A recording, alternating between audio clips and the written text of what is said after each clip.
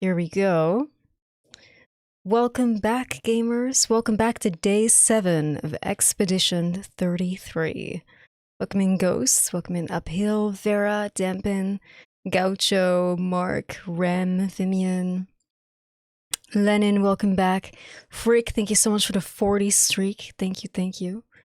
Django, how are you? Welcome back. Hebja, welcome in. Bonjour, just came from an E33 VODs. What a coincidence. Oh, hell yeah, it's so good to see you. Thank you so much for checking out the stream after watching the VODs on YouTube. I really appreciate that. Thank you so much. It's always good to see. I'm so glad that some of you guys are loving the playthrough. Hey, Belle, welcome back. Durgan, welcome back. How are you? Logmeister, welcome. Polarix, hello fellow CL appreciators. Yes, this is the CL Appreciator fan club. We absolutely do not sleep on our girl CL here. It's a safe space for CL thirsters. Narim, welcome back. How are you? Nataro, welcome in. Oh, we're in for a good stream today. I do hope so, yeah. No idea what to expect, as per usual, but, you know, every single Expedition stream has been literally better than the previous one, so I know we're in for a treat. I know nothing, but I'm super excited. Faded, welcome in. How are you? Bessie Slow Cooked, how are you? Lockmeister, you've been at your whiteboard wearing your tinfoil hat all day trying to figure out what's going on.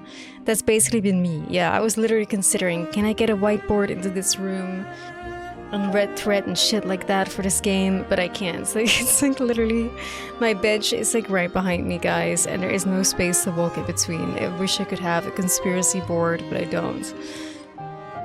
Like a tinfoil hat is probably the best I can do, but it's not gonna help me retain my memories, you know.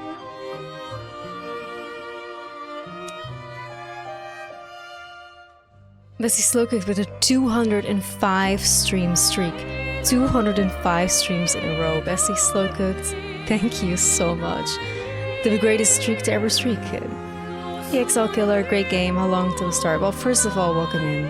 The stream usually starts around 15 to 20 minutes because when I press go live, which I try to do as fast as I can, that's when my makeup is done. And then in between that time, I set up my microphone, I grab myself a drink. Today we're accompanied by a Ultra Strawberry Monster. Iced. I get ready, I like get dressed, I do my hair, at least while I comb through my hair. That's most what I do with my hair, really. I eat something, usually, and then 15 minutes are up, and then I try to get back here and go live as fast as I can, or I'll press, you know, the main screen as fast as I can, so. Alvar, welcome in. Lockmeister, you loved the theory crafting to the end last night. I'm on the same page as Alvar for the most part. I love the theory crafting so much too. It's like, I miss the time that we as a society were engaged. I was thinking about that yesterday. I miss the time that we as a society were engaging critically and mentally and intellectually with art and media, you know. Many things that are great are both art and media, such as Twin Peaks, such as Expedition 33. So many people, you know, have said things that, oh, they're so tired of me and my constant yapping and running in circles about these theories. But where did we, you know, like devolve as a society like that? Because I was just remembering the Twin Peaks era. You know, with Twin Peaks, the most fun and the reason why that show got so big is because people couldn't stop theorizing. Who killed Laura Palmer? People were digging through the episodes, looking for clues, making up crazy-ass theories. What happened? Why can't we as society, like, engage critically, intellectually, and with curiosity with media anymore? Why is my ass just supposed to sit here and let the game speak for itself? Oh, it's gonna be revealed as long as you just keep playing. Hello, where's the fun in that, right? Like, let those who wish to do so engage with curiosity, intellectual curiosity, with brain power and whatever the fuck, with the piece of media presented to them. you know? So yes, yesterday I was yapping a whole lot, and I think I made a theory that I feel quite confident in. We'll get back to that in a minute. Hey Angsty, how are you? Mr. Lisa, you are Dutch, right? I'm in Amsterdam in May. I also visited Utrecht, Haarlem, and Den Haag. Heel got a lovely country. Well, thank you so much. Welcome in. It's so good to see you. Thank you so much for joining the stream. Yeah, we do have some good places. But we also have some lesser places. But I hope you enjoyed your time regardless. What I played in the past, pretty much anything. I used to be a horror variety streamer. Then I started going into Souls-likes. Then I became a challenge runner, and it's really been the past year or so, more than a year, that I started doing like grand scheme RPGs as well, because those are just among the games that I love the most. Sick, welcome in. Boomer, howdy, how are you? Zook, welcome. Have a great stream today. Thank you, Zook. It's so good to see you. Welcome. Avocado, welcome in. Game Raiders, Uphill, Bunny. What's up, Bunny? Finally got caught up with the VODs. Let's go. Yes, I'm so excited. Jason, hello from Greece. Oh, hello back. I only know how to say good morning in Greece. In Greek. I do love your country though, Jason. I hope to visit again this year. Kabouter, welcome in. Evil Trash, welcome. Scripted, the seal of approval. The seal of approval. CL and Luna on screen, treats. I just need them to kiss. I know it's not gonna happen, but you know, maybe by the end of this whole Expedition 33 thing, we will like look up some fan art of them or something. Hey Locke, how are you? Welcome in. Jason, you want to erase your memory from this gameplay again? Many theories about the plot? Hell yeah, then you are my kind of people, Jason. What's up, Arexiel? Do we know who is Claire and why she's obscure? We don't know yet who is Claire. I hope to find out. Sorry, a bit off topic. I see you have an OG image of Nosferatu. How do you feel about the Eggers remake? Probably you get this question all the time. I got this question a lot when the movie came out. I'll keep it very concise, because of course we're here for Expedition 33. I thought, aesthetically speaking, it was a beautiful movie. I just feel like many of the DNA of what makes Nosferatu was kind of taken, and it was turned more into like a Dracula movie. Now, of course, Nosferatu is derivative of Dracula, but it was also uniquely different. So I was kind of saddened by the core of what makes Nosferatu being taken from that. However, I still think that it's a very good horror movie, very good romantic horror movie. Either way, I'm looking forward to original work more than adaptations, so I'm very sad for Werewolf. Yeah. Yes, this is what Life is Strange was like during the original episode releases. Good times. Yeah, like a big part of my current Expedition 33 theory is Life is Strange based. Believe it or not, what a crazy ass crossover. Skymonk, welcome in. Thank you so much for the 5 streak. I really appreciate that. You've been here for our Expedition 33 journey. Thank you so much. Not a robot, welcome in. Like I've said, we're not going to, it's not that deep ourselves back into the Stone Age. We're not that type of stream, no. Amen, bring back media literacy, amen. Foul Witch, welcome back. Good to see you again. TikTok fried their brain. They want to reach a conclusion ASAP. I think that's true. It's true. I'd rather, you know, like tease. Well, the people used to say edge.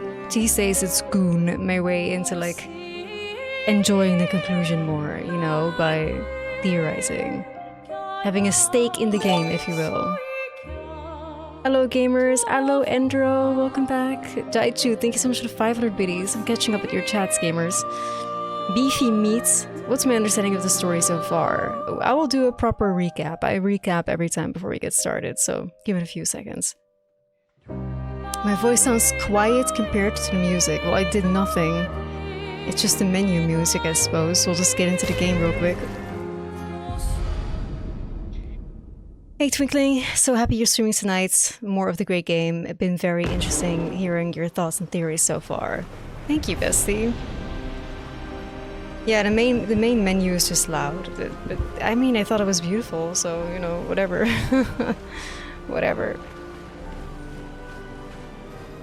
Let me get back to your comments, gamers. It's easier to go back to the comments when I'm like in the main menu. So, Claire, spoiler alert, Claire was obscure the whole time. Holy shit.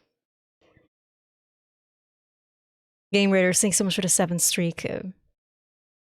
The game audio is all over the place, that's true, the mixing is a little weird. Tacos, thank you so much for the 10 gifted, I really do appreciate that. Huge W for Tacos.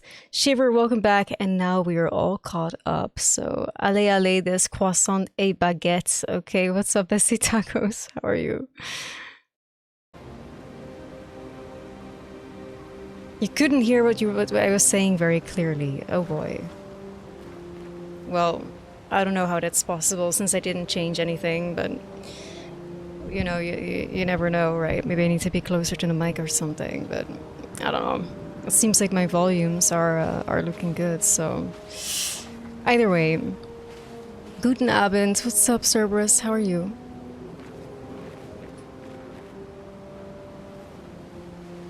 We're looking at CL, of course, with the utmost of respect, right?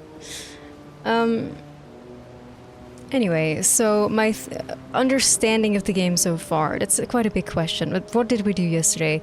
Yesterday was honestly a really fun stream. We did quite a bit of side questing. We explored the entirety of Yellow Harvest, I think that's what it was called, where we fought some big bosses. We also found a new chromatic boss, which I'm very excited about. And we mostly just used SKA's ability to just like travel around and do some side content stuff. And then we ended up here because obviously SKA needs us to go to this place, which is the cliffs, because we're still looking for Flory, aka the HM serf that our HM slave SKA requires in order to move around. So that's what we're looking for, really. And Mael had another nightmare, which was quite shocking. I mean, the stream started with that, right? Like, those who know not that they are not, which is like, what the fuck? I went into a rabbit hole on that one. And slowly but surely my theory has been crafted, especially when meeting this young man right here, who said that we've been here countless of times, and thus I have crafted, which I will not go into in great detail. But thus I have slowly but surely crafted my theory, which, if I were to sum it up, my theory is that we are in a time loop. My theory is that we are in a time loop because Mael is gonna do something really fucking bad. Like, something really fucking bad is gonna happen, or Mael is gonna do something really fucking bad because she's the one that's gonna make everything worse, right? And whatever event that is, first of all, it triggers some sort of like great apocalyptical weather event. Perhaps a tornado, perhaps whatever. She has some sort of investment to restart a time loop. Either she convinces the paintress, or she stops the paintress and the paintress stops painting the numbers, so the year 33 repeats. That's what I'm thinking. And this constant repetition fucks with the entire timeline, but only the people of Lumiere are affected, which includes our party right here, and their memories get reset and rewiped at the start of the year as well. They have no idea that they're in this loop.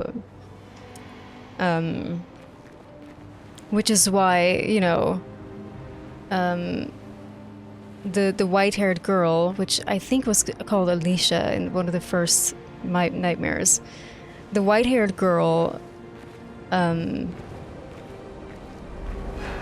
basically said something along the lines of like, oh, because they forget they're absolved of their sins, so we're gonna do something absolutely fucking terrible and we're gonna forget about it again, and therefore we are absolved. Like, we don't know the terrible things that we've done because we keep forgetting. That's why I think that we are in a timeline loop.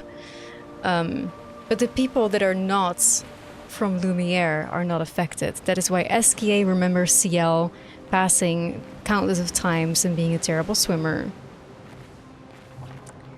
That is why this kid that we spoke to in like the final hour or so of the previous stream was like, oh, you guys have been here countless of times before. Like, countless of times.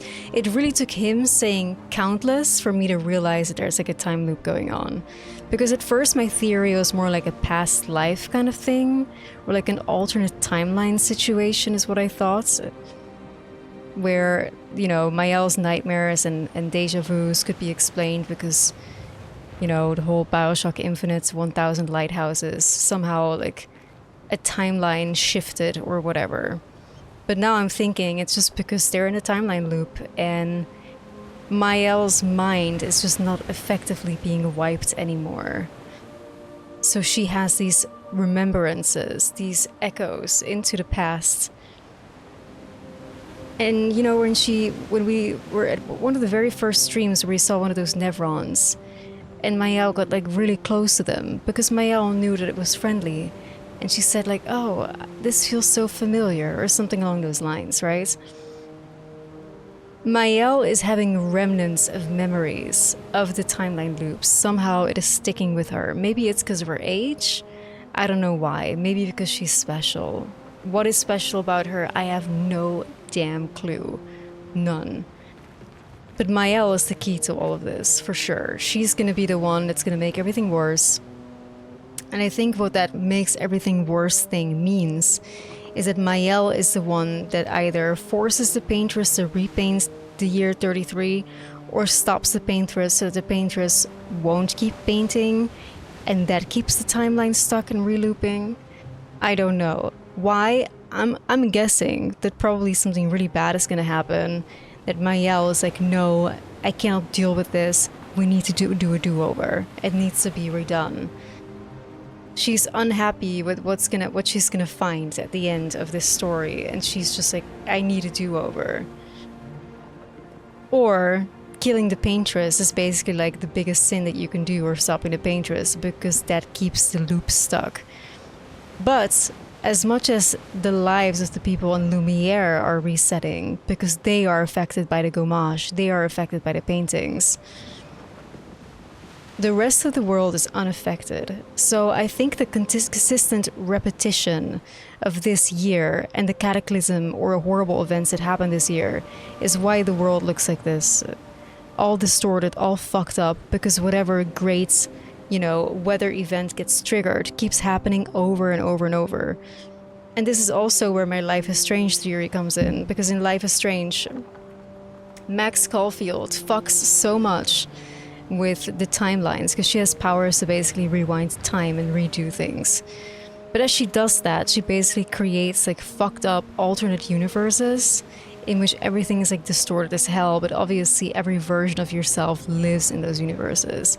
To the point that Chloe eventually finds herself having nightmares of her being in one of those alternate universes where she's on top of a mountain, but there's like a bathroom like right in the middle of nowhere in nature, and there's like a toilet floating, and it looks exactly like this. It's just like this, to me, as a Life is Strange enjoyer, looks like the exact aftermath of what happens when somebody consistently fucks with the timeline. So these are just, it's my theory so far. There's like a huge timeline loop going on. How it's caused, there could be multiple things, aka if the paintress is stopped, 33 stays on the monolith. The gommage doesn't happen, but it just reverses back. Like, it just keeps happening again. We're going back again. As the rest of the world just keeps disintegrating because the year keeps repeating, but the only person that gets repeated are the people that would be affected by the gommage.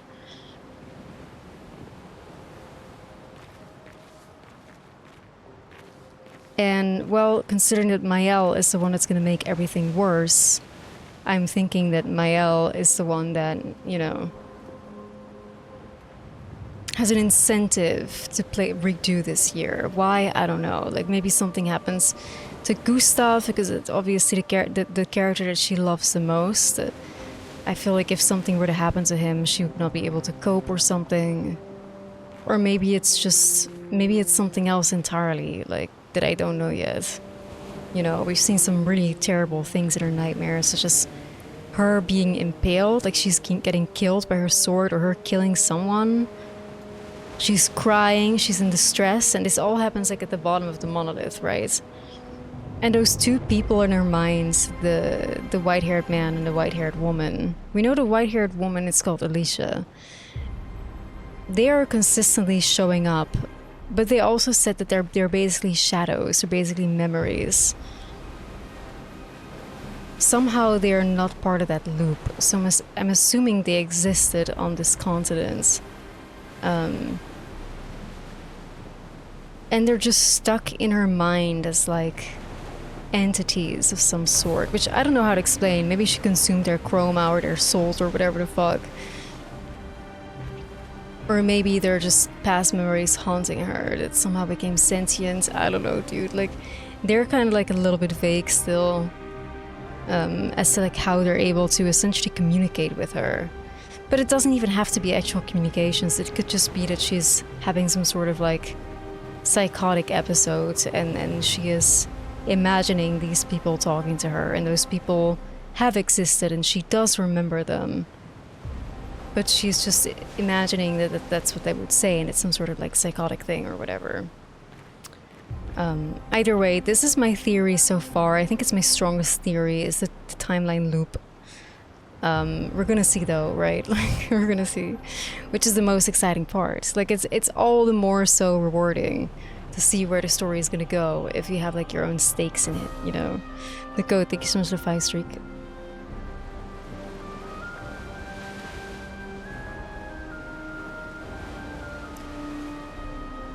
Am I excited for the Life is Strange Amazon show? Yes, I am.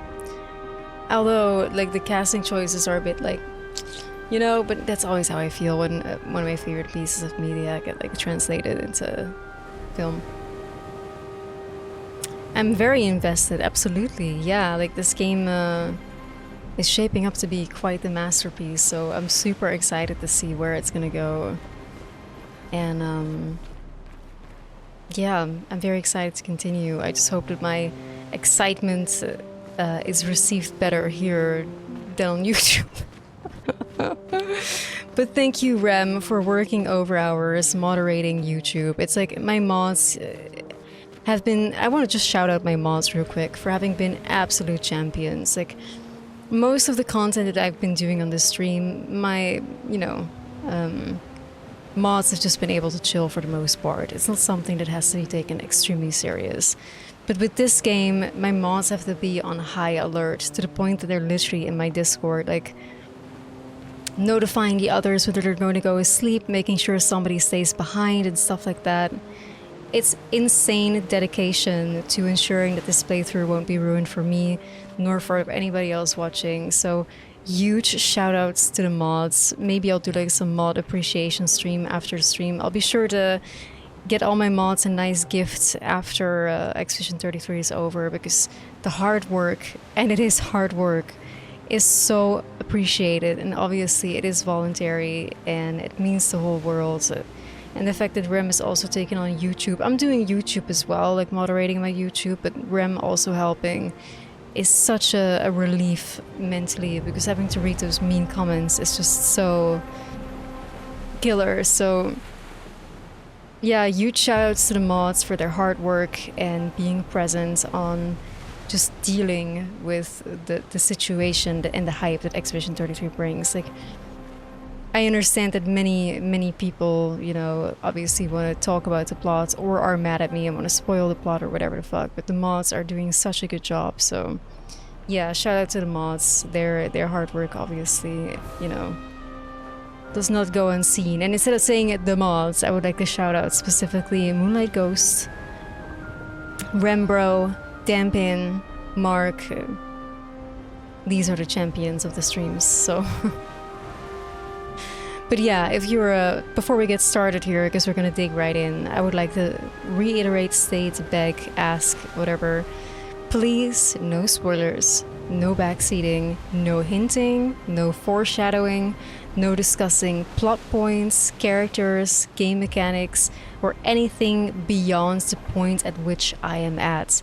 if you talk about something that you can only say because you have prerequisite knowledge of something that's going to happen in a game beyond the point of where I am at, please do not say anything at all. This is my first playthrough, it's a blind playthrough, I know nothing about this game, and we're doing anything and everything to keep that sacred, so I hope that is, you know,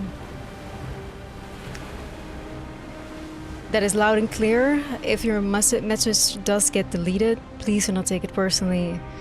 At this point, when your message gets deleted, welcome to the club, you know, like almost every single person here has had a message deleted at some point during this playthrough. It's just the way that it goes. It just means that you're now an honorary member of the stream, so, you know, but yeah, please keep in mind and please use your whatever brain cells you have left, which may be many, maybe little, I don't know, to realize that if you want to say something about the plot and you're not sure if it's a spoiler, it's better to not say anything at all.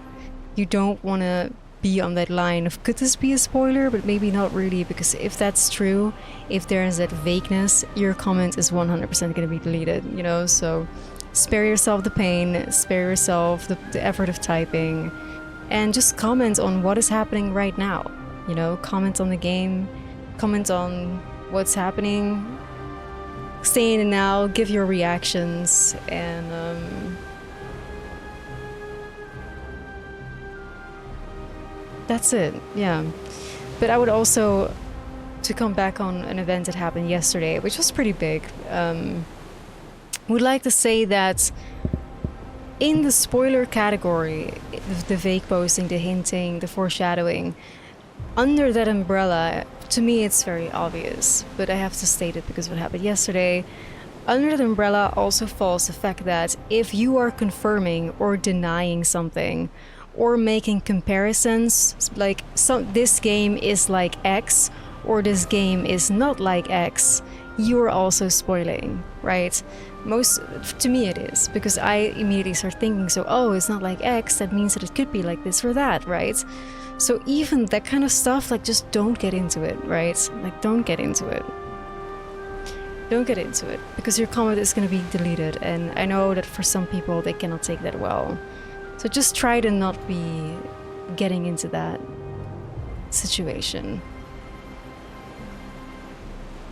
Yeah, I'm super excited, Esphys. When that show launches, we're gonna watch it together, and I'm probably gonna play all the Life is Strange games before it comes out, whether on stream or on Discord.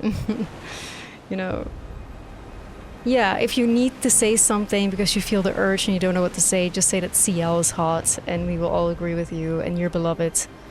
You know, opposed to if you say a spoiler, then and we're all kind of like Loki side-eyeing you. We're giving you bombastic side-eye. So just if you feel the urge to type shit, just say CL's hot. And then all of a sudden you're a beloved person, opposed to a person that's side-eyed. Spoiling fucks me up philosophically, even though I have done it too in the past. Like when you blow something for people that did so much for you, I guess people get overexcited. That's it. Like, I feel most spoilers are definitely not coming from a negative place. You know, they're coming from a place of just being excited to discuss things. But, you know, curb your enthusiasm. We're gonna get there eventually, you know. We're gonna get there eventually. Luna is hot is also acceptable, of course, of course. But yeah, so that's kind of the PSA. We're about to dig in, we're about to get started, so yeah, let's go.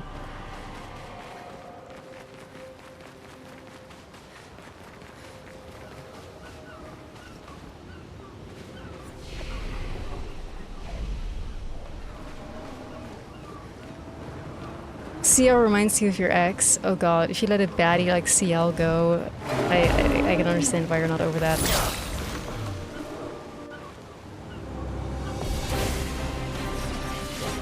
A storm is coming. So I'm just engaging in fighting these guys because I kind of sort of want to warm up a little. Let me warm up.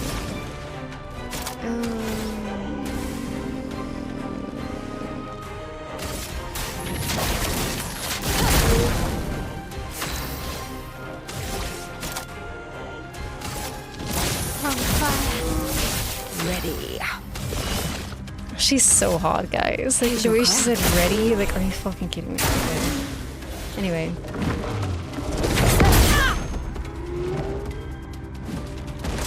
Careful now.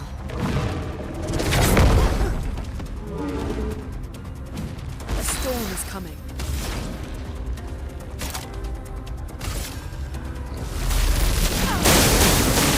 I need to turn my volume down a little bit. There we go.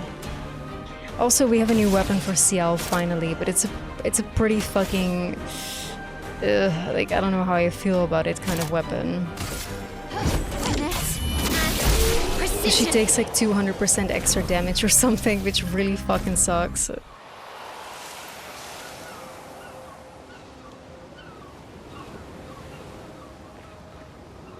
CL is your ex, that would ruin my life, for real though. Welcome back, Shwandi.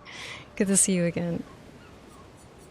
Yeah, I'm not sure about how I feel about keeping this weapon for CL. It's so powerful though, but... Sun skills always apply 10 foretell, but all damage taken is doubled. That shit is brutal. It's brutal, but unfortunately our girl just doesn't get many weapons. Like, Gustav gets fucking everything. He gets everything. He gets all the hair, he gets all the outfits, he gets all the fucking everything, gets all the weapons, and then, you know, our girl CL is just getting paid dust. It's so sad. I hope she gets a better weapon soon.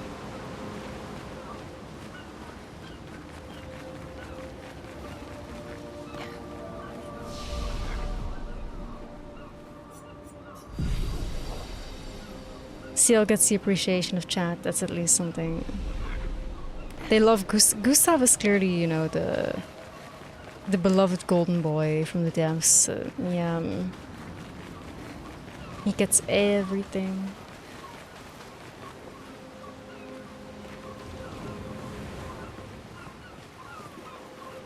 Yeah, I know, Bunny, I know. I know. The goose? A shrine to the paintress. The paintress destroyed our world, and someone built her a shrine. The weak-minded turn to whatever they can to explain the unknown. When you're at the mercy of a power you don't understand, you might try anything. Looks like an old expedition ship. They're so convinced that the paintress is destroying their world, but it's like...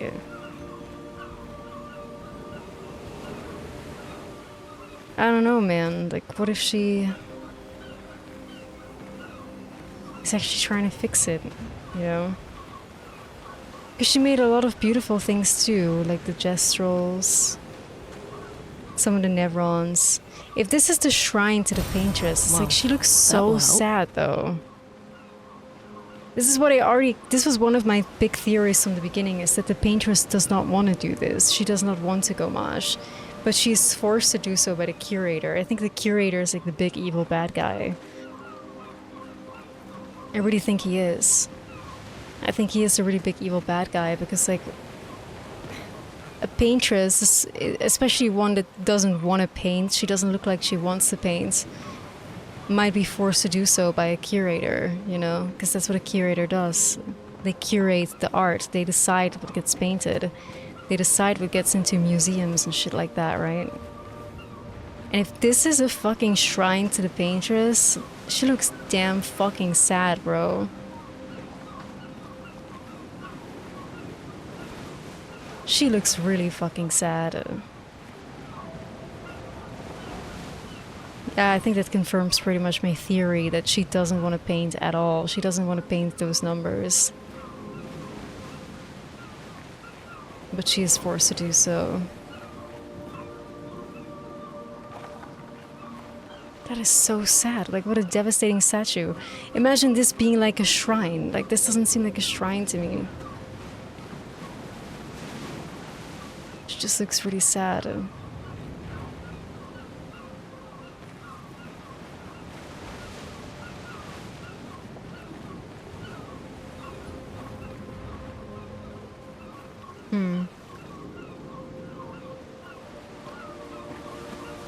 Like, yeah, I think everything is pointing towards the curator being like a really, really bad guy, in my opinion.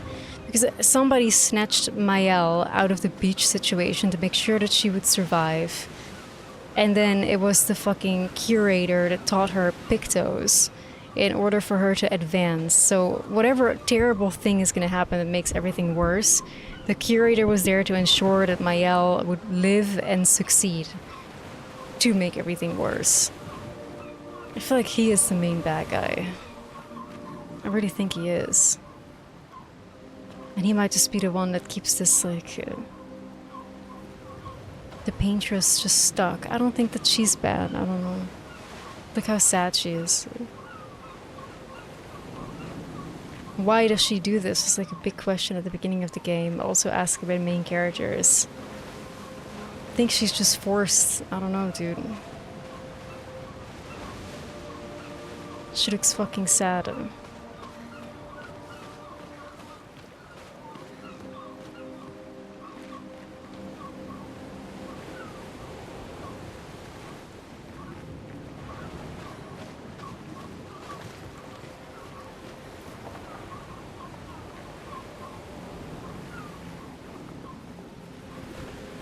I like this area a lot too. It's not like my typical favorite area or anything, but it's so like all areas are just so beautifully crafted.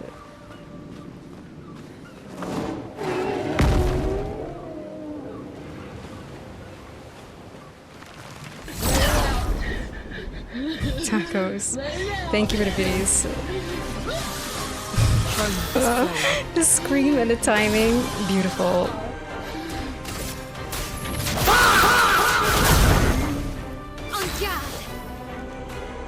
You guys are so crazy.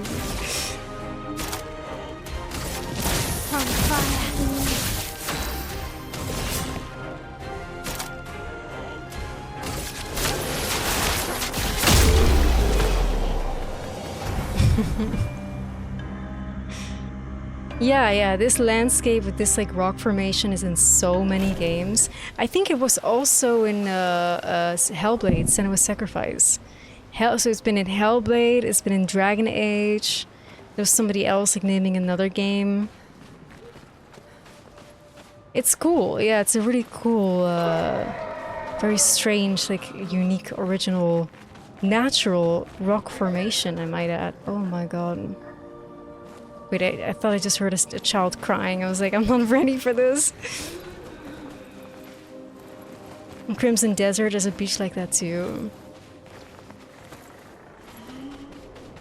It's just like literally like mandatory, a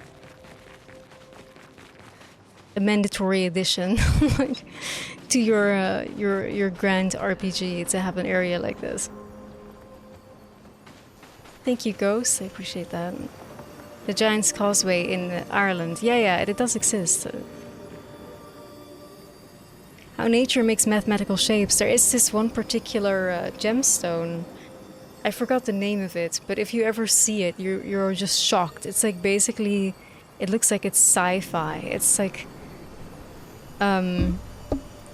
almost like exactly perfect cubes. It's like perfect cubic formations. Perfect cubes, and that's like a gemstone. And it looks like a super shiny metallic kind of thing. I forgot what it was called, but let me see if I can look that up for you guys.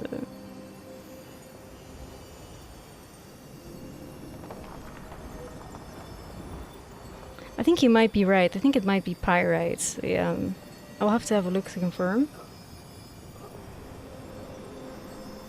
Yeah, it is pyrite. So if you Google pyrites, like how Schwandi just said that, like whoa, they're always my favorite to look at. Like whenever I go to like a museum and it has like a bunch of gemstones, like perfectly formed cubes of pyrites. It's bizarre that nature can make structures like that. It's really cool.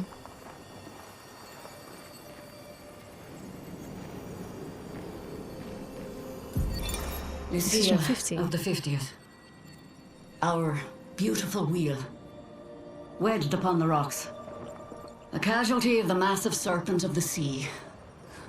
But even shattered, its presence is still comforting. What?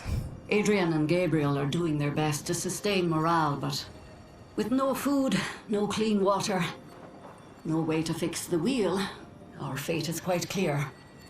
No, to me at least. But I have no desire to hold back the hopes of others. Perhaps. Perhaps we will find a way back. Still, these moments of quiet, sitting on the beach, are also a source of contentment. All our lives we've been running, trying to outrace time, trying to reach an unreachable goal. And now we can finally rest. At least we got to see some of the wonders of this world. Even the serpent, cruel as it is a deadly elegance that is mesmerizing. But oh, what other marvels might we have seen had we been able to keep rolling? I sometimes wonder what it would have been like to grow up outside the dome. Perhaps even live amongst the Nevrons. Could we have achieved a form of peace? Or even prospered alongside them? Whoa, okay, so what's Serpent of the Sea? So there's like a serpent in the sea that is just like fucking destroying all these expedition ships? That's crazy. I'm imagining like the Midgard serpent or something. Jormungand just fucking being all up in here, like destroying shit. That's crazy though. The Serpent of the Sea.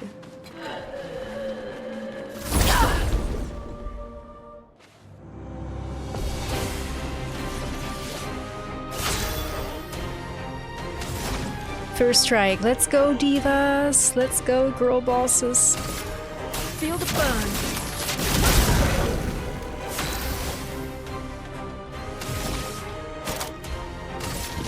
On fire.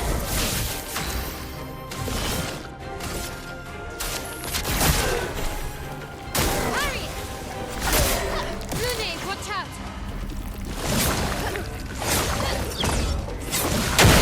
I love that move. So sick, dude. It's so sick. I think this might be my favorite, like, common mob so far in the game. Let us stain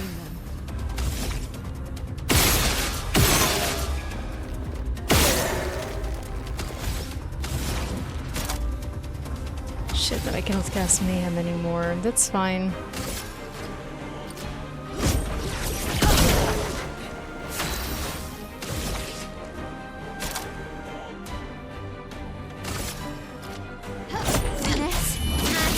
Precision!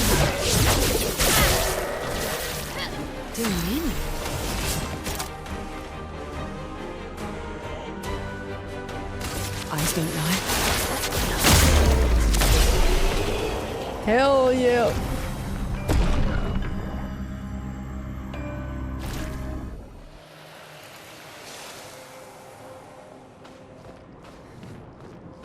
Luna and CL would just be such angsty. Thank you so much for the gifts, the $10. Thank you. Luna and CL would literally be like the greatest couple like ever though. God, the potential is there. It's right there. Okay, so when there's lighting, that usually tells me this is where you have to go. So I'm gonna explore that other area a little bit first.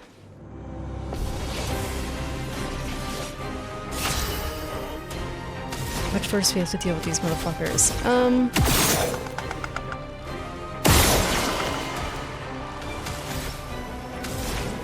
There we go. I think we can just shoot.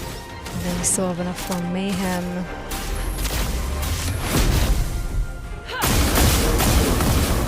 Very nice. Our shooting gets her into virtuo stance, so we can now hit this bitch up with per se. Clap, clap, clap, clap. Ugh. It feels so good to feel like, yeah, I'm cooking on the builds. Hey Candy, how are you? I might just turn the combat difficulty up higher though, but I'm not sure if it's the moment for that yet, you know? Because there's still fights that I do struggle with, like those chromatic things, yeah.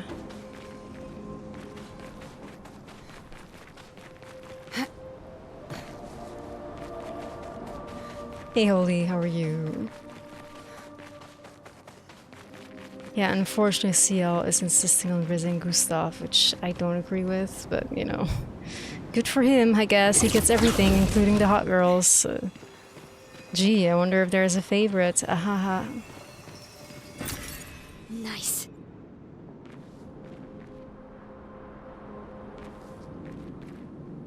Oh my god, wait, there's a lighthouse. Wait, I'm freaking out. I am freaking out. There's a lighthouse.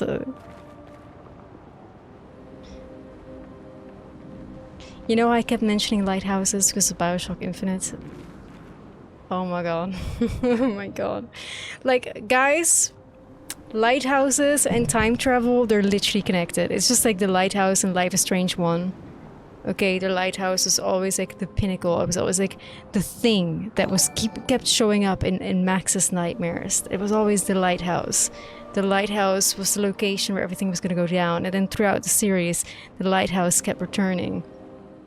On that big fucking mountain, you know, in Chloe's alternate universe, where she kept having nightmares from, where she should have died in the bathroom, blah, blah, blah, blah. She sees the bathroom, there's toilets flying, there's everything, but there's always also a lighthouse. And something draws her towards the lighthouse. And Max is like, don't go inside the lighthouse.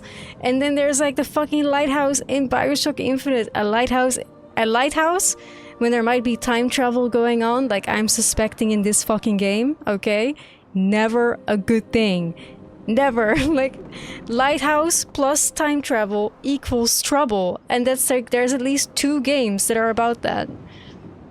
There's at least 2 fucking games that are about that. So if we are heading to that lighthouse, which I hope to God is not the case. Oh my god. This could be very bad. Like, this could be very bad, gamers. Holy fuck, and I didn't even see this lighthouse yet. But it makes me excited because it feels like I'm on the money.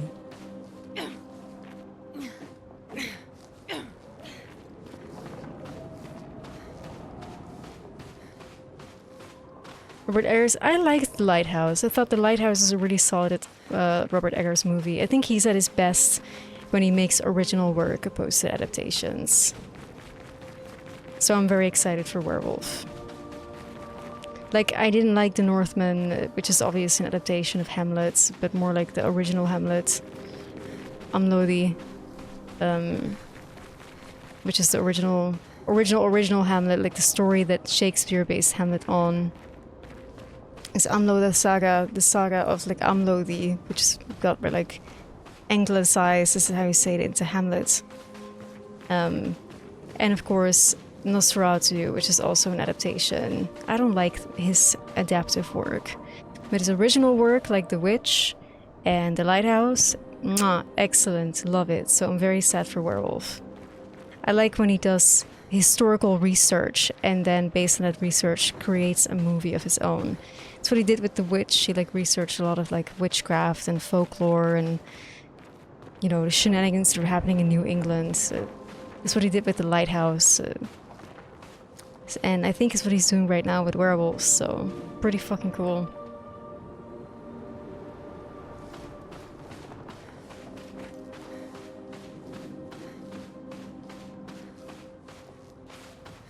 Lighthouse has the sole purpose of guiding ships through troubled waters. I mean, a lighthouse is also an anchor point. I feel like when it comes to time travel, I think the lighthouse being like an anchor point, like the one thing that you keep recognizing when you're lost in time or lost anywhere. It's like basically just like the thing that points you towards home, right?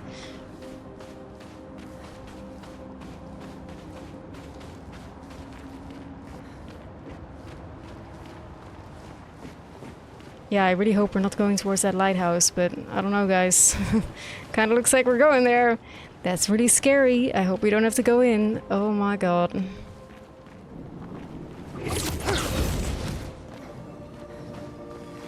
But yeah, BioShock Infinite was like one of the games I think that I played on my Xbox 360. And that game was like a game that when I think I was like a teenager or so when I played it. It like fundamentally changed the fuck out of me. Like that's like one of those games that I feel like expanded like my mind, you know what I mean? Like that was a mind expansion kind of game. It was very fun as well, but I could not stop preaching that game for like years after. And I know it was not beloved by the BioShock community.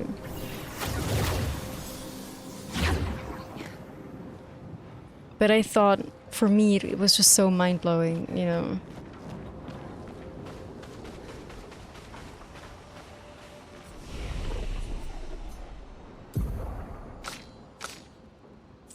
Oh, our baddie gets an upgrade.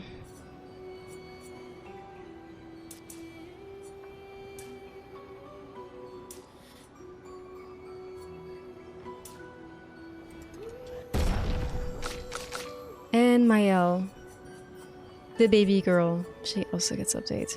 What are we gonna do for her? Agility up to 14, I think. And her vitality is 20, that sounds right. Now, would you kindly mix CL and Lunakiss? If I had that power, if I had that power. If I had that power, I would.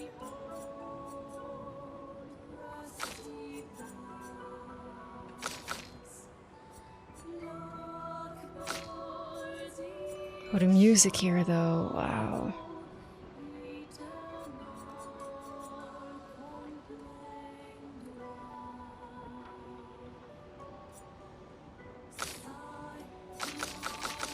Yeah, there is no DLC for this game, right? So... Computer, make these get too super gay and horny. Yes, yes. It's a free DLC. Oh. Is it like a story expansion or...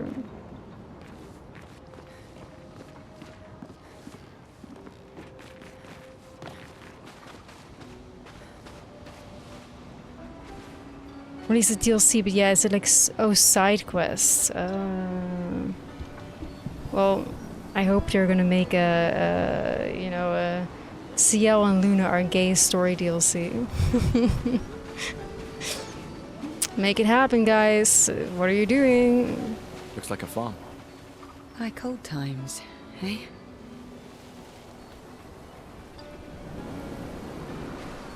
Yeah, apparently, Gustav and CL worked on the aqua farm, whatever that is.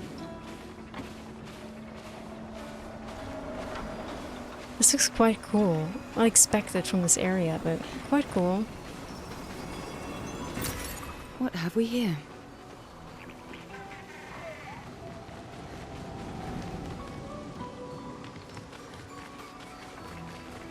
Mostly fights.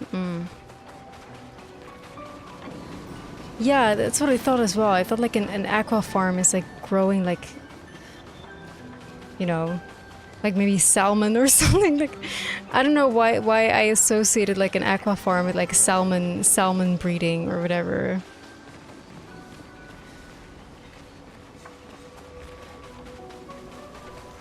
Christmas, if your comment got deleted, please don't take it personally, okay? Please don't take it personally, and welcome to the club.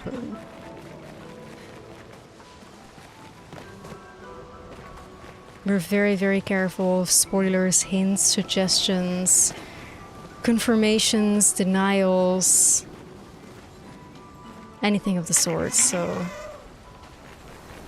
Please don't take it personal. You're loved, you're loved. We're here to hug you, embrace you, and help you deal with this traumatic event, so...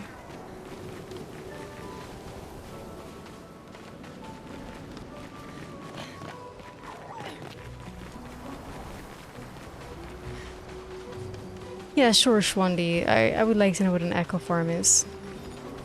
This feels like side area stuff.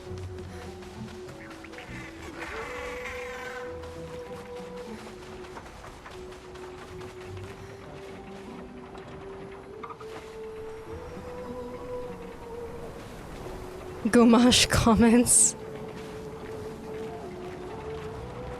Nah, trust me when I say that my mods would rather be doing anything else besides like hovering over this chat with pure attention and focus the entire time. Trust me.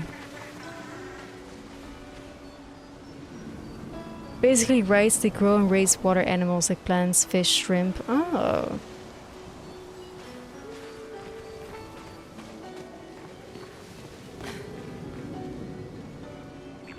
I'm gonna go here first.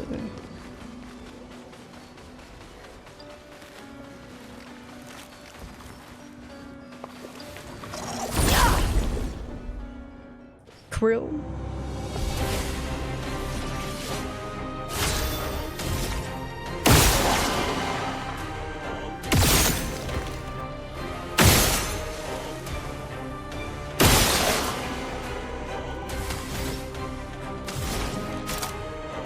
Prepare to meet your end. En garde!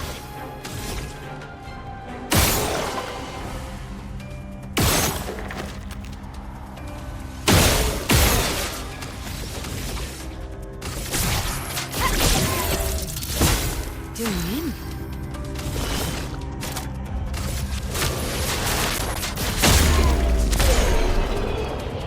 Yarr.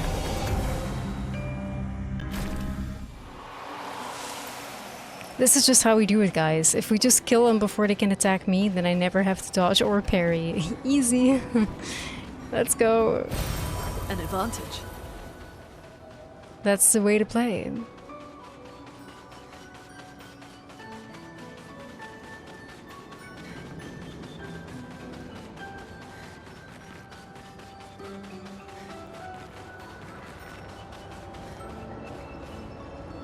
Enjoy. Thank you so much, Holy. I think I'm gonna love it too. So far, so good. If it can keep doing what it's been doing, then it's definitely gonna end up very high on my personal rating, for sure.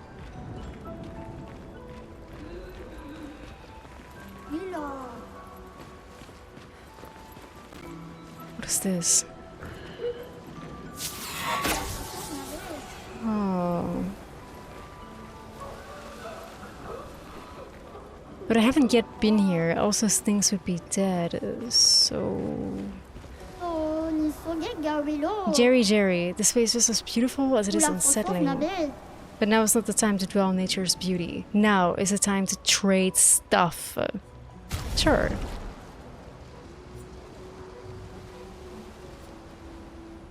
I think I'll buy a few of these like polished chroma catalysts. Ponytail for CL? I mean, if it's for CL, we're buying it. So this.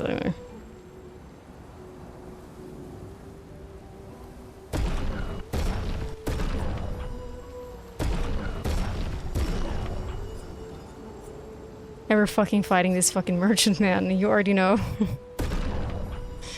Ooh, who are we choosing? I would love to choose CL, and yeah, I'm gonna choose CL because she can use the levels. But I'm very well aware we might have to swap her weapon out.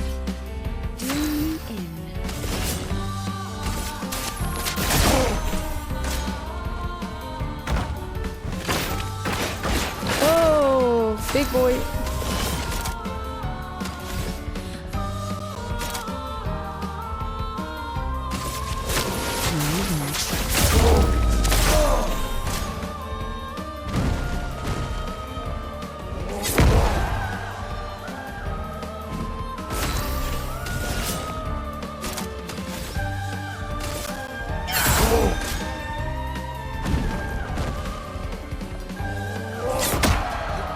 Oh, CL.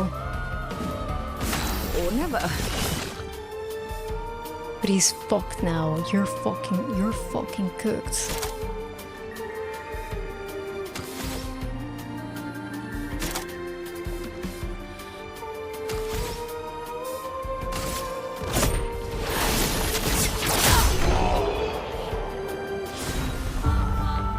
Let's go.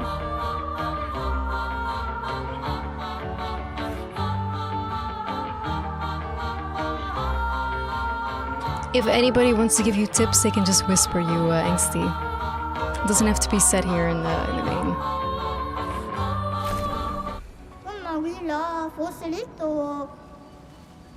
You've defeated me in the duel. Rest assured that nothing in this universe will stop you now. Is this a weapon for CL? You lie. Recover 5% health per foretell applied. Ooh.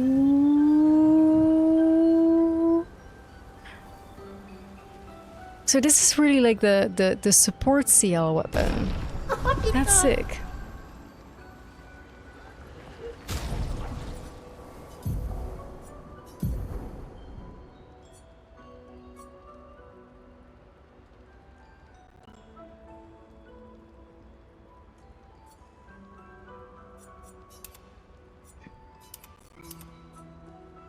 Our damage gets a little lower. I don't really like that too much. But the recover 5 health per foretell applied, it's very nice.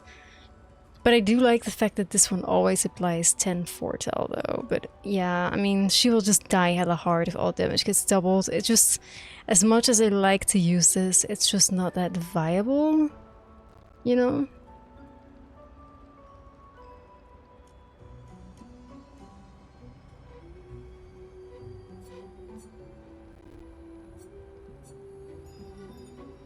I don't know. I'm feeling very, you know, I think it's gonna really depend on the situation. I think in a big boss fight, probably I might swap it out. Ponytail? I still think she looks best with the long hair though.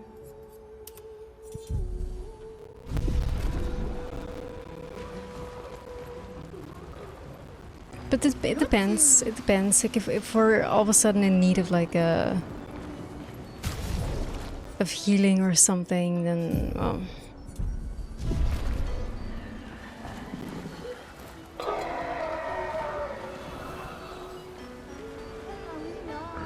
Have I been here? I don't think I've been here, so I'm not sure if I'm comfortable going there.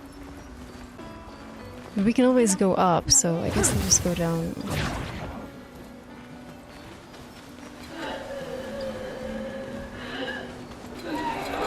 Because one thing about me is like I defeat all the enemies, you know. It's me, crewmates. I complete all tasks. Wait, I have been here. Oh shit. Okay. Ah. It's fine. We'll just simply obliterate them. Feel the burn. I mean, the combat is so much fun. Like, why would I deny myself the pleasure, right? Eyes don't lie.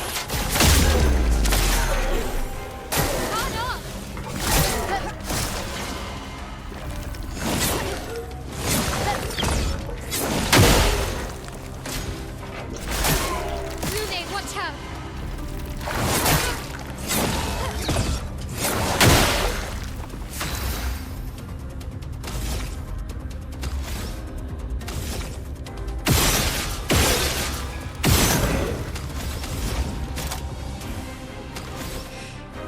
I can do mayhem, it's fine.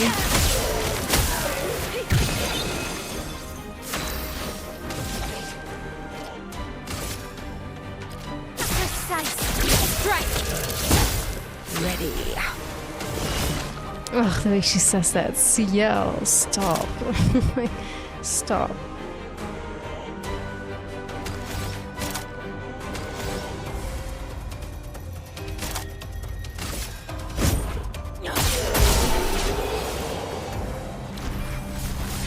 But yeah, there's some interesting stuff that we have to look at though, because with CL, it's like basically we don't need focus foretell anymore. Because if we use the Shadian, or whatever the fuck how you pronounce that, I don't know, then every single thing is gonna apply 10 foretell. So we don't need the foretell ramp move that this is, basically. Remains what this, so we can swap this out for a different move. I probably want to swap out Twilight Slash at some point as well. But she needs another like lower AP or an AP ramp kind of like situation.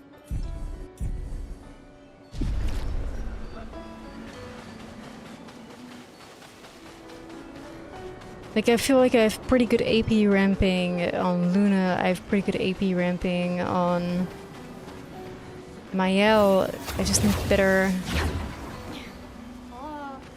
AP ramping on CL if I'm gonna like go all in on this current weapon and take the 200% damage routes, but I don't know yet.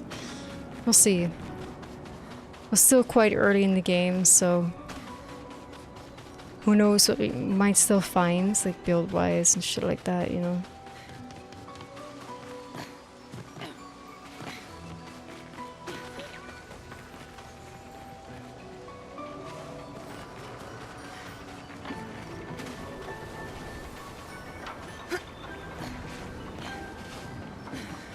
Fuck, I want to chase after one of these little guys.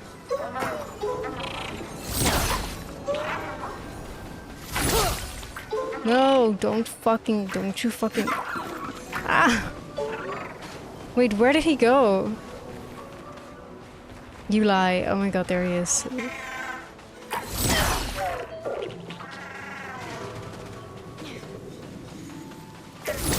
Oh no. No, he's escaped confinement.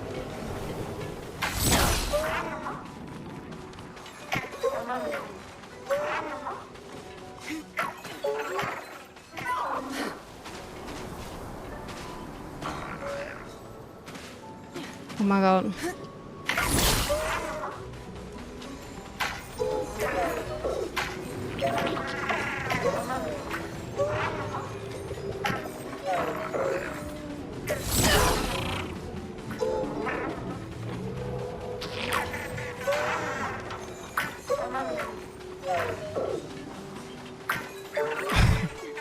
Oh my god.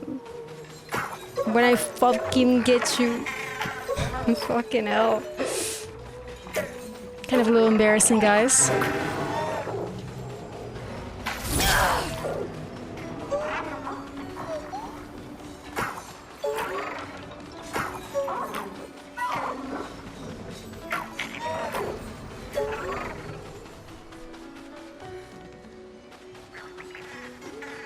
I wish we could just, like, you know, divide and conquer. Like, you know, fucking Mael, you get on the right side.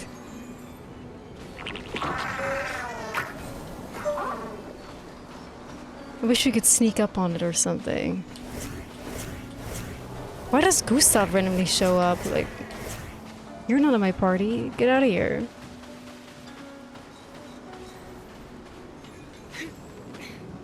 Wish we could sneak. Needs to just not see me.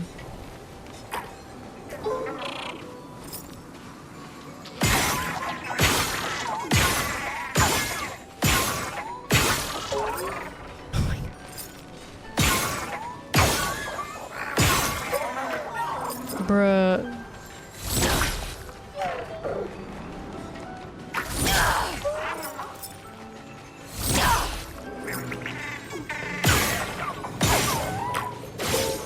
What the bitch?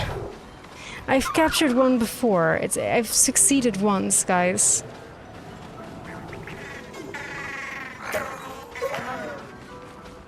I've succeeded once. Well, that will help.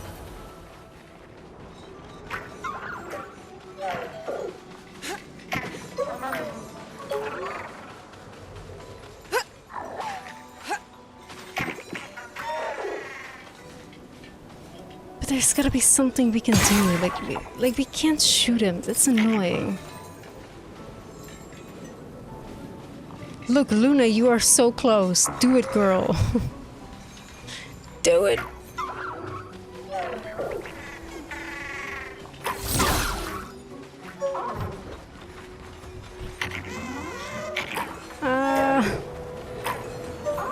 Maybe there's something in my expedition basics about it.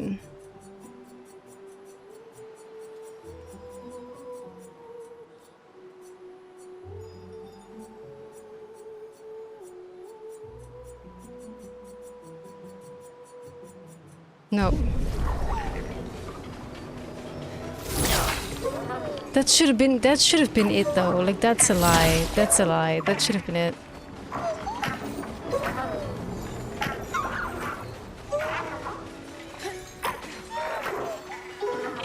Why does it kind of feel... Do I, like, am I the only one that's kind of hearing, like, a little bit of, like, a Michael Jackson noise as it, like, runs away?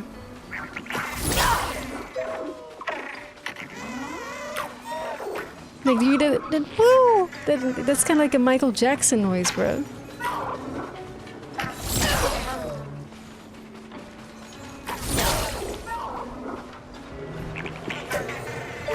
So, this thing is weird, like...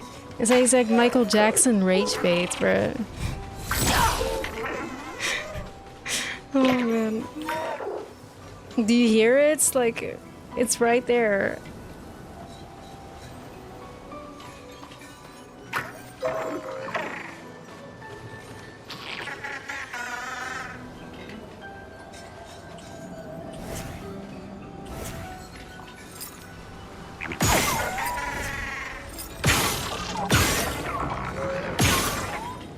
He's a smooth criminal, he is.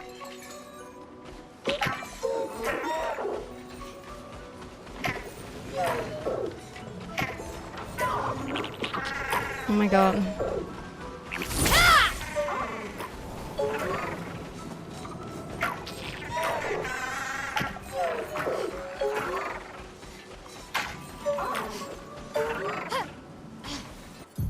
Ay, ay, ay.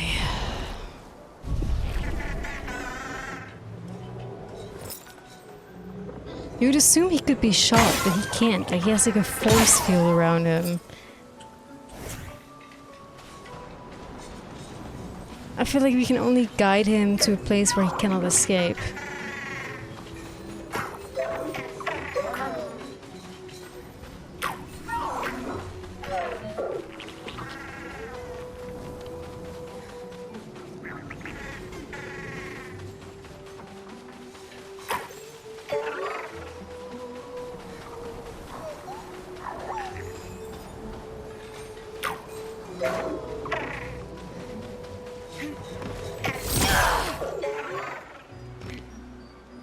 CL is literally just like tweaking. We're getting stuck on the map because of the shit. Keeps going into the same little fuck-ass circle.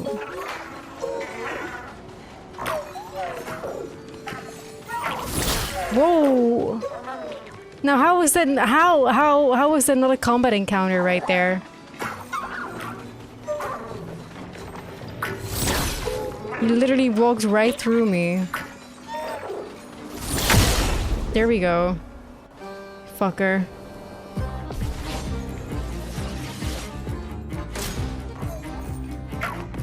He summons another Nevron to protect it. Oh. This is how I captured it the first time as well. It's like... You guys with your IGN guides may have found like, they know the easier way to do this, but this is how I caught him the first time also.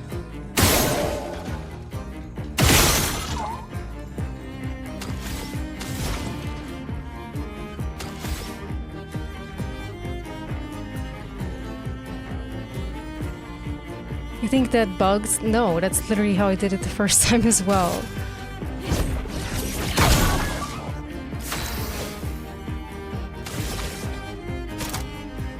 I just run after him and spam until I succeeded.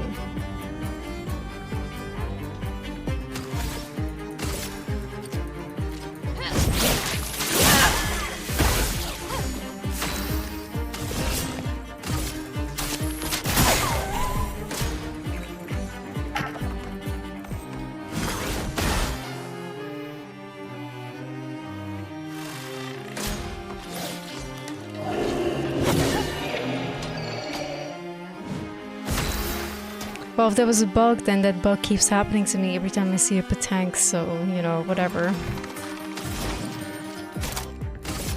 Prepare to meet your...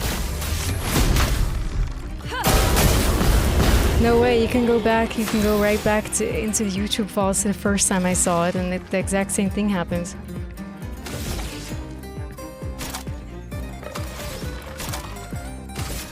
My sword is dead.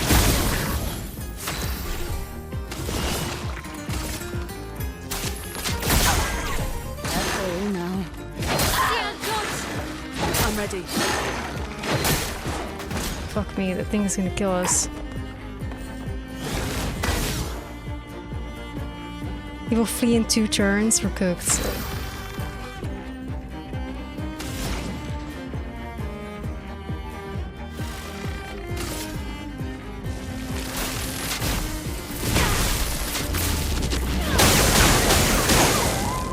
But he's taking no damage at all.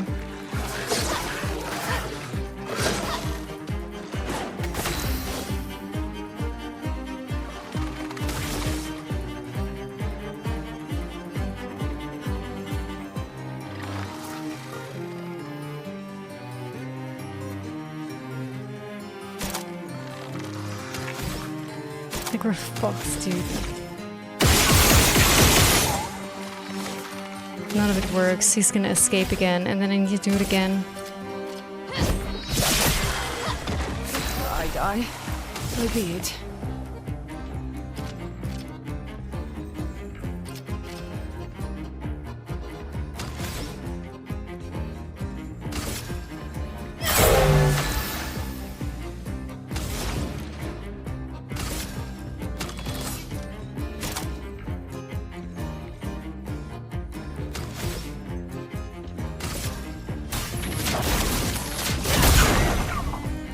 I'll do He's it. going. I'm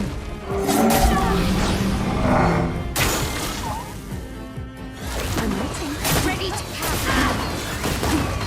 Right.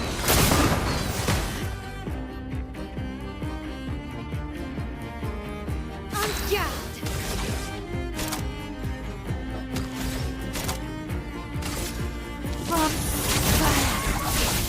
5 damage? Really? Like something is going on here, dude. I think it's just because those fuckers need to be killed that are protecting him. Precise strike. While he has protectors, he can't be killed. Oh my god, there he goes. Fuck me. Will he be back?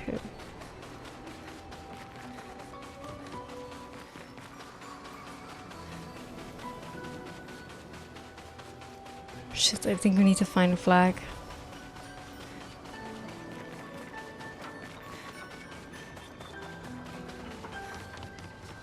But this time I know where to get him, so it will be easier.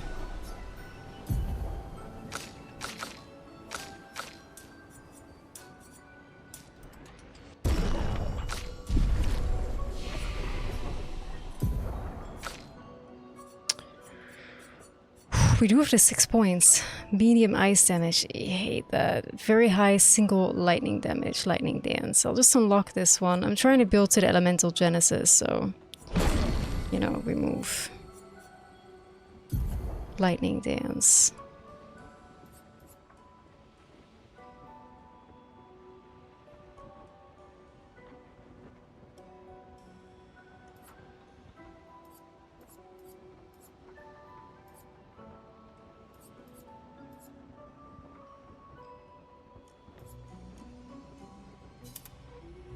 Fuck it, she ramps AP like a motherfucker with that thermal transfer, so she can have ice dance as a trait. So.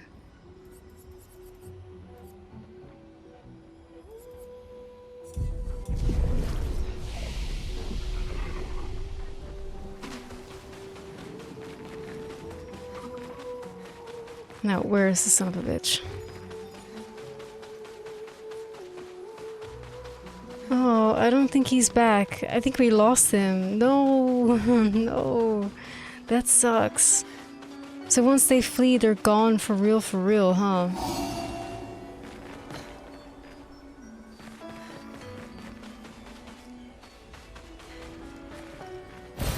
You can use that. Oh well, that's a shame, but it's fine. It's fine.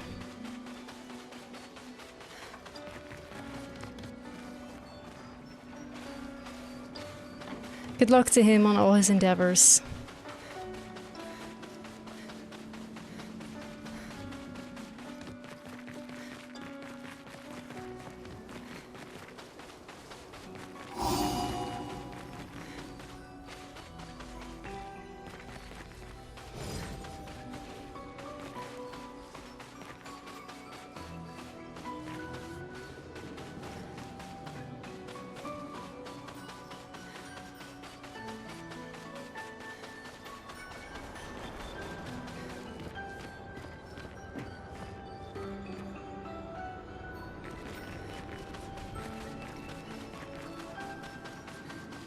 The potato got away. Yeah, rip me.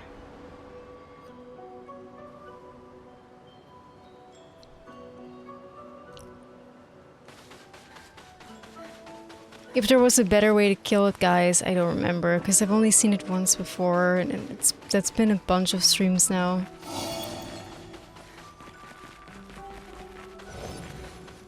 Beating him did not show up in the tutorials, so... yeah.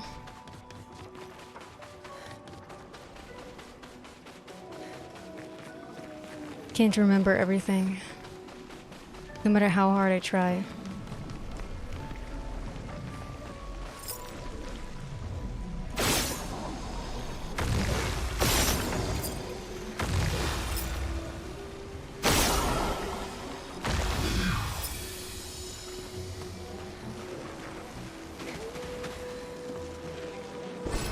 Nice. Ooh, for my yell. Oh, girly. Look at that. It's for you. 326 to 223. I far prefer the virtual stance one though. Defensive stance getting AP also gives 1 AP to allies. That's not bad though. That's not bad.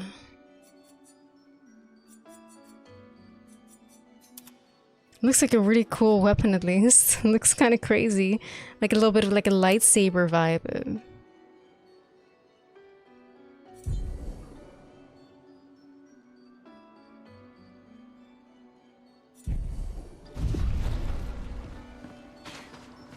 Hi Alex, how are you?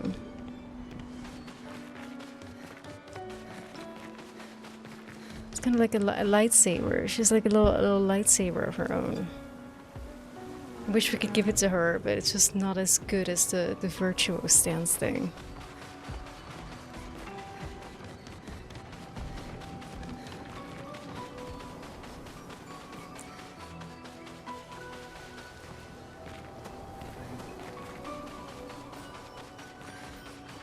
Alright, let's fight the big boy. Hello!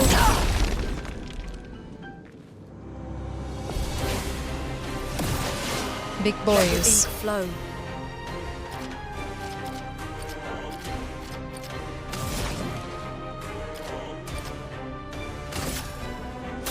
Feel the burn.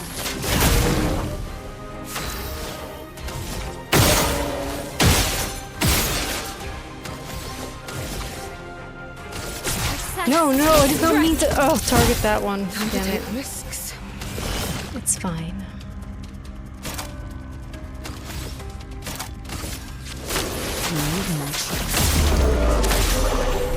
Mael.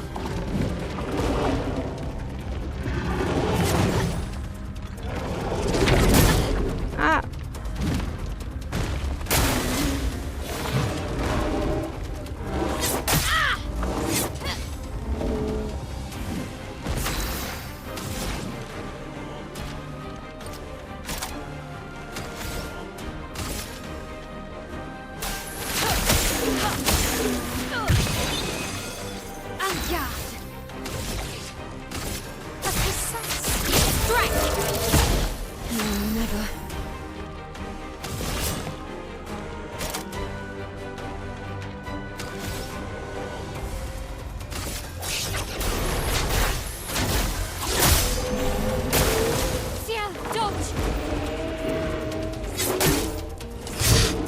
She better dodge or she's dead.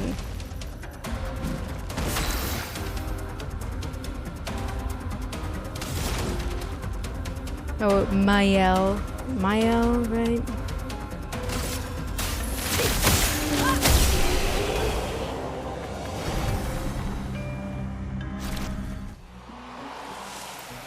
Still think it's an odd pronunciation. That's probably like the French pronunciation. I still think that Lune is a really weird of saying her name though. Pretty sure that the French pronunciation of her name would be like Lune or something like that.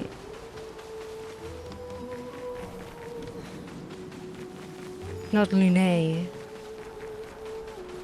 Says I don't know what they're doing with the names, but whatever, dude. Whatever. I'm just going by how the characters are pronouncing the names. So we have Lune and Mael. So, whatever. At least Ciel is easy. It's hard to get that one wrong.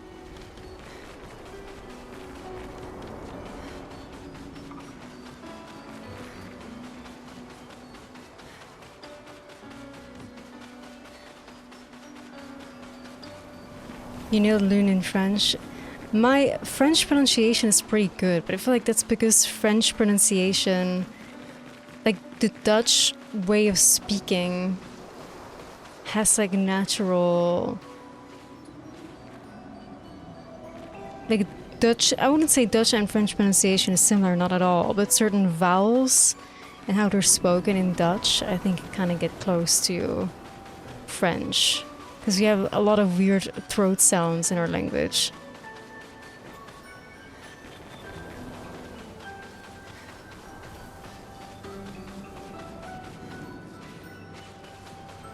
Seal, Loon, and Michael? And Goose, yeah. Loon, Michael, Goose.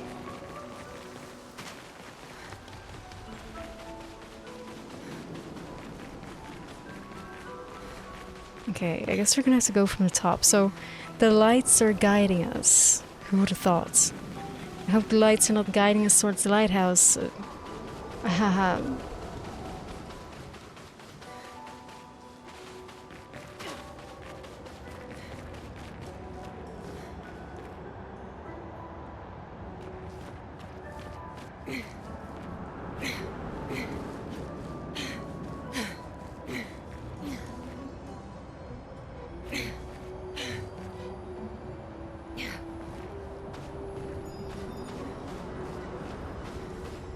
Oh, this is gonna be a friendly one, I think. With a quest for us, perhaps. Hello, sir. Hexka, abandoned and incomplete. And trapped in stone.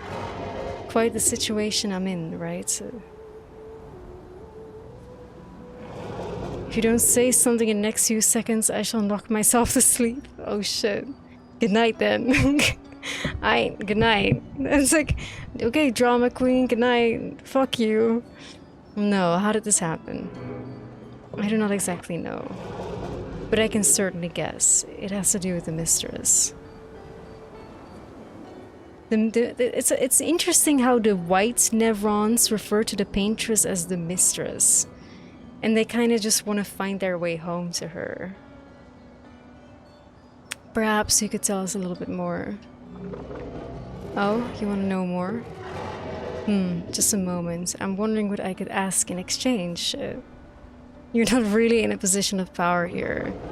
A poor threat, sadly. In my weakened, incomplete state, anything could kill me at this point. The others, they possess shiny, shimmering rocks glistening on their backs. Why I lack the same luster, I don't know, but it maddens me. We could potentially help you with that. I hope you can. The cavern might be your best bet. If you could find 3 of those lustrous rocks, oh, I will be magnificent.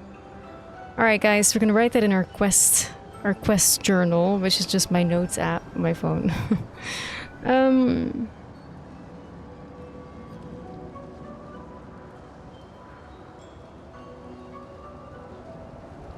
Alright, so another entry. Find 3 shiny rocks for Hexka.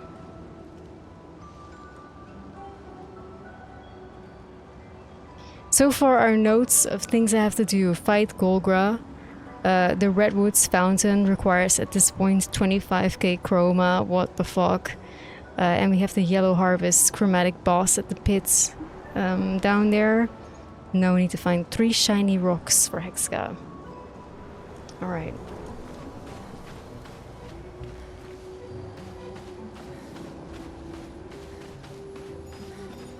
Like, I have enough money to pay the fountain 25k, but I'm so afraid that it's just gonna keep going up and I just get debated. Like, I had hoped that at this point maybe a boss or something would show up, since the area was considered to be dangerous. But I feel like it's just it's just a sham at this point. But I'm a Sagittarius. I'm like undyingly curious. I'm gonna always wanna keep trying, you know. Just to fuck around and find out. Oh wow, okay, so here we need to find those rocks, eh?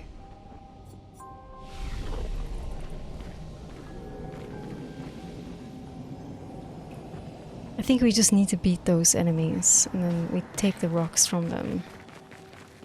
Wow, this is our first, like, dark area. It is so beautiful, though. And the music, wow, wow, wow, wow.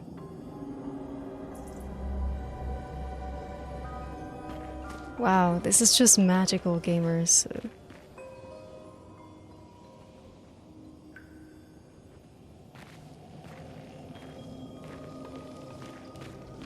Too bad it won't allow me to jump off, like I wanted to just jump on those enemies.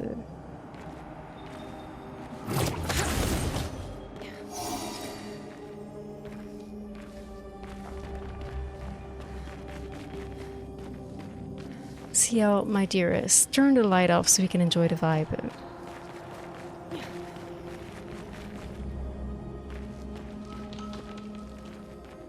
Wow, I mean, oh, the glistening effect of the water, it's so beautiful. Beautiful. Although it reminds me a little bit of Dark Souls 1, you know, that cave when you're going towards, what's his fucking name?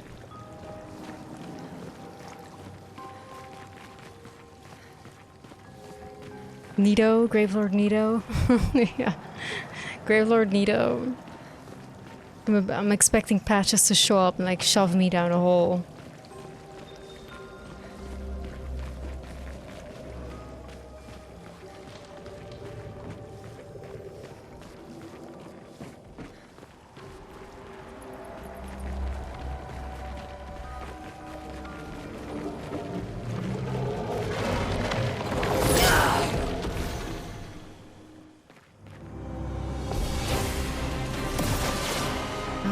Ready to parry.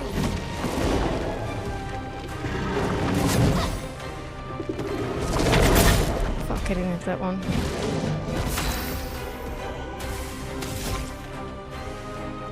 Right, we're gonna target that fucker over there. Wait, there's a third? Oh my god, okay, there's a third.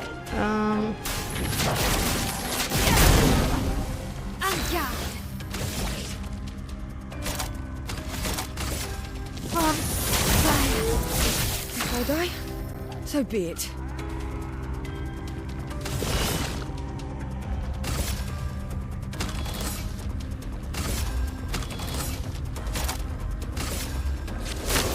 No more tricks. Careful now. Mais attention.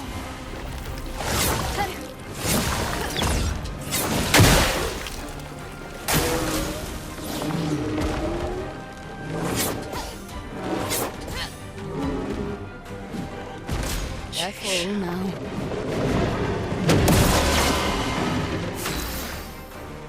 Holy big fights.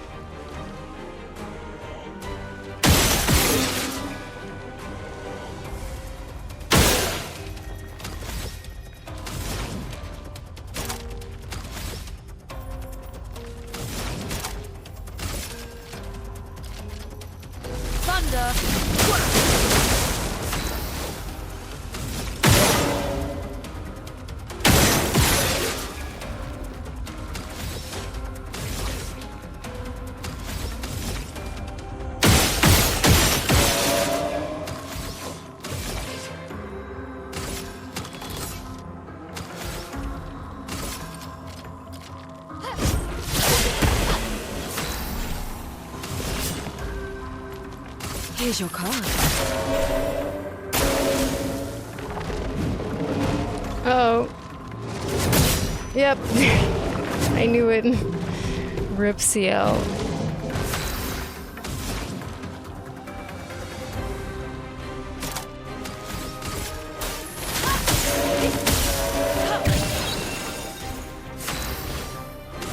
Right, you're gonna rest CL. She deserves a moment to shine.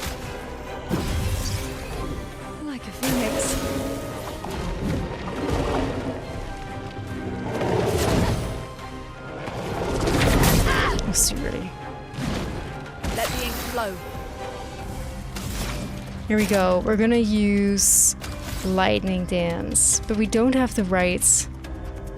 We need a green and a red. It's gonna cost us 7, so we're gonna shoot twice. No green showed up. Rip. So I could do Crustle Crush. And then we get a green.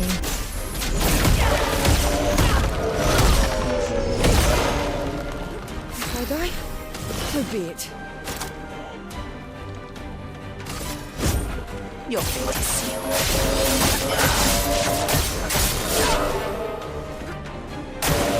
Ready to evade. Let's spill some ink.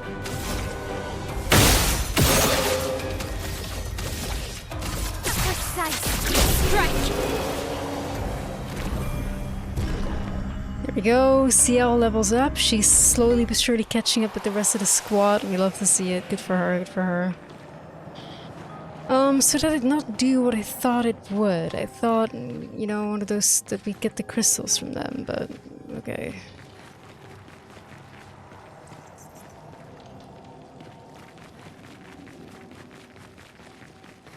Maybe this is the one though.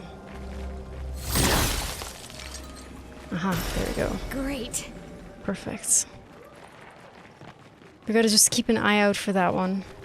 2 more to go.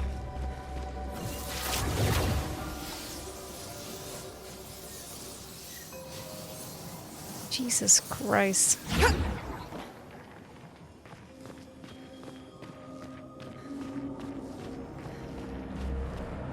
Just wondering if I'd missed perhaps any of those crystals up here. I don't think so though.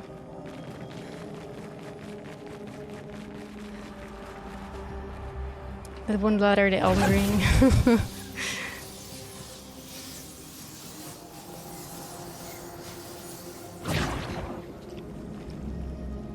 That one elevator in Metal Gear, or like the one ladder in Metal Gear.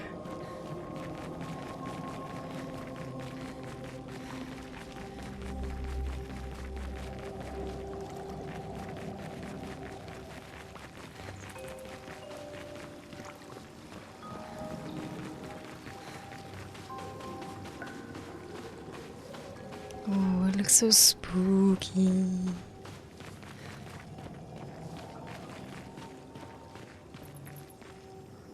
This feels like parkour.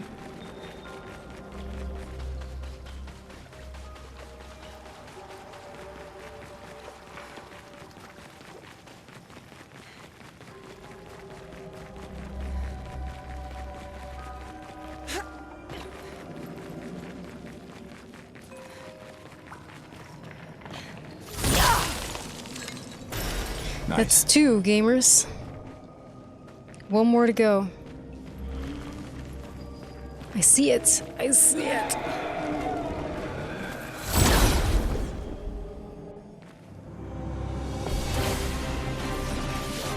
Alright, we just gotta beat these fuckers.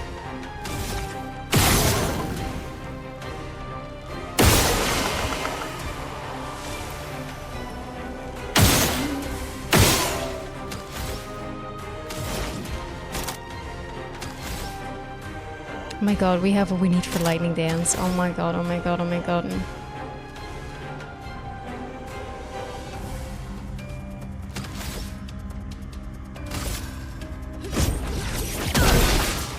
I really want to see it.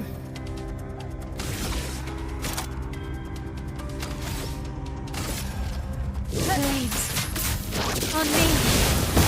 Time to take risks.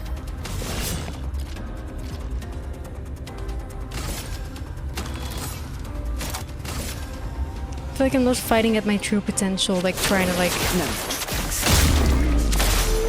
Look out. Ready to evade. get Luna to basically meet these perfect requirements.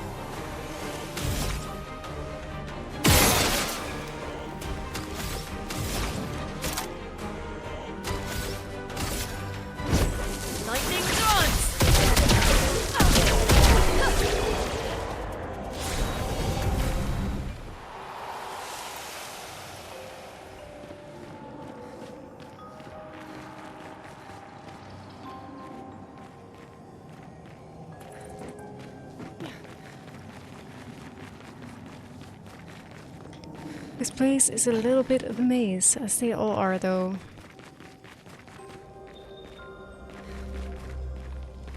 Nothing new there.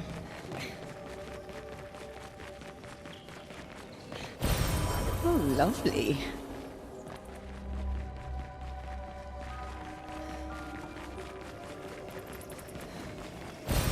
Perfect. You know, Polarix, caves are always notorious to explore, no matter how dank or boring they are. That's why certain people get stuck in there and die in the most uncomfortable positions. Humans love caves. Debated.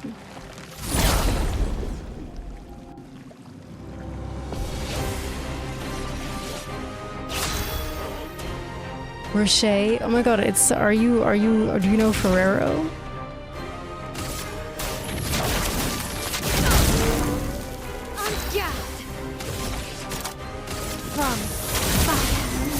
If I die, so be it. Eyes don't lie.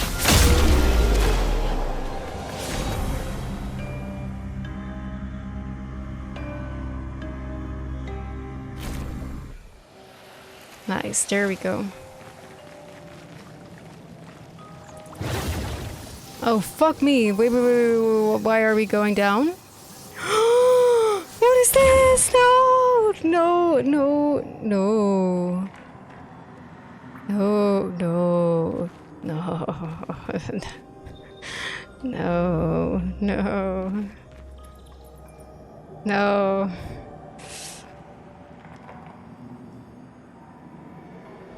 Let me, you know what, guys, like, I'm gonna, do my quest first. I will get back here. Because there's a door to the manor behind there, and that triggers the fuck out of me.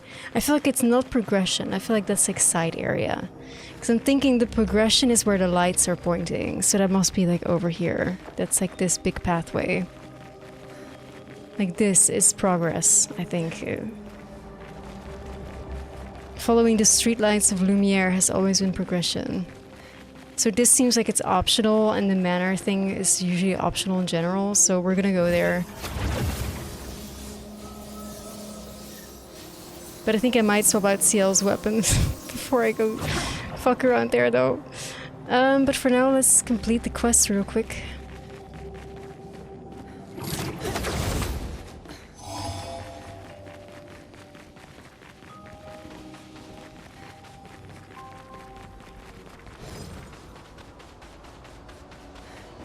Hey, sir. Is this what you were looking for? Oh, mistress. This luster, yes. Would you mind inserting them on my back? I hope you won't regret this.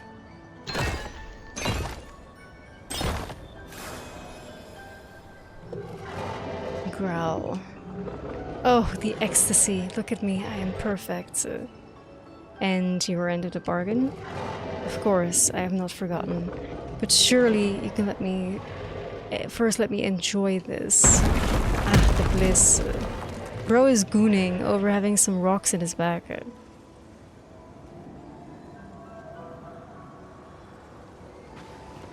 But to be fair, yeah, I'd also be enjoying if CL inserted stuff...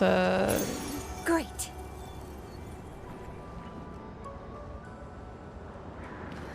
Ooh, auto shell seems really good though. Tell me about your mistress. Ah, our mistress. She is loving. She made us with great pride and care. However, there are times when even she makes mistakes. I am the living proof of that. Oh, mistress, forgive me. I did not mean to speak ill of you. Please forgive me. You passed this shrine to the paintress. Do you know who made it? Did any of them survive? No. A long time ago, they came to me. They spoke as if they knew the mistress. They revered her, but what they spoke of, the paintress, her description did not match the mistress. So, does that mean the paintress has multiple forms? More likely, she has allies or lieutenants, like the man on the beach. Hmm.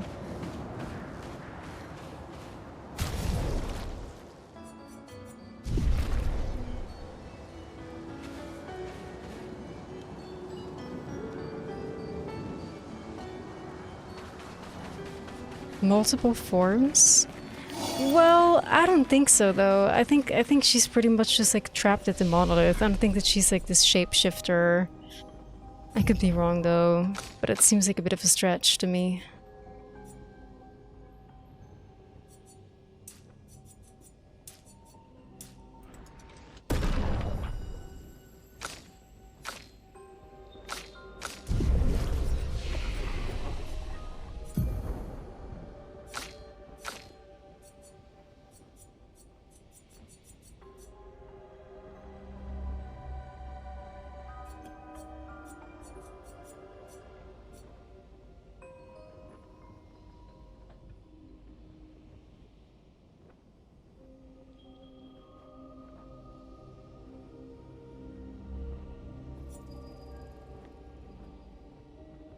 I don't like any of these. Like, I don't like any of them.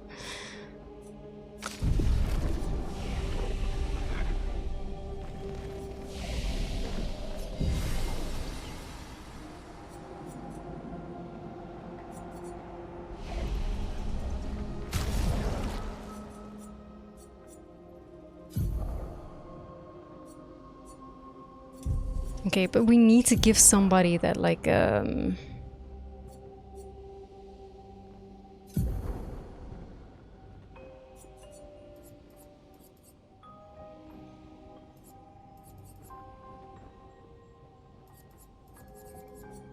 auto shell.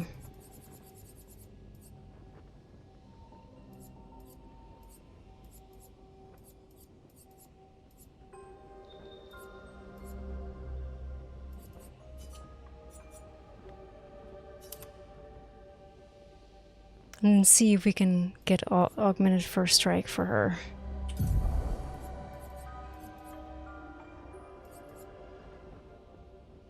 I don't really use free aim on her. So we're gonna get augmented first strike. Right, cool. Feeling pretty good about that. Okay, let's get back to whatever the fuck that was. So with her having now the 3 shells, or shields I suppose, at the start of the fight, I'm feeling a little bit more confident about her keeping her her OP weapon that gets her to get double damage, but you know, we'll see.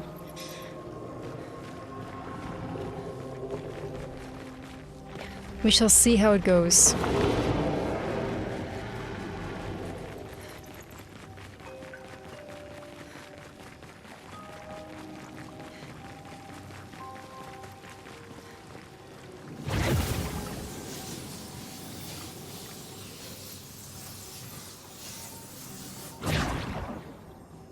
This thing looks mad fucking spooky though, like goddamn.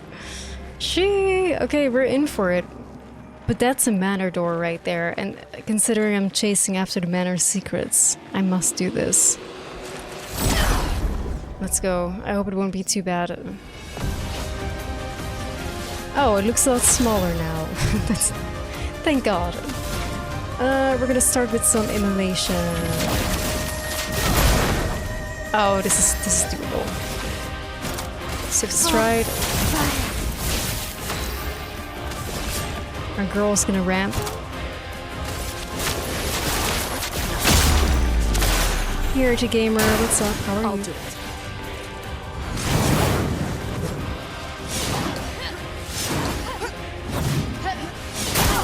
Ooh. Ooh. She doesn't hit too hard. We're fine.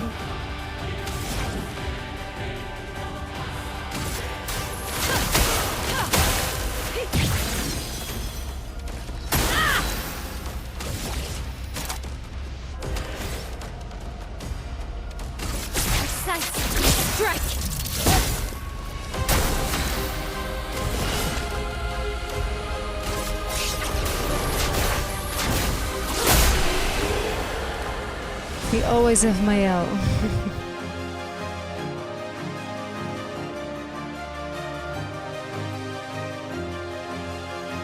It looks a lot scarier than it was, thankfully.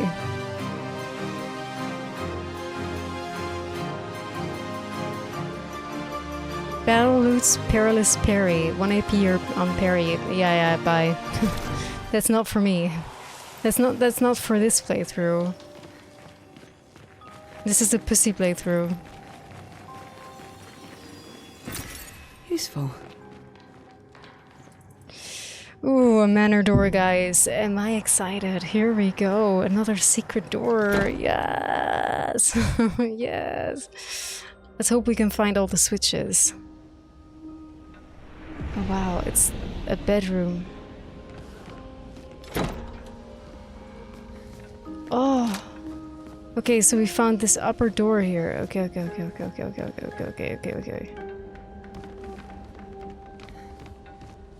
We need to scan everything very carefully. Everything could be a switch, guys.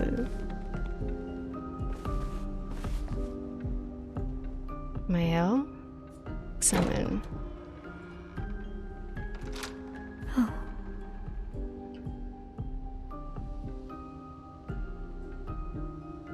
Wait, why does she act like she recognized that outfit?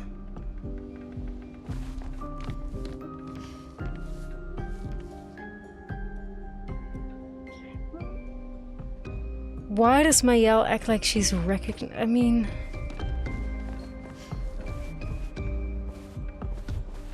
if it is a timeline loop, then she's been in this manor plenty of times, I'm sure. It's almost like this is like her childhood bedroom or something.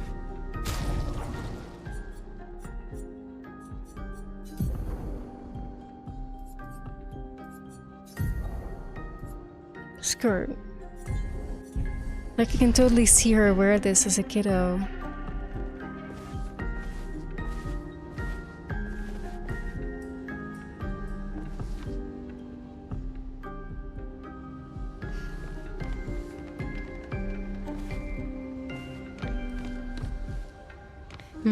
Oh, weird.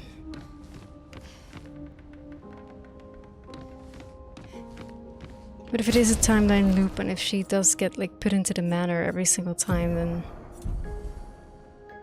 I guess it makes sense that she would recognize things she wore.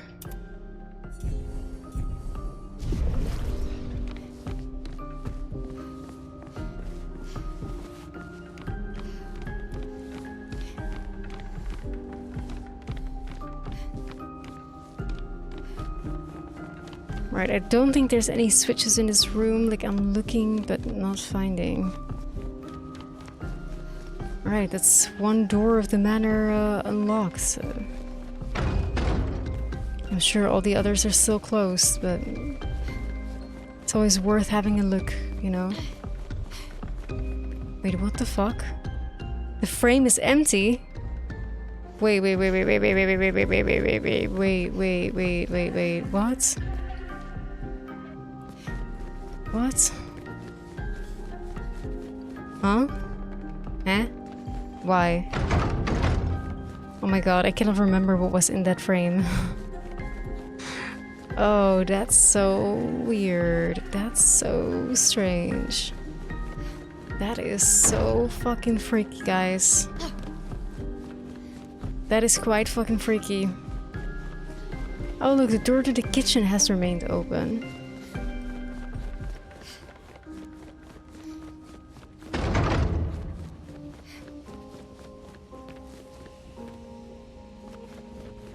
It's so weird though, like the flag here is 33. Also quite curious, isn't it?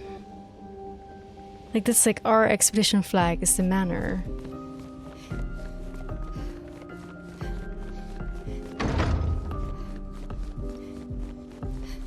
Something is fucking up with this place. It isn't just like a puzzle room.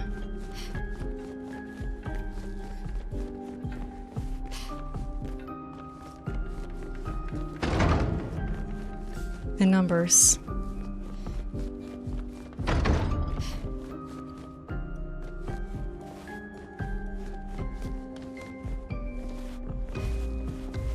Yeah, Mael, this is where you were found, girl, and you apparently did not remember how you got here, huh? Yeah, maybe you should try to remember a little harder.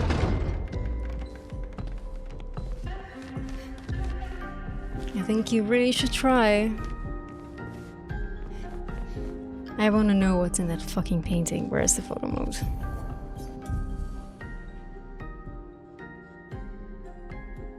I can't swear she took an Uber.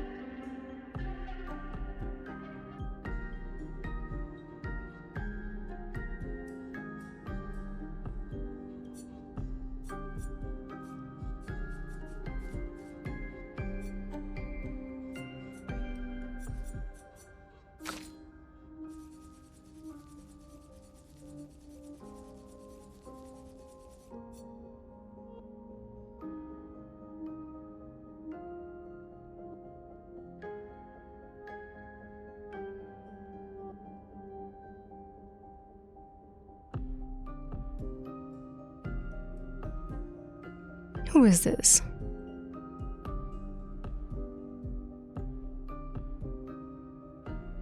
This is different from all the other paintings in this fucking house, bro. This is Mael's room. It looks like that apocalyptical event that I was describing. Looks like a fucking volcano. Kind of looks like her nightmares. But they're in black and white, so it's hard to tell, but... And who is this, bruh? Mr. Beast? Who is this? Can we zoom in further? I don't think we can zoom in further.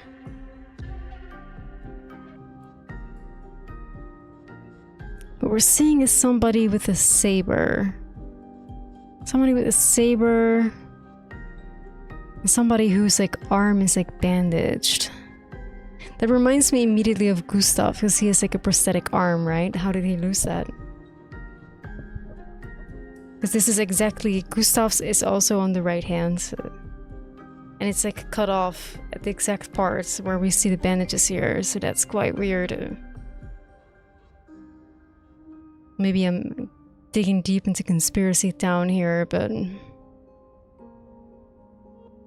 But Gustav doesn't use this kind of weapon, I don't think.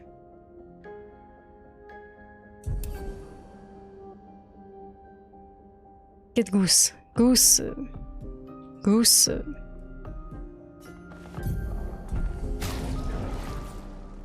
Yeah, do you see? No, wait. No. It's his left arm. And in the image it's somebody's right arm, okay? It's not him. It's not him. It's not him. Then who is it? I don't know, but it's not him. Because it's his left arm, not his right arm. Then I don't know who it is. Not somebody we've seen yet. Hey girl, while you're in there, can you tell me what it looks like? Can you tell me what's in there? CL? CL, hello?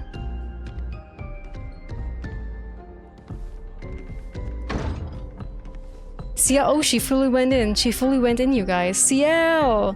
CL, hello! What is it like in there? CL?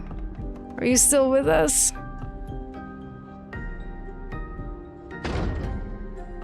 Yeah, CL, you can come out of the closet. It's okay, girl. Come out. You can come out of the closet. It's fine. You know, we're here to receive you.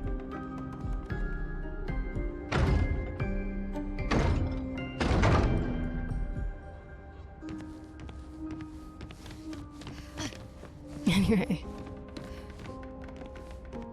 Such odd paintings in Mael's room. I wanna look at this one too.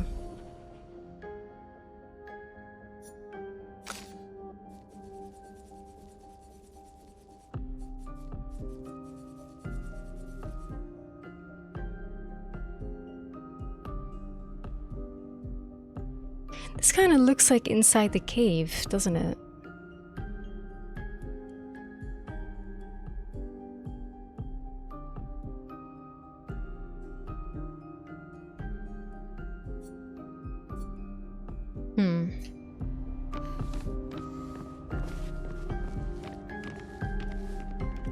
Oh shit, is that the same painting but just bigger? Lol, fuck.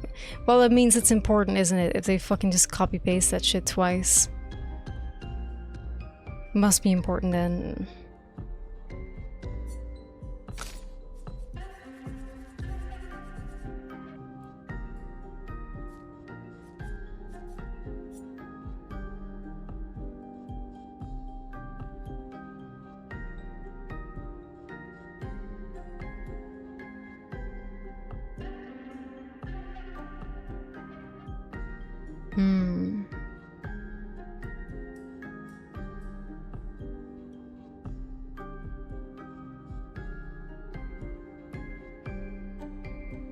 Oh, a dog. What does the color say? Mono.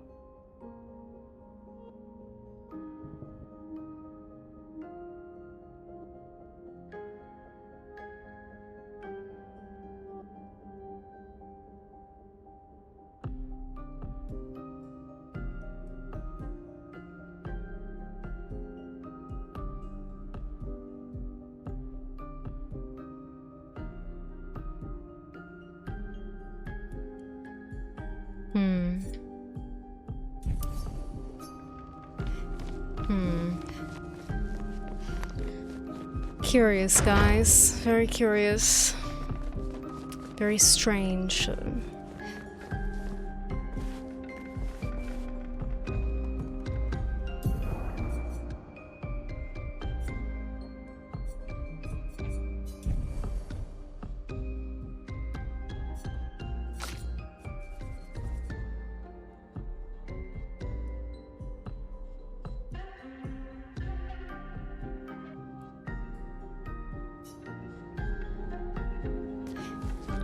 Oh, Luna strikes me as a cat person for sure, but CL strikes me as a dog person.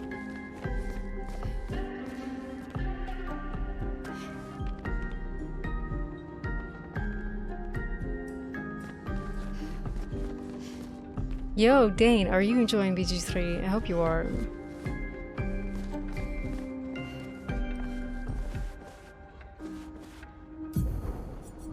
So interesting to look at these manor images.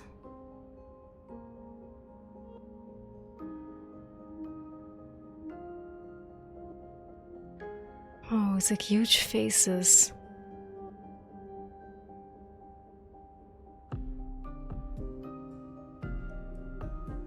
It looks like Lumiere.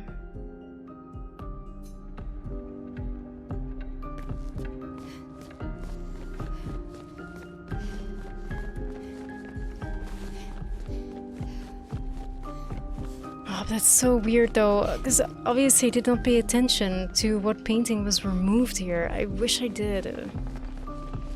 Because that feels very significant, you know what I mean? It feels very significant.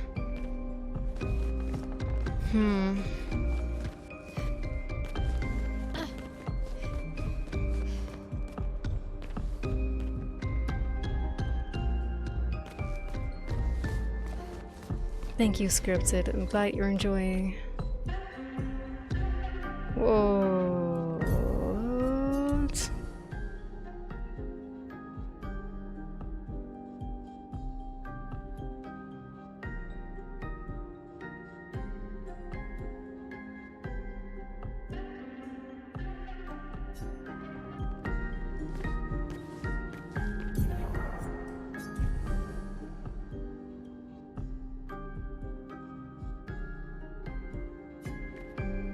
Yeah, I was like, is that Melania's gonna show up there? Like that?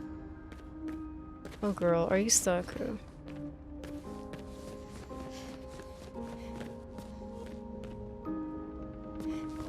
I wish I knew what painting was removed, man. But how are you supposed to know, right? Like, how are you supposed to like pay like attention, like, and try to commit to memory all paintings? I mean, I would if I knew that one was gonna be gone. Then I would have done so.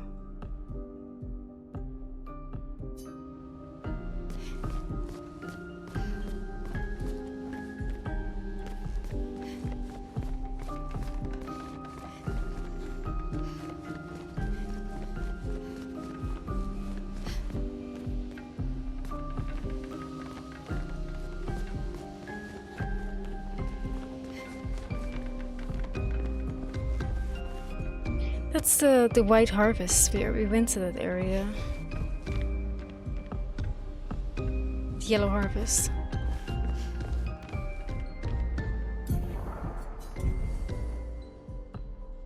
I haven't yet been here. It's for sure that those paintings are all like, you know, foreshadowing game locations. Levels yet to be had, yet to be found. Or already found. But why one of them is now crossed off? That's weird, bro. That's strange. That's some weird shit.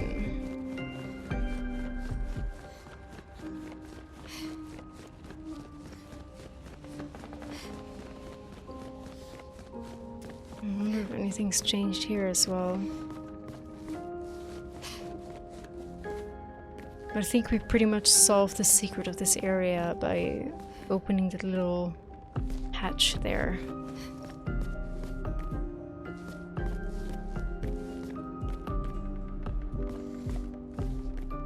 Look at that one though.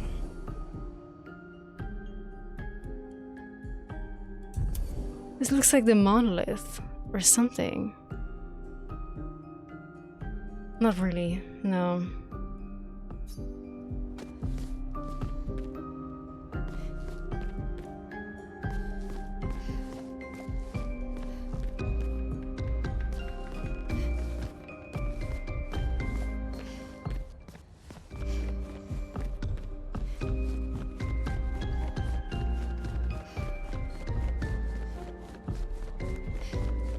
Whatever the fuck this door is, bro.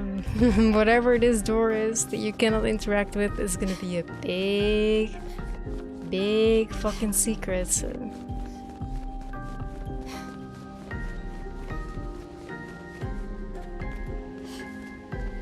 But the fact that this is where the 33 flag is planted, ooh, like, this is the Expedition 33 resting points. That's so freaky. So, like, what does it mean? What does it mean? Like, oh, we get a whole manor? Oh, great, thank you.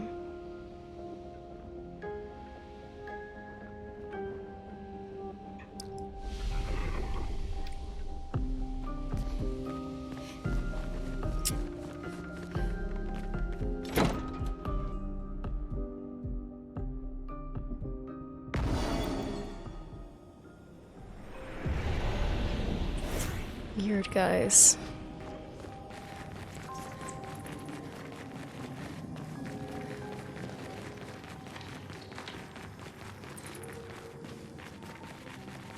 Aha!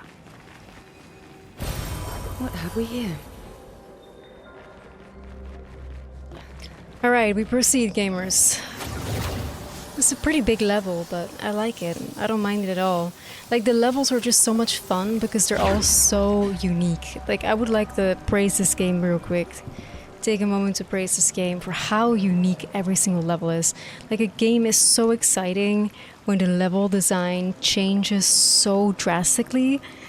And I don't think I've ever seen drastic changes in level design like I've seen it in this game. Every new area that you get into is a completely different aesthetic, completely different vibe, completely different layout, completely different secrets. It makes things so exciting and so fresh and so fun to explore. It's again the complete opposite of the game we played before this, which was Assassin's Creed Black Flag Resynced, you know? Where everything looked the exact same and it was all the same enemies. Like, here the enemies switch up in every area, the visuals switch up in every area. It's just wonderful. It feels so fresh every single time and it stays so engaging and it keeps your curiosity peaking, you know, and it's like, it makes you also curious, like, what areas are going to come next. It's the exact opposite. Like, I was already wondering at the first ever stream that I did of Expedition 33, knowing this game is by ex-Ubi devs, if this is going to be like the opposite. The only thing that I was expecting of this game, it was going to be the opposite of your classic Ubi game, and it is. Hella level variety, hella enemy variety. It's fun to explore. It's rewarding to explore. Great writing, lots of mystery, excellent characters. It's like the complete opposite of Assassin's Creed Black Flag, right? Where everything just looked the same, everything stayed the same no matter how far you went. All the enemies stayed the same too, and here it's like every area has new enemies. It looks completely different. It's kind of like Pokemon in that sense, just on a grand scheme, right? It's just so refreshing and so cool, and it makes exploring just so much fun, you know? Hey Gamroth, how are you? Welcome in. Yeah, it keeps things really exciting.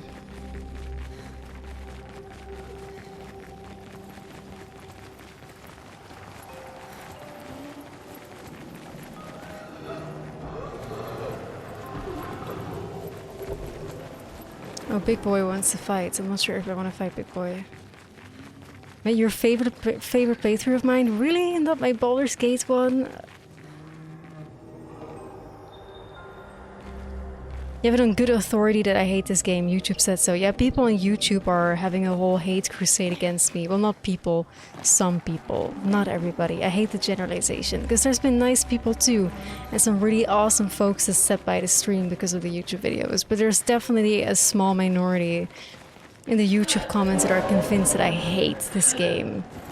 Hate this game. Why? Because my trivia knowledge on the developer team is not 100% perfect, so therefore I must be an insane hater. Like, oh my god, how dare I not want to suck the dick of like every single dev member. Oh, how dare I. Now everybody must come for me and hate me because I'm not dick riding developers. Like, you will never catch me dick riding game devs, bruh. Like, never. It's never gonna happen. No matter how much I love the game. I'm just not that kind of person to be like a fanboy or like a cult member for employees of a company or whatever the hell, you know, like I just don't do that kind of fandom. I am not a fan of any sort of celebrity. I don't have celebrity worship, let alone game development worship. I don't, you know. Like, it's like, holy fuck, the amount of like essays that I have to like delete from like the comments because like, wow, you are so wrong about this development team, blah, blah, blah, blah. And actually when I did do research on the dev team, because I was like, there's no way, people are like acting like there's 3 Ubisoft devs and the rest of them are all, I've never been in game development before. When I actually did my research and I did Google, that is so wrong. That is so wrong. Like, they all had experience within the industry, maybe just not on a big project like this. But they all had experience. Like, it's literally on Google. And these people are shitting on me for spreading misinformation. Get the fuck out of here, man. Because like, one Google and you're proved wrong. And that's crazy. I am a professional hater, yes, absolutely. But I'm definitely not hating on this game. I'm loving this game. But just for the fact that I don't know all the trivia on every single developer and the whole development process, whoa, I deserve hatred. It's like, you guys need to get a fucking grip, man. Like, just get a fucking grip. Just get a fucking grip. I love this game. Is that not enough? You know, I've no matter how much I love a game, like The Witcher 3 is one of my favorite games of all time. I do not know shit about who developed that game or you know, the life story of the devs and what their jobs were before. Like, why are these people that love Expedition 33 so obsessed with it? It's like, did I go in with this game with a negative bias? Not really. I mean, I held a negative bias on this game, but when I started this game, I had shed that bias and I was open-minded and ready to just like, you know, dig myself into a new game, and I was super excited. But did I hold a negative bias? Yes. Why? Despite not knowing anything about this game, you might ask. Why? Because of the experience that I've had with the community. And honestly, I was very right to have that negative bias, considering the community that I'm experiencing on YouTube. around this game. Like, it's like almost like cult-like, and reminds me a lot of what the people were like with Lies of P, you know what I mean? So very like aggressive and hateful and intense, and like, oh, you like Expedition 33? Well, name the last name of the child of the director of their grandson of the baby. Like, it's like, why are you guys like that? And it's like every tiny thing you say wrong, they will attack you for days, weeks, months. It's like, calm the fuck down. Like, this is how you get people to hate your game or not even want to give your game a chance. Because I didn't want to give the game a chance. Why? Because the fandom was so obnoxious, especially around like the award show era and when this came out. It's almost like cult-like, the way people just like attack individuals like fiends when they don't, you know, say like everything about this game exactly perfect and exactly as how they want it. It's like, it's almost like a cult.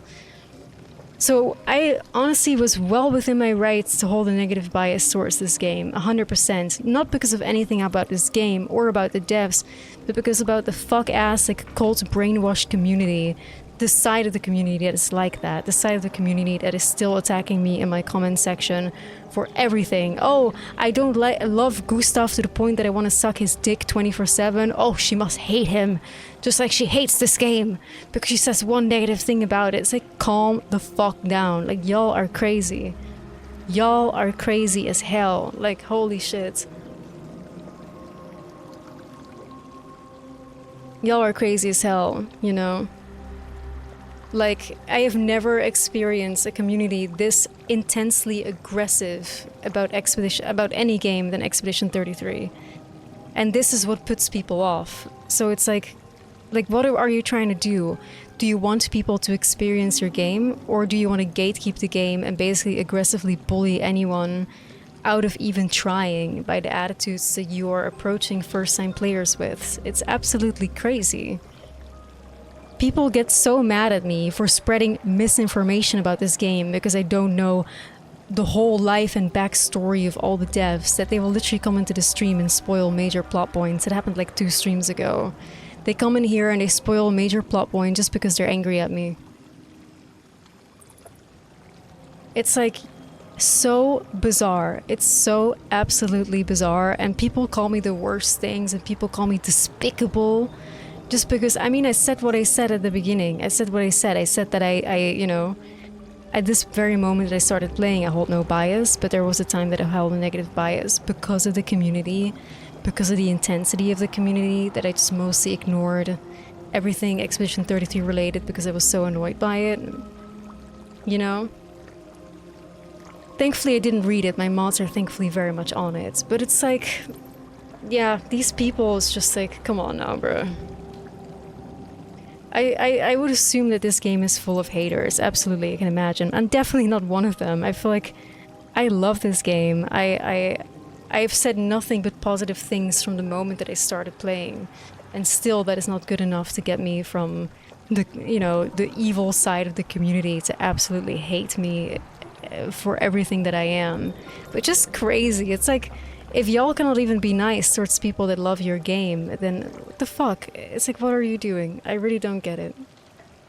I really don't get it. But it's been crazy. It's been a crazy experience, but I'm just like, thank God that you know, I have my wonderful, amazing Twitch community and so many great YouTube folks as well. There's so many people on YouTube that are also really nice and that are watching the stream right now because they enjoy the VODs on YouTube. It's thankfully just a very small minority, but the unfortunate reality is that that minority is very fucking loud, and that's how you're gonna get people hating your game, man.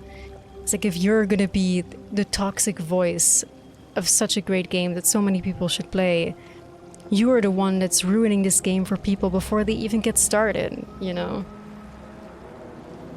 Like, you get so triggered by anybody saying a wrong thing or hating on Expedition 33 or not liking a character. Well, guess what? You are the type of person, if you are so nasty, aggressive, and mean, that gets people to hate this game by default before they even give it a chance. Like, you are keeping yourself stuck in like an infinite loop of just being triggered, and then you trigger other people, and then people get triggered again. It's like, miserable. What a miserable way to live, you know? Like, it's crazy to me. It's crazy. Yeah, I wish I couldn't give those people attention, but unfortunately I have to moderate, of course, like my content, so thankfully Rem has taken over for the most part, but those comments have to be deleted. Like, I cannot just ignore them. I cannot just let that exist underneath my YouTube videos, or let them exist in the chat or whatever, right? It just doesn't work like that. I can't let that stuff be up, because, you know, it could reflect very badly on my channel, or it could prevent monetization if people are just aggressively and rampantly vile and saying all kinds of vile things or spoiling in the comment sections, you know. It has to be moderated. That's just the downside of it. But I've never seen a community this fiercely aggressive about, like, cult-like almost than Expedition 33, but I'm not letting those people, you know, influence how I feel about the game. Not at all. Fuck me, I need to complete that parkour. I'm not letting them influence how I feel, and I love this game, and they're not gonna take that from me, right? Yeah, that's what I'm saying, Beefy. I just said it's a very vocal minority. It is, but because they're so vocal, it can be very easy to be overwhelmed by them, you know. Maybe, Schwandy, I wouldn't be surprised. I wouldn't be surprised if I was posted to some subreddit or some shit. Look at this awful person. This awful person and her misinformation spreading. Because I said that the team were ex-UB devs, and it's actually just a few ex-UB devs. So now I deserve to die, basically.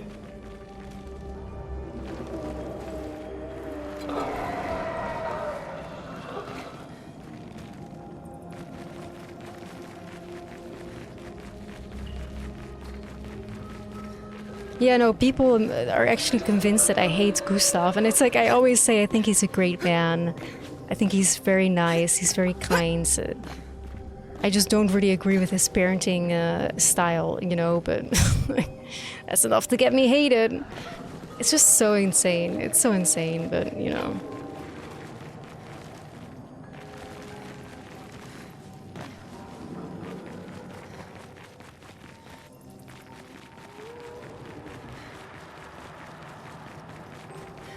It's very intense, but all that to say is, you know, like, first of all, these people are not going to ruin my playthrough, and I absolutely love this game, but it makes me so fucking terrified for people that may not like this game, because, like, I can only imagine that the hate for those individuals is quadrupled if they have anything negative to say. Right? I'm lost, in case somebody's wondering what the fuck I'm doing.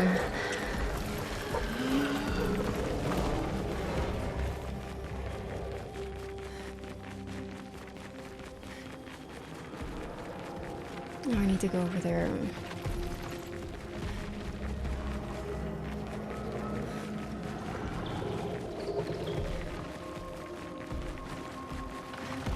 But yeah, either way, you know. It's just very sad that there's just individuals that will just... Yeah, like I said, it's a bit of a shame that obviously my first VOD is like the VOD that is doing the numbers. Because that is a VOD in which I did not hold a negative bias, but I did talk about the negative bias that I held at the very start. So. And yeah, the negative bias was fully formed by... you know, the negative experiences that I've had with the community. Or like the reputation that they had like garnered for themselves, I suppose. Because I knew nothing about the game, right? I was still very excited to play, but... well, I was right to hold that bias. That's basically the TLDR here.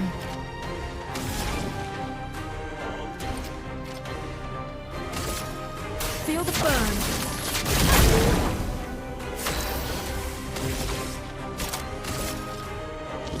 On fire.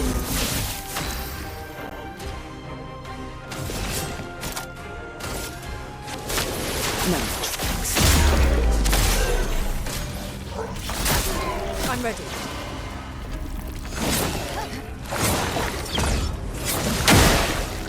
Look out! Look out!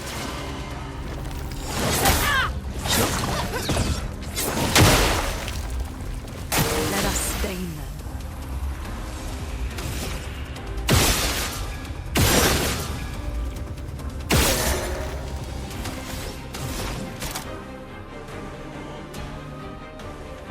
Prepare to meet your end.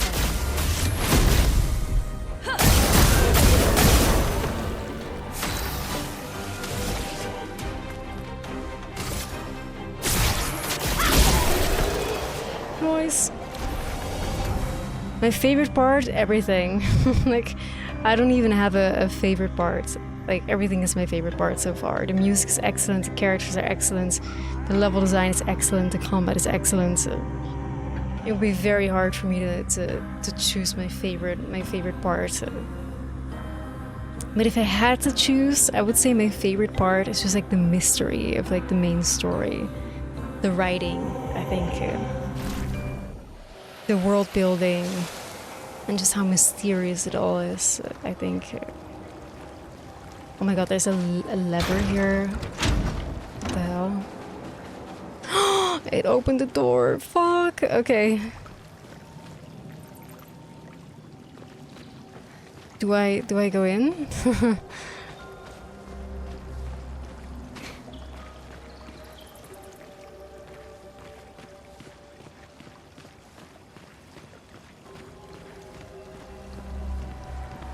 What the fuck?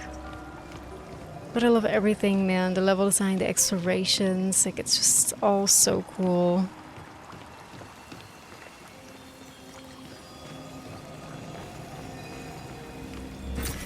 Nice. Oh, all that for some chroma? Okay. More chroma for the inevitable fountain gamba.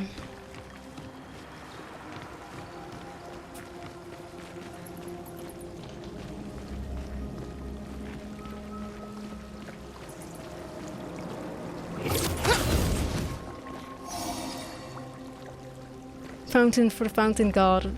Chroma for the fountain god.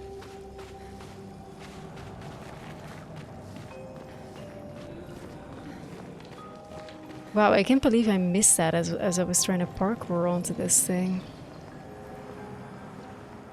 Come on, CL. Do it, girl.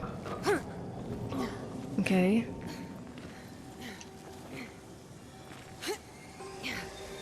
Okay.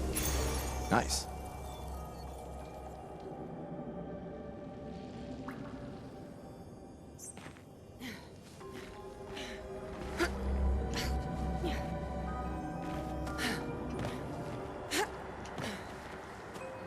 Ah, no! CL, uppies. Uppies. Fuck me. It's fine. We got somewhat close. No, I don't want to fight that thing. No, no, no, no, no. Fuck off.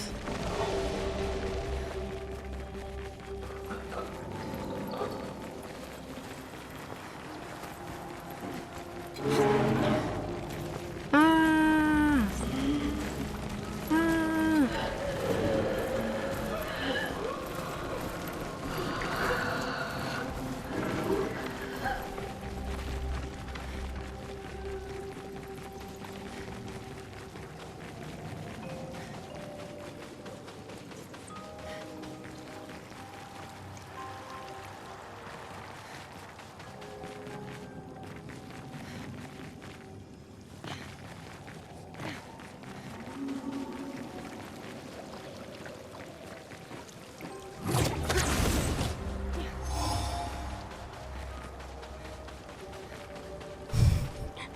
But however though, like if you ever, you know, want to start like a TikTok page or a YouTube page or a career as a streamer, I think the best thing you can do is play Expedition 33 and hate on it. Because the rage baits will boost your algorithm so fucking hard.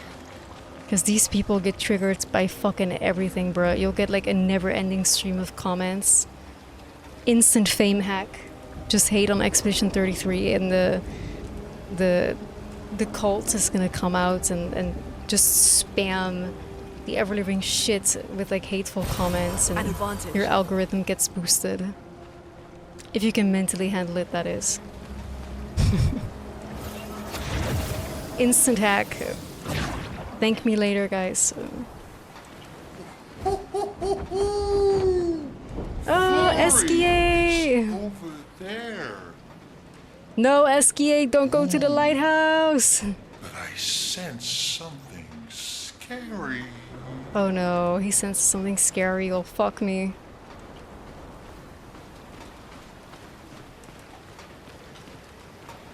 Tried that, didn't work. Dan, how are you? Good to see you, Dan. Yeah, Dan, the rage baiting didn't work. Terrible. People gave up having to come up with counter arguments. But there's one thing I know for sure though, you cannot win from Daniel Matt. Like, you cannot win. When it comes to a battle of words and wits, you cannot win from the Daniel Matt. So.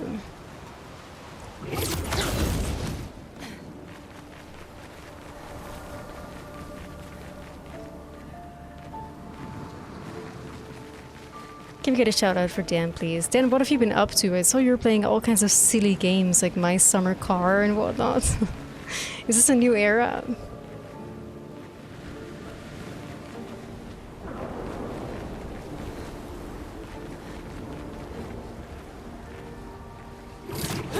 Yeah, of course, Dan. I'm the same. We're like kindred spirits in that way. Like, if I don't you will never catch me not liking something and then not being able to defend myself on why I don't.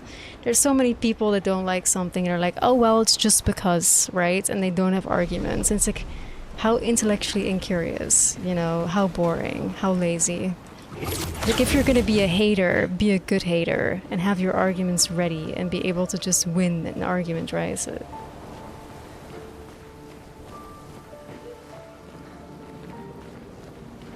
I'm gonna ask a question because we have here within us, amongst us in the chat, the Daniel Matt, a Swiss, fluent in French, a published author, mind you. But the fluent in French, I wonder, Dan, did the without giving me, I mean, you can't spoil because you only played the prologue, right? Something like that. But I wonder, do you feel like your experience with Expedition 33 was negatively impacted because you speak fluent French?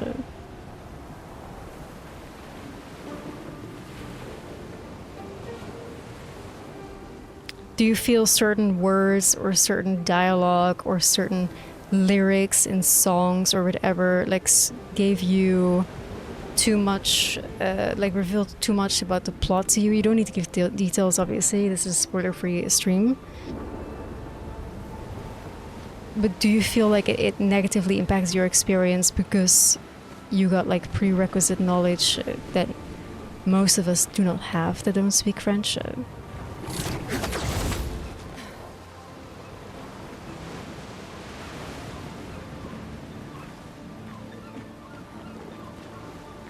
No, it didn't give much of an impact. I thought they were fun little references here and there. I intentionally avoided reading too much into the song lyrics though, like on the world map. Alright.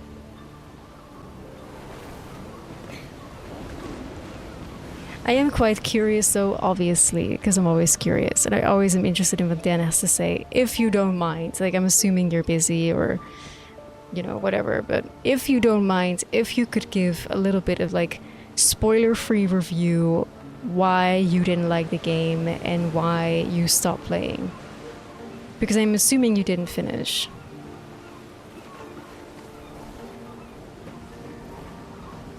Like, let's hear from the quote-unquote hater, right? Like, I don't even think that you could be considered a hater if you just don't like something. Like, whoa, crazy, right? Damn, imagine that. Some people like things and some people don't like things, and that's totally okay. And you shouldn't get offended if people don't. I love The Witcher 3. Dan very much disliked The Witcher 3. All good, whatever, who cares, right? Like, damn. But I'm very curious what Dan has to say. Because I value Dan's opinion very much.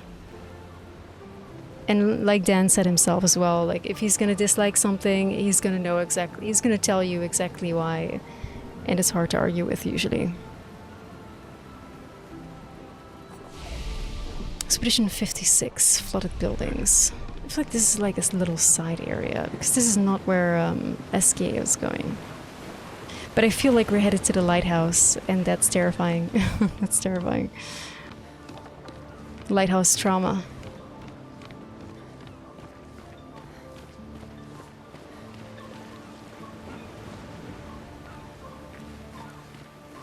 Look how beautiful the water is here.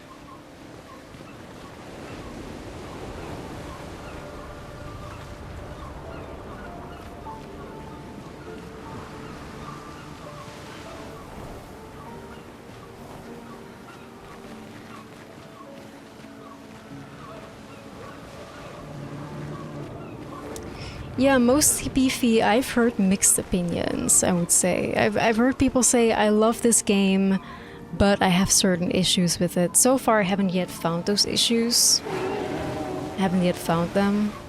For now, I'm loving everything about it, so, which is not at all what I expected.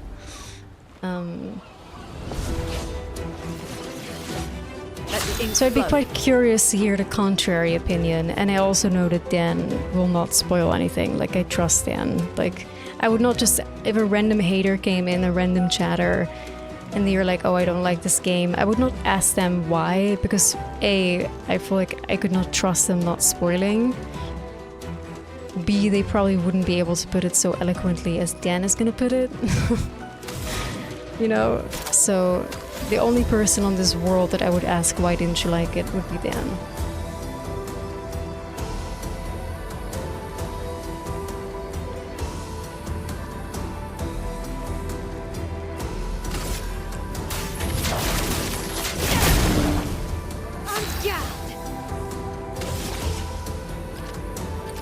If you would like to see Daniel's playthrough, check his YouTube. Yes, youtube.com/@thedanielmadvod if you want to check out Dan's playthrough of Expedition 33.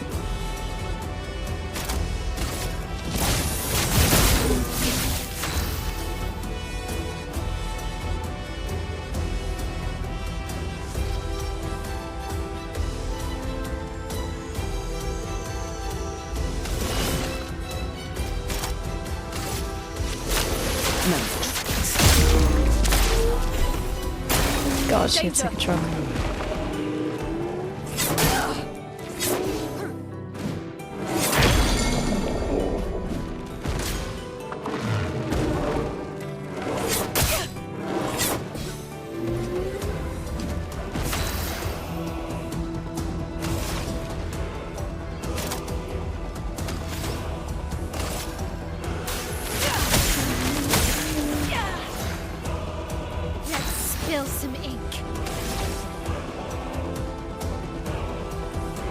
I mean, it's overwhelming, Narim, but I wouldn't say it's bad. It's overwhelming.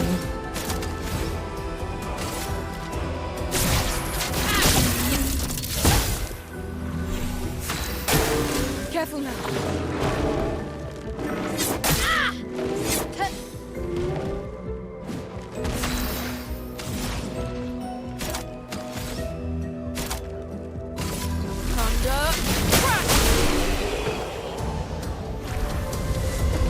Oh, Lumina's already overwhelming, you know? It already is. There's a lot of it, but...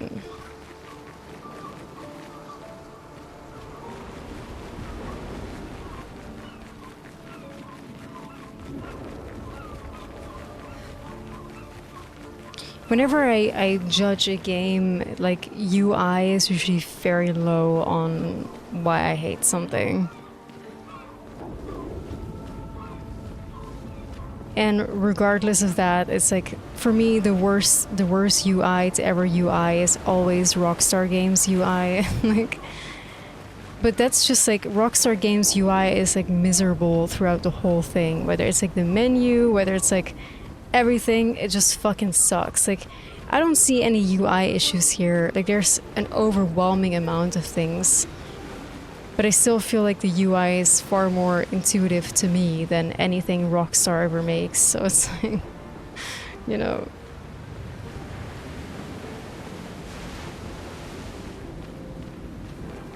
Here we go, guys. Quote the Daniel Matt. Nah, I'm not a hater, I just found it mediocre in terms of narrative, my main issue being inconsistent, poorly managed tone, lack of logical structure, many transition points. I could talk about this for hours. I thought the combat system, at least on Expert, was too reliant on memorizing movesets, trial and error rather than upgrading your character. That's way more subjective based on my love for old school JRPGs. I get why people enjoy the parry stuff. Oh, I'm not parrying at all, Dan, like, I suck at that, so... Alright, well that's Dan's opinion, thank you, Dan. Yeah, I'm not far enough into the narrative to comment on the structure. To me, so far, it's just a huge mystery, right? It's a huge mystery still. But we'll see. But thank you, Dan, for your input. And again, if you want to check out Dan's playthrough of Expedition 33, you can do so on his YouTube, the Daniel Matt VODs, I believe, or follow Dan on Twitch and ask him all about it on live, which is twitch.tv/thedanielmatt. Thank you, Dan.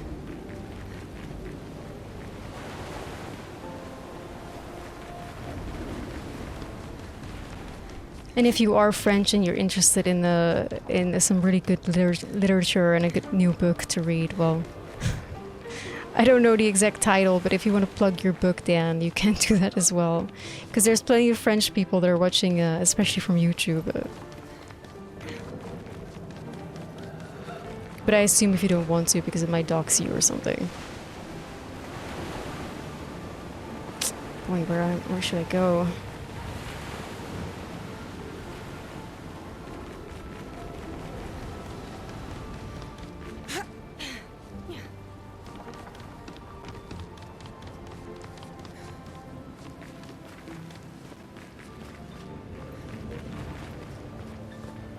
Boy, there's so many places to go.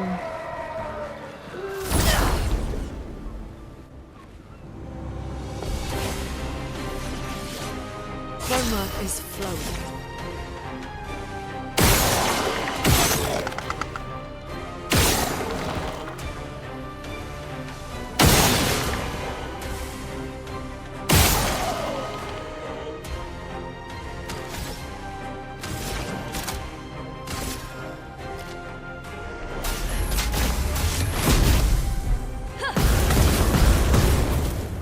Dodged everything. Damn, motherfucker.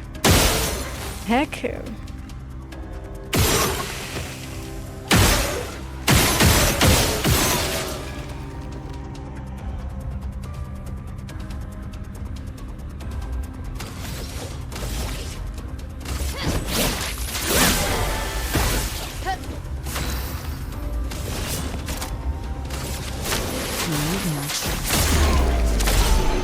Nice. Have I tried to parry? I tried in the beginning, but like it just seems like a way to like close window or something. I don't know. Like as much as I love the combat, I'm not here exclusively for the combat. Maybe one day I'll do like a parry only challenge run or something. But for now, it's just like, as long as I get through the combat, I don't really care how I do it because I'm mostly here for the story. And so far, I really enjoy the combat anyway.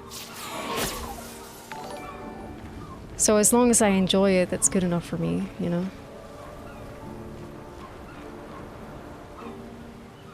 Thanks for the follow.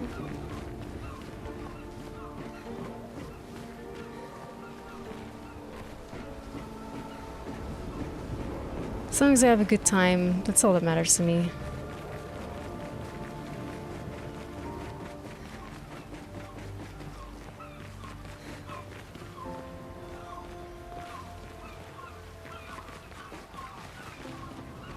Ooh, more Dan. I thought the performances were fine. I thought the music was great. The visuals pretty good.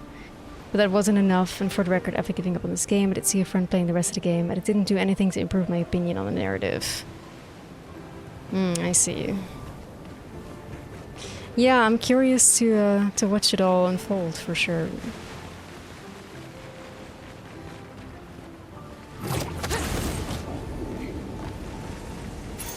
What have we here? Marked targets deal 30% less damage. Ooh. Seems quite good.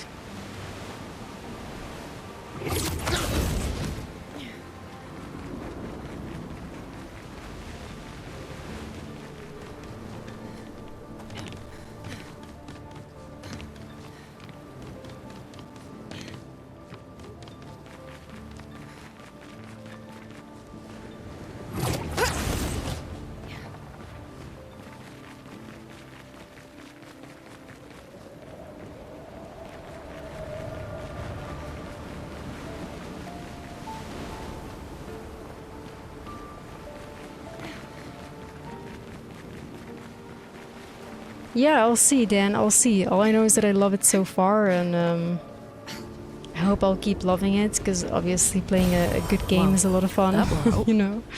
So we'll see how it goes, but so far, so good, so yeah.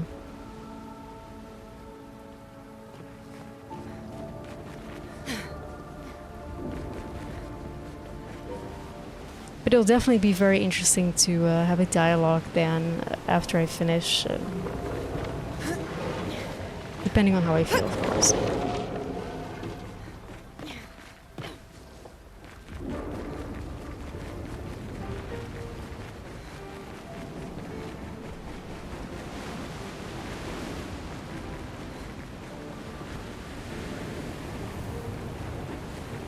Well, imagine if I was part of the cult. If I was part of like the small minority vocal cult that gets people hating this game before they even give it a shot, I would have to roast Daniel now, send him low-key death threats, hate on him for everything, stalk him across all his YouTube videos and his stream and everything to try and ruin every game for him from this moment forward, and leave hate comments on everything as if it's my job, because that's the way that, you know, people are acting.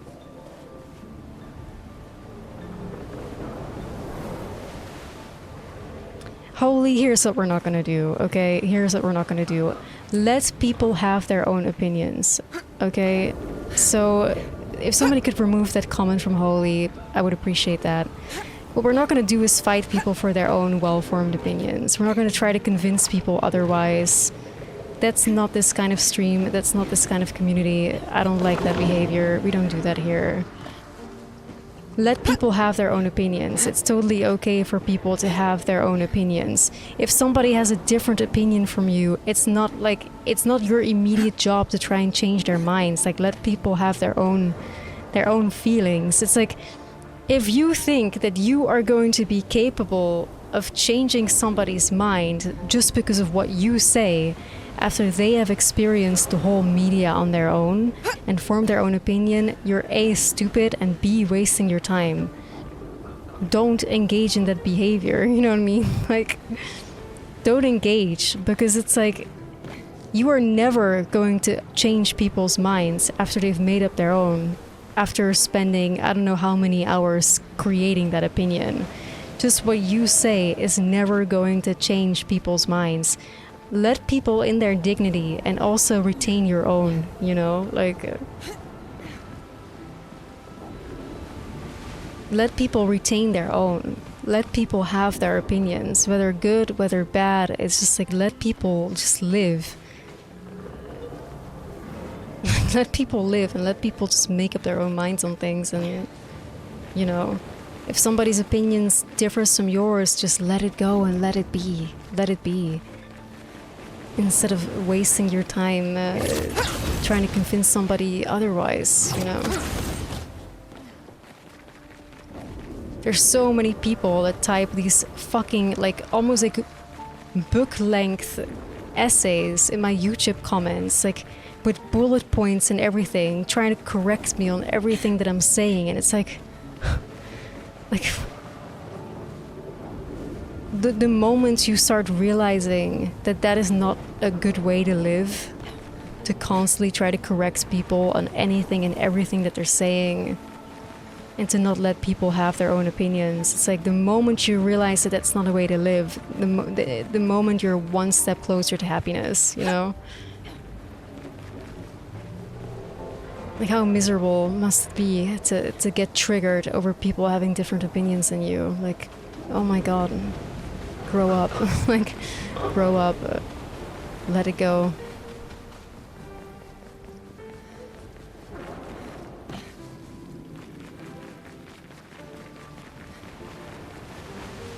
Yeah, it's like, you know, there's no point in having those conversations, but even if we were having those conversations, it's like whenever people try to convince me that my opinion is wrong on something, it's like, excuse me, I spent I don't know how much hours engaging with this media, and I formed my opinion based on my engagement with that media. My opinion is never going to change based on what you are saying. I'm not going to be like, oh my god, you are so right.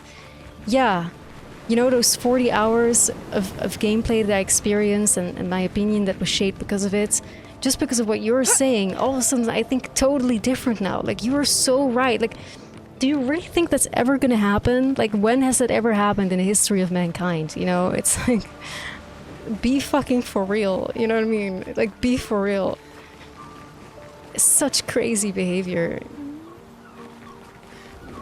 What a waste of time. Like, so much internet arguments are just such like petty bullshit. It just makes no sense whatsoever, you know?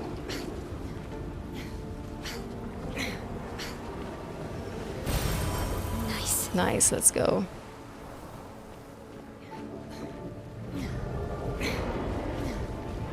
No, it's like, you know, it's I'm not really talking about that, Toasty. It's like I'm not, nobody here is trying to like change my opinion, but you know, speaking of, like, Dan came in here and Dan gave his opinion. It was immediately like addressed being like, well, but you know, all those points that you're hating on did make the game win Game of the Year. And it's like, what are you trying to do? You know, that's what I'm commenting on.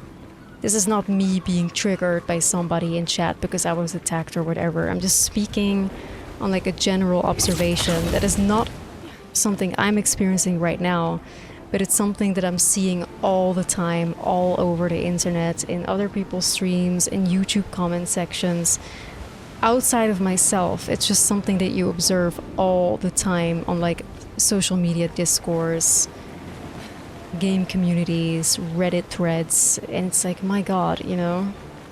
My god.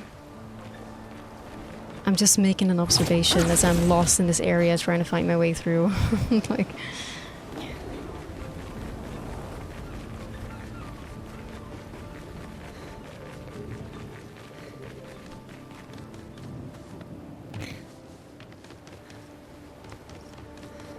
So don't worry, I'm not triggered or whatever the fuck, I'm just giving my opinion.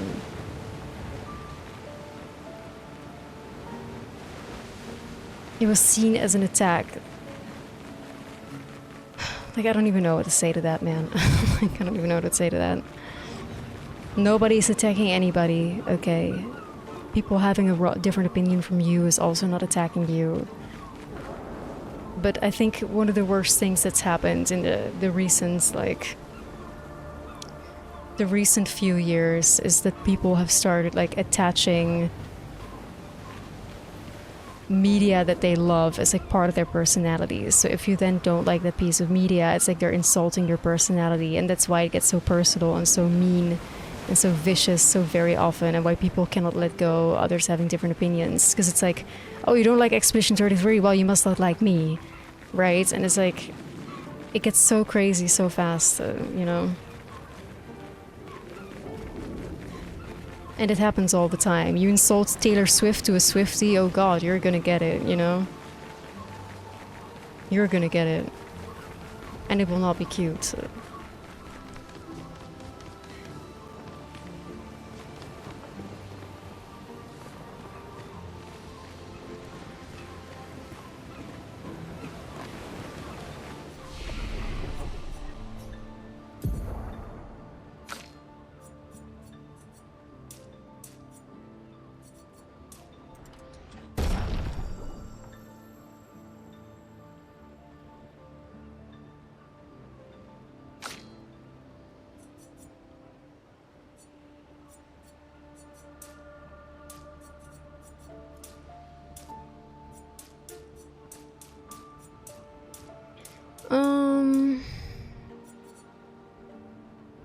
Sure.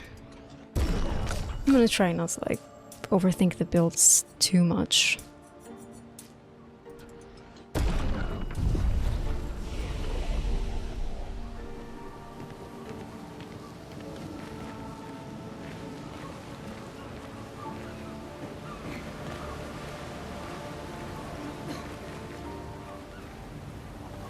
Yeah, that's true, Gamaroth, that's true, and I'm all for discussing like a piece of media and stuff like that. I'm all for it. I'm all for it.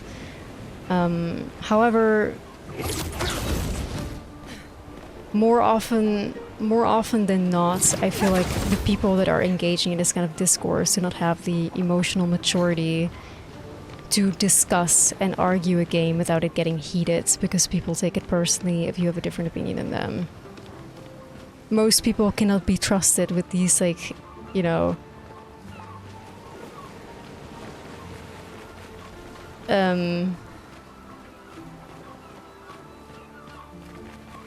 with this kind of like exchange of thoughts. Most people cannot be trusted with that, because most people are in it because, like, I feel like when you genuinely want to discuss a piece of media from like a standpoint of intellectual curiosity,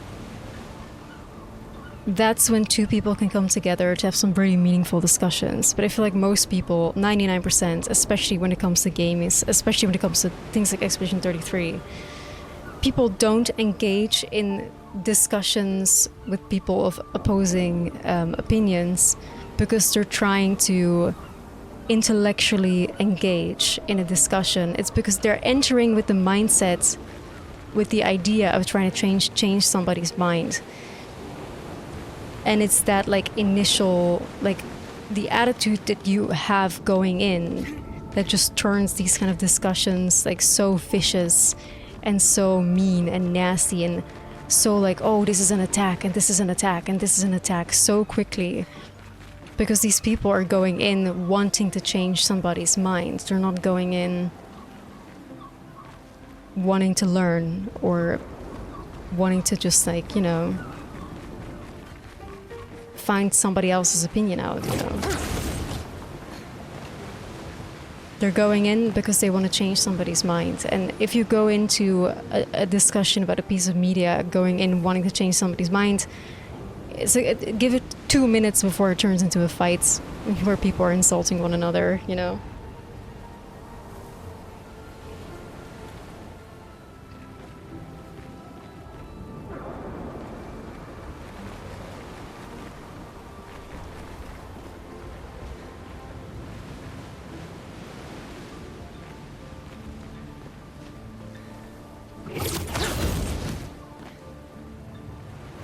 Oh man, like I know there's like some fucking secret here and I'm trying to find it, but I don't know where. Like, I don't know where to look.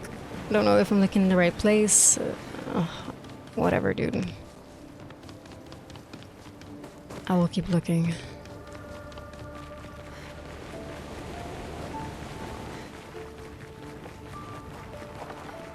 Like, did I just come from here? It's hard, guys. Like, I have aphantasia. I cannot stress it enough. If you don't know what aphantasia is, please look it up. Like, I'm struggling.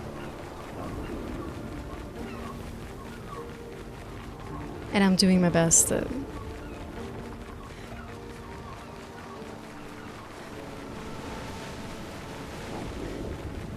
Yeah, it's like streaming is also multitasking. Like, believe it or not, I get hate as well for how much I'm just like walking around doing nothing and walking in circles. And it's like to focus like on a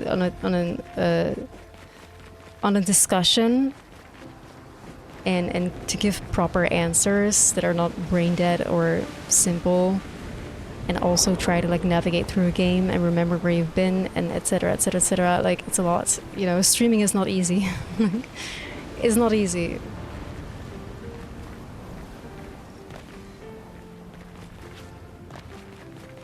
Picturing the map, yeah, here's the thing, Schwandy. I have aphantasia, so I cannot picture the map in my head. I don't have mental images. So I need to actively commit to memory where I've been, because I don't have visual memory at all.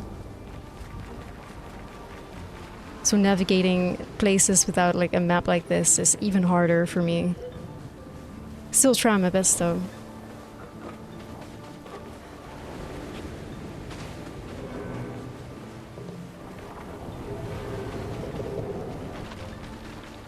Right, I want to go to that other building thing. Still trying my best.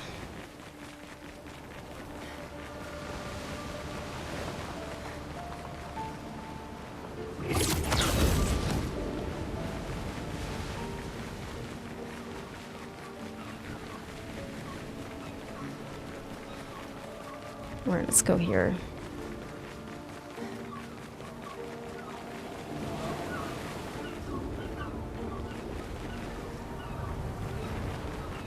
Questioning whether you should state any opinions. I would say reserve those opinions for after a game. I would say, generally speaking, if you feel enticed to give your opinions on the game, I don't think that I am yet, like, I just wanted to know Daniel's opinion, because Dennis, like, you know, doesn't very often have the time to be here. And he's, like, a dear friend of mine, so that's why I wanted to know. But, I would say I will promise you guys we'll have like a long moment and opportunity for everybody to state their personal opinions about the game towards the end of the game or after we finished it. Because I feel like at the moment there's not really any meaningful discussions yet to be had about anything, considering that I'm maybe just like 25% of the game in.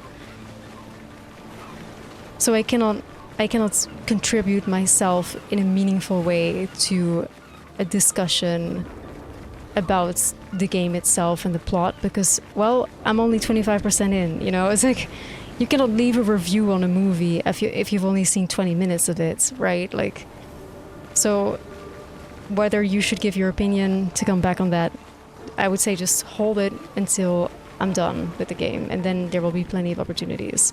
And then you don't have to worry about spoilers either, you know.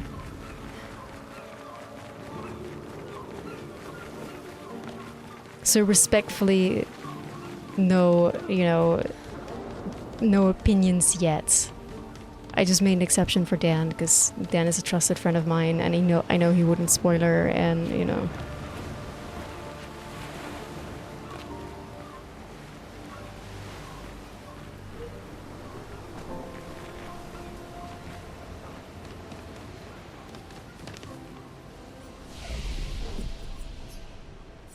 Anyway. I feel like we're walking in circles, and I was expecting to find like some crazy ass secrets in this area, but I found nothing. So I'm just not sure if I've searched good enough, or I don't know what it is.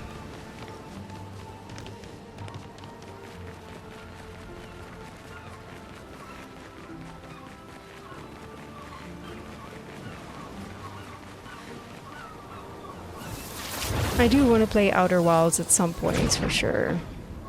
Like, everybody calls that game a spiritual awakening, but it's like the screenshot of it that I've seen is like, it's like, huh? How is that possible? It's still on my list. One day I will play it, for sure. Outer Wilds. I did play Outer Worlds, and it fucking sucked. And it was a big waste of money. I played like an hour and then never again.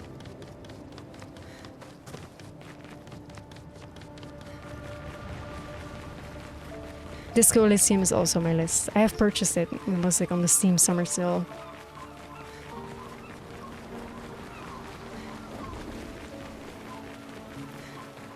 You refunded Outer Worlds. I wish I had done so at the time as well. I was expecting like a Fallout-esque game. Instead it was like Fallout from Wish.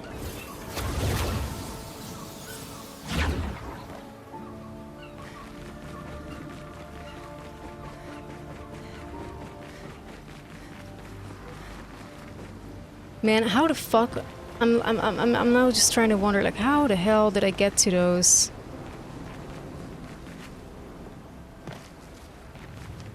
Those creatures there.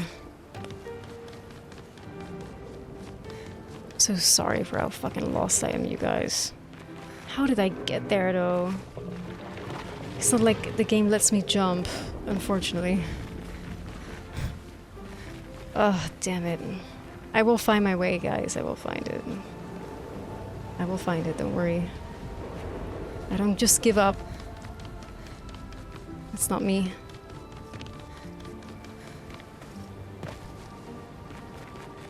I think it was through here. And then over here.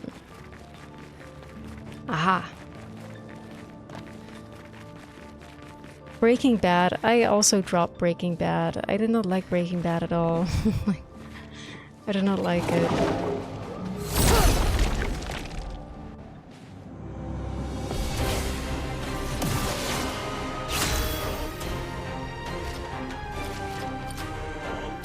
I feel like when it comes to pieces of media like that, like more often than not, there's so many more people that dislike it but are just too afraid to say that they do.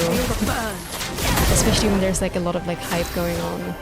Because it's almost like a guarantee. Like you're gonna get hated on, guaranteed if you do so, right? So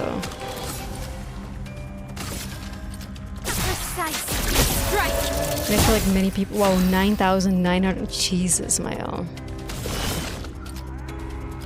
I feel like many people just don't want to, you know, garner that type of attention to themselves. Take cover.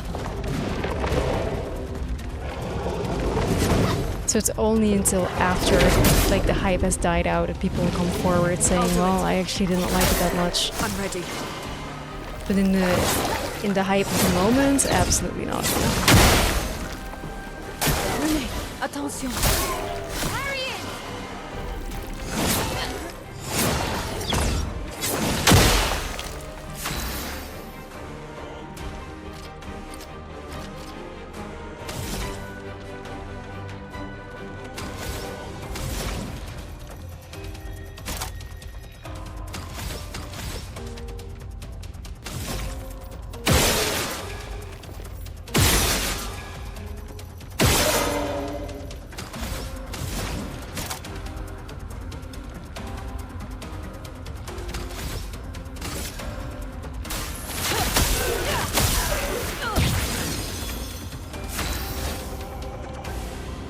This is people that hate because it's popular. I'm gonna say something, you know? I'm gonna say something based on experience. You can either agree or disagree. Regardless, it doesn't matter to me. I have never experienced somebody hating something just because it's popular. I feel like that is very much like simplifying the haters. Are there some people that will do that just for the sake of getting attention? Probably. There's probably some people that are just attention seekers like that. But I am somebody that very often, when I liked something and it becomes popular, that I will jump off the train, you know? I find myself doing that a lot with like certain music or certain artists, you know, or if something is super popular right off the bat, that I'm like, by default, like, okay, having a little bit of like a negative bias. But that is not because of the media or the artists themselves that I jumped off the train or that I hold a negative bias. It's because usually hype comes with such an intense cult-like fan base these days that it just already makes me be like, ugh, you know, like if there's an artist that I used to love that all of a sudden gets really popular, I'm out. Why? Because then the fan base turns into fanatics and I don't want to be associated with that, you know? I don't want to be associated with the cult-like behavior that follows things that are extremely hyped. It's like I can do without this artist, then it's fine. Like I'm just gone. So that makes me seem like, oh, I just hate things that are popular. But that's the opposite. I would love things that are popular because if you like things that are popular, guess what? It's gonna make you popular too. It's like the greatest hack to success. It's just like everything that other people like. When the boo-boos are in, get a la boo-boo. Wow, all of a sudden you're super popular, you know what I mean? Damn, that was such a hack. Like it's never the easiest way to be liked by as many people as possible is to like what other people like. And that's just a fact. Being a hater never gets you any good things. Being a hater gets you hated. So people don't hate for fun, besides like the people that are crazy to the degree that they think that even negative attention is good attention. But that's like a small minority, you know? I don't think many people, you know, are like that. But what I think many people are like is more, you know, not wanting to be associated to something where people will go crazy over, you know? Like, imagine if I had owned a Stanley Cup before the Stanley Cup craze and I liked my Stanley Cup, and then all of a sudden the Stanley Cup becomes a TikTok craze and everybody goes insane over it. I would throw my Stanley Cup away because I don't want to be seen with the Stanley Cup and be thinking that I'm one of those people that rode the hype wave and is now crazy about it, you know? Like, and many people therefore think I'm a huge hater, but it's just like, I just don't want to be associated with crazy people. And most people take their love and their hype for things just way too fucking far, to the point that you seem crazy to people that are, you know, well-tempered. And I would consider myself a tempered person.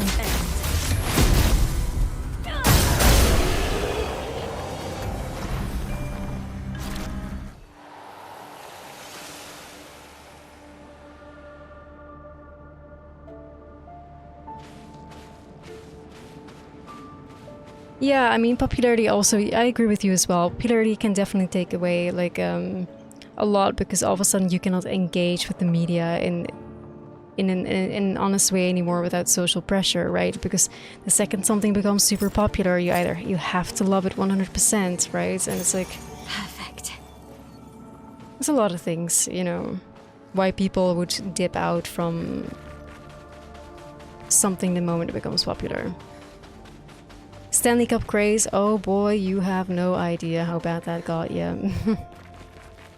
You have no idea. Oh, my sweet summer child.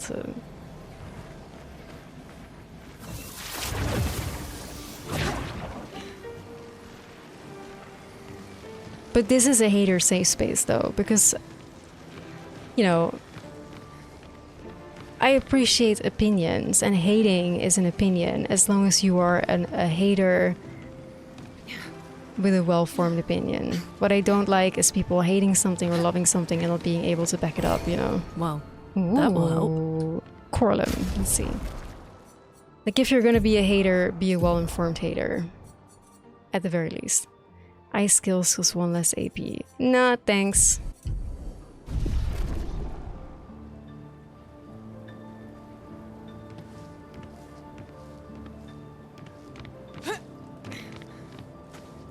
But you definitely don't have to shy away from hating on something here, you know? As long as you stay respectful, like...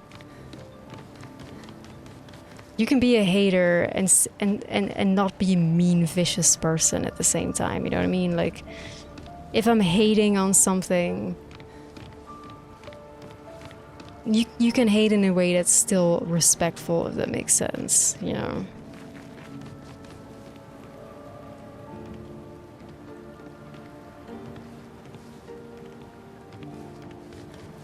I think it's better to be a hater than to be like a toxic positivity person, 100%. But hating is indeed an art, it really is, and you need to do it right, because else you're just gonna seem, you know, whatever, but anyway. It is a hater safe space.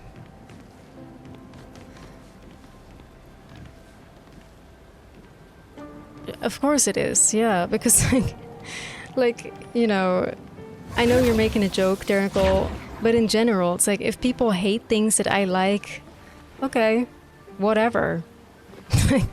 Whatever, you know? Because guess what? I do not fucking feel personally attacked or offended if people dislike something that I like. Because it's like, I don't attach my personality to media or whatever the fuck, you know what I mean? Like... Like, you will never catch me breaking as much as a sweat over somebody not liking something that I like. Like, whoa, you have a different opinion than me. Oh my god, let me get so heated and try to change your mind, like, right this second or something. Yeah, you couldn't catch me dead wasting my time like that.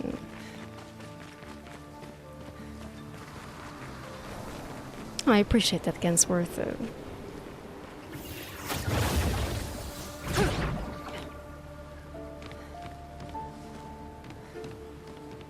I think honestly, like I don't want to like toot my own horn and say, oh, I'm emotionally mature or whatever. But I think it definitely speaks on emotional maturity, or more so a lack thereof, if you cannot like accept that people have other opinions than you and you cannot somehow let that go, you know?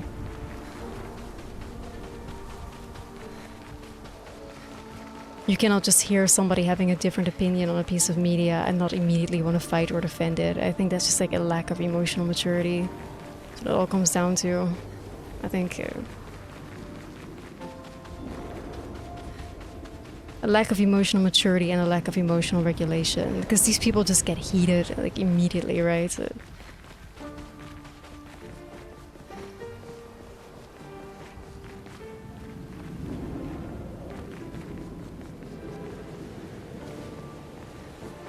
Now, if somebody has a different opinion than you, again, you can absolutely engage with that person and engage in the dialogue.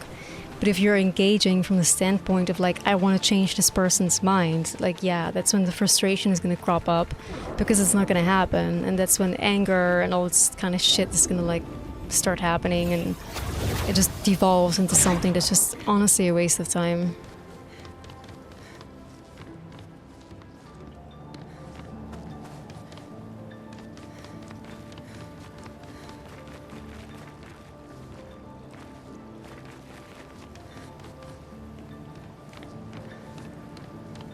Right, I think we've pretty much explored everything there was to explore here. If there is more and I've missed it, like, fuck my life though. You cannot say that I didn't try, so we're gonna try to get back to where we were and get on the right track and get to SKA. I'm saying try, because finding the way back is gonna also be a challenge, but let's try it.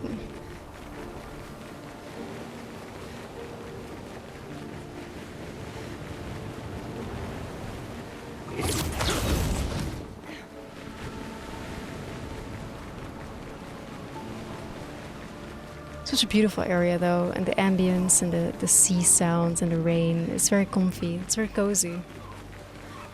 It's cold, but beautiful. And the lighthouse feels like the eye of the storm.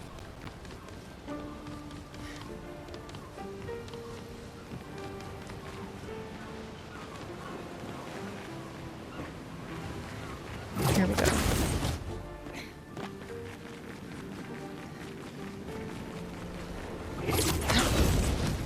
Yeah, we're still looking for a HM serf for our HM slave SKA.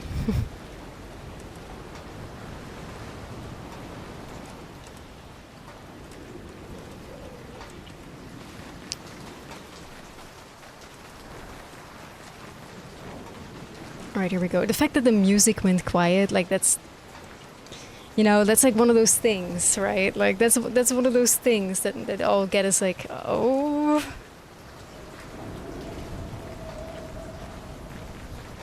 Like, why did the music just stop?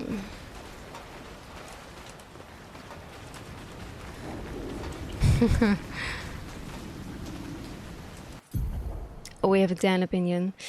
I think the issue with popularity isn't popularity itself. Obviously, you've touched on the fan base. It can be a problem. But also, things aren't miraculously popular. Obviously, they get there because they cast a very wide net. They are built on common grounds, safe expectations, etc. And I feel like the more you've experienced of a form of media, the less that common and safe stuff will hit for you. Because you've seen it too many times before, it doesn't mean it's not high quality, though. Also very true. Yeah, definitely. Oh no, no. No. The lights are going on as we're walking. This is very bad. This is very bad, guys. Why?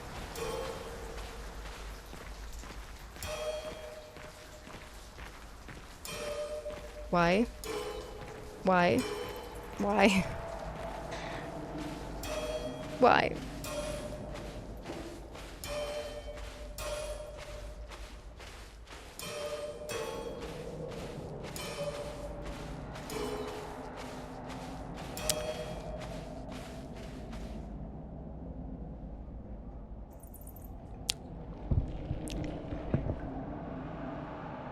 How am I at the moment? I'm not sure yet. Ooh.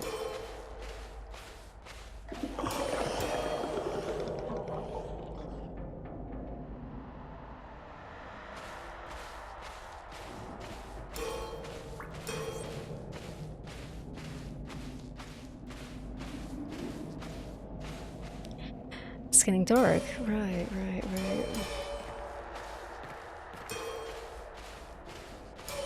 This is gonna be the sea serpent or something. It's like we're being welcomed. This is very bad.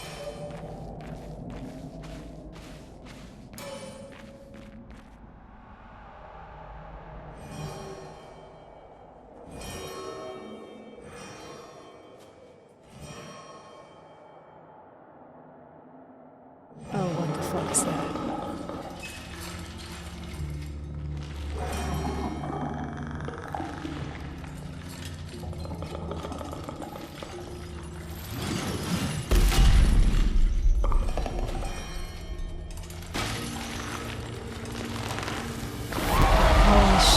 Dude, oh hell. Alright. Godfrey the Grafted? The rock should be nearby.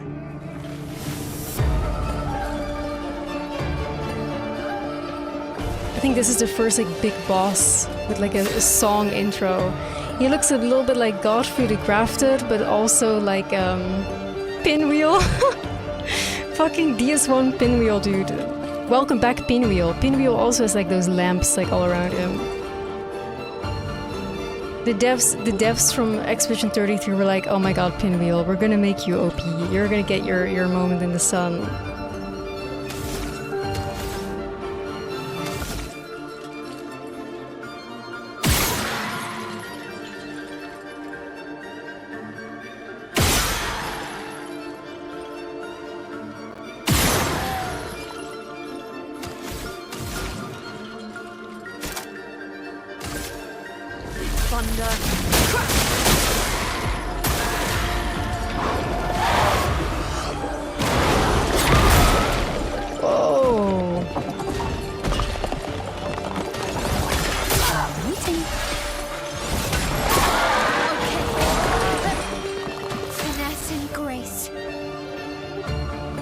Yeah, I went to, obviously I did not expect a boss fight. I should have healed if I did. There's some people that believe that this is not my first playthrough and I'm making it all up, in case you're wondering.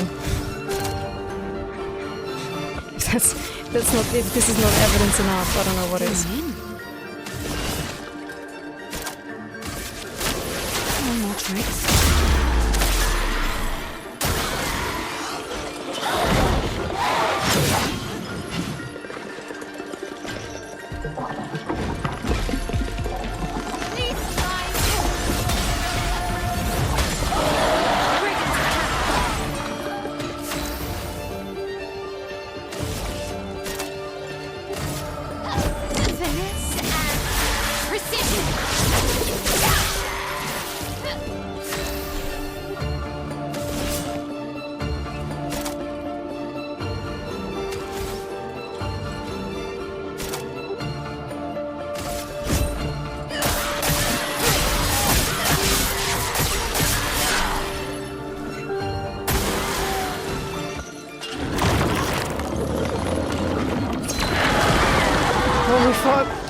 I'm scared.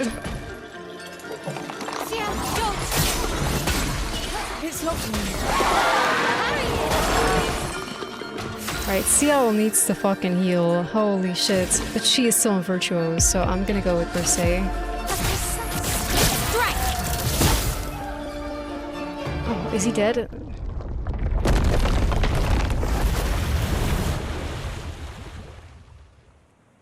Easier than expected. Hey, don't jinx Yeah. us. No need to invite misfortune. That's true. I don't see any stones. What's happening? Oh god, he's back. Oh my god, there is a phase 2. You are lying. You are lying. No way, dude. Phase 2? Get the fuck out of here. Lol. That's so fucking funny. Of course. Okay. Of course. It was bound to happen, wasn't it? It was fucking bound to happen. It was bound to happen. I cannot even dodge because I'm laughing. It was fucking bound to happen, man.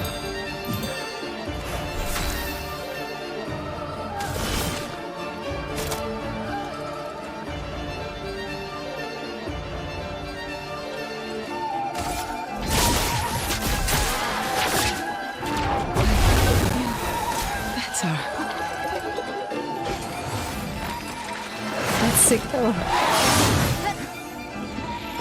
Gotta say that I absolutely love that. I love that. Finesse and grace.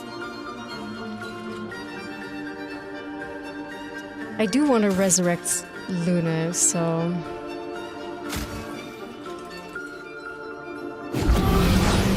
I won't waste this.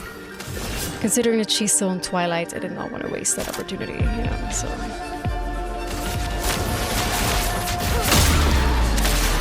No margin for error.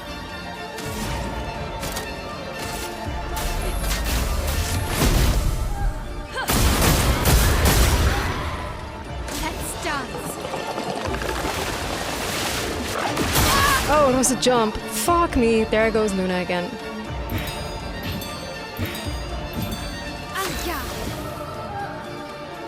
Alright, Luna, get back here.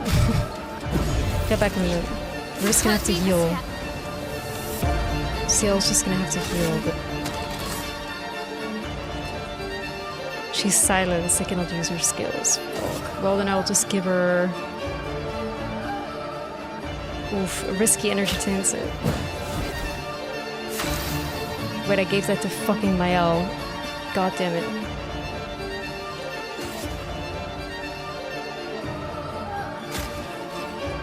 Good. Just use a healing tinsel.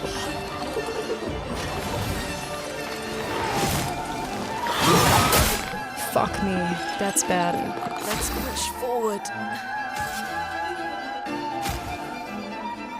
The girls are struggling. Not looking good.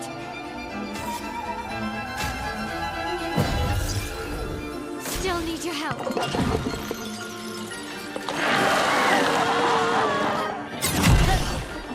Holy delay, holy delay. Holy fucking delay.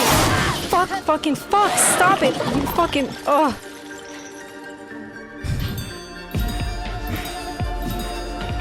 I die. So be it.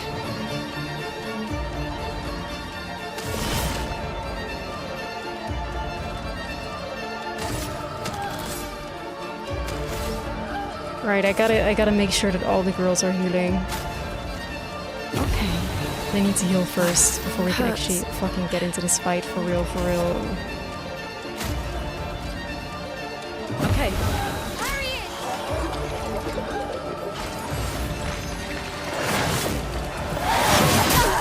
Fuck my fucking Chungus life. Okay. No.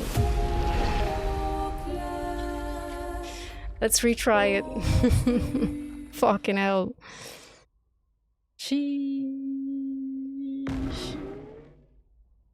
I wonder if we're gonna get started in phase 2. No, in phase 1. Okay, that makes sense. It was unfair though, like we went in all super low, like my whole party was low.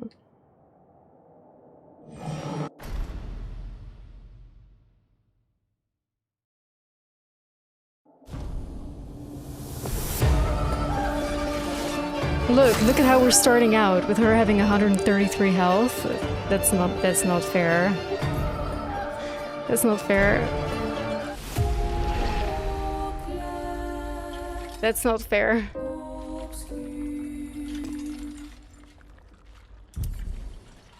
I need to heal my party before we do this.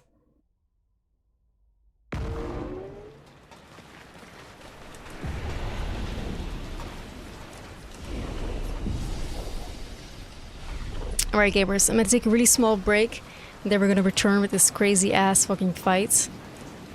So far the stone cliffs have been fucking awesome, so I cannot wait to see what else they have in store. BRB. Couple minutes.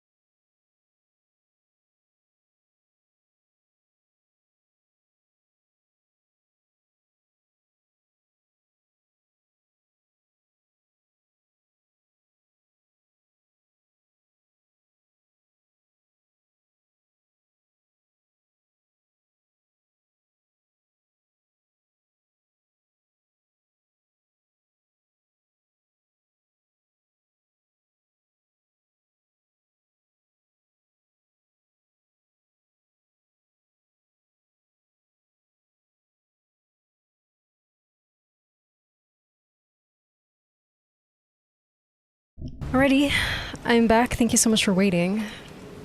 My god, the ambience here is amazing.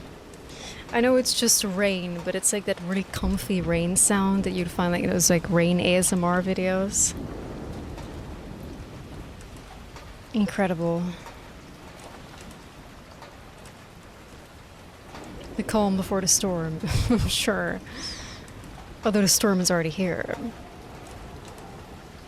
Rain on a tin roof, those are like the best videos, man. Rain on a tin roof, or like rain on like a wooden roof or something. Like, yeah, that's the shit.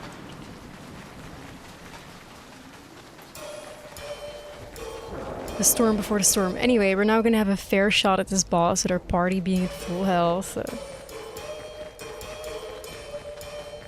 Again, we are on a mission to get the HM Surf for HM Slave SKA. And I'm gonna keep making that joke until it's not funny anymore, and then even after. So get used to it.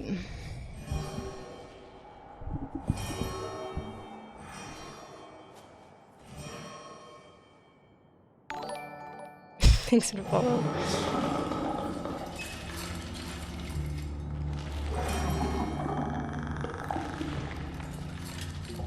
I'll watch the cool cutscene again, I'll give you that.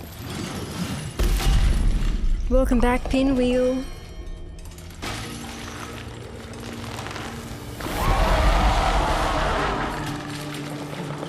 Alright, let's get rid of it. The rock should be nearby.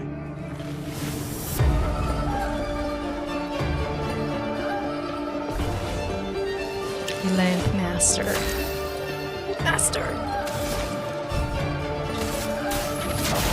Feel the burn!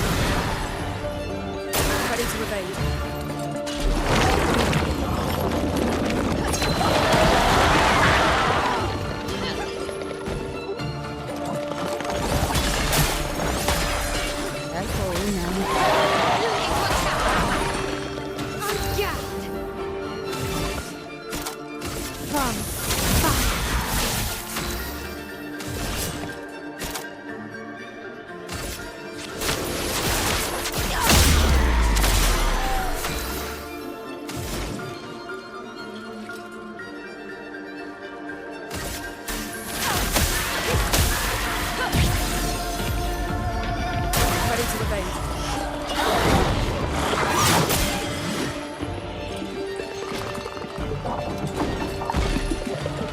I'll do it. Try me. All hail the lamp. Brother Omen, thank you so much for the 6 months.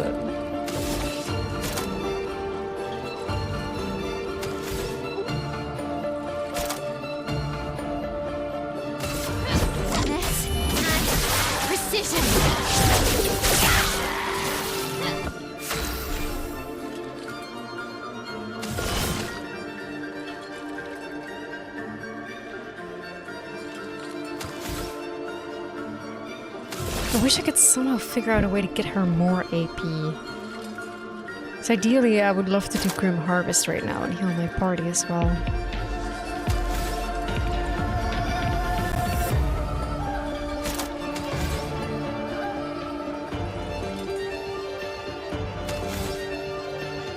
Just have to go for a regular attack, I suppose.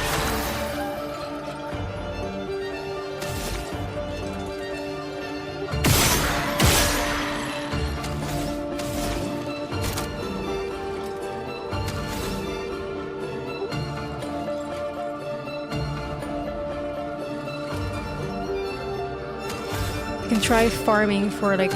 I can't anymore because it's 7. Rose, thank you so much for the prime. Rose the rat. That's so cute. Welcome in. I guess Crystal Crush might be a good one.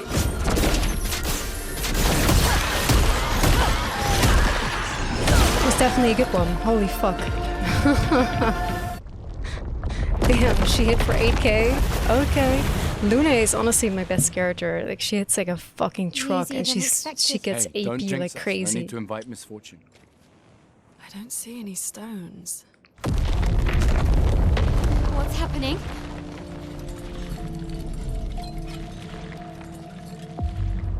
I love that there's like a second phase though. I love that. I love that. I love that. I love that. Hey Mark, welcome in. My soul's heart is happy.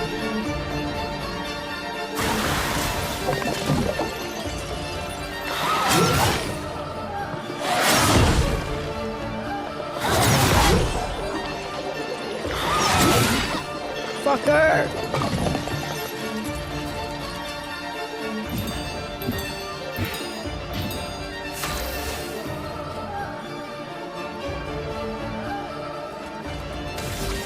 Honestly, good moment for per se. Ready.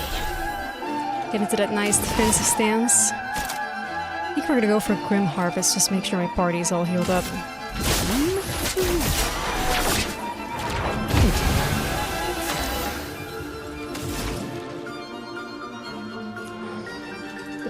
Guys, oh my god, we have the perfect shit for lightning dance. Sheesh, I want it so badly. I want it so badly. I'm ready.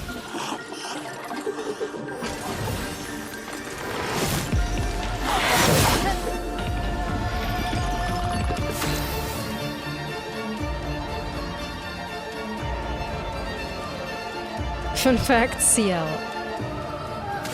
I like that fun fact too.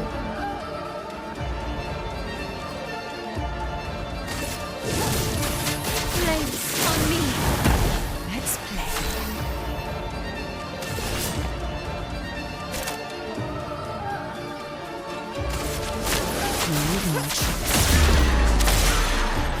Nice. Please, I need 3 AP. Give me 3 AP.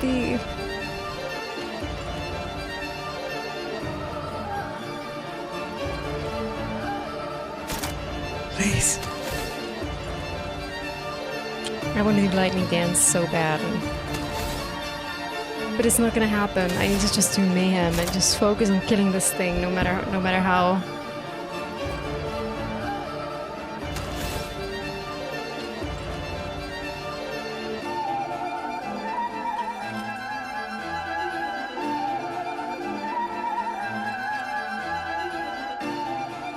So I want to do thermal transfer because that could mean that in the next move I could do lightning dance. But I don't know which of the stains is going to rotate out. Like that's kind of like my issue. I don't know which of the stains is going to rotate out, and if the green, blue, or red stain rotates out, then I fucked myself. Alright, feel free to answer this, because I don't think I'm ever gonna figure this out, so feel free to answer this chat. Chat, this is the moment to answer. Is there a sign or indicator which stain you're going to lose? No, like... It's not good. Oh, the bottom one gets gone? Okay, thank you. Clockwise. So bottom, clockwise. So it goes from bottom to left to top to right. That's not what I mean, Alex. I don't mean what it consumes. It's like, because my stains are currently full, which you can see because of my camera. Because my stains are currently full, if I use thermal transfer, it's gonna generate one blue stain. What stain will it replace? That's kind of what I'm...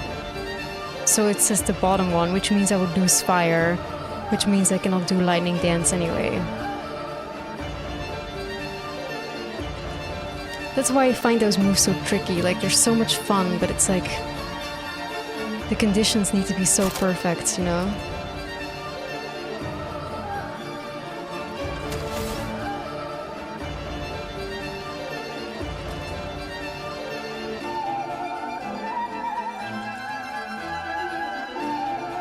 Like, I'll lose my thing.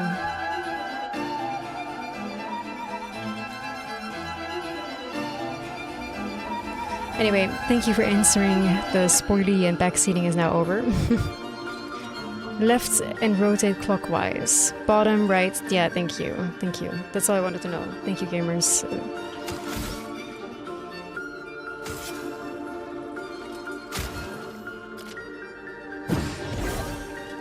Ready to parry.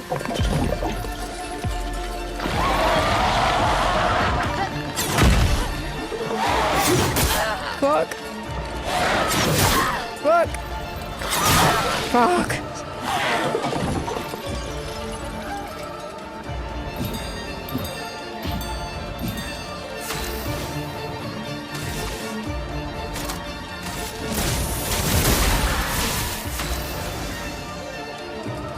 Whoa, whoa, there's 20. There's fucking 20 foretell on the Landmaster. And we have 7 AP. Oh, brother, get ready for the hardest fucking hit you've ever seen in your life. She is locked and fucking loaded, dude. What are we gonna do? High Dark for 5 to 7 hits. Consumes foretell to 200% more damage. I think Phantom Blade, right?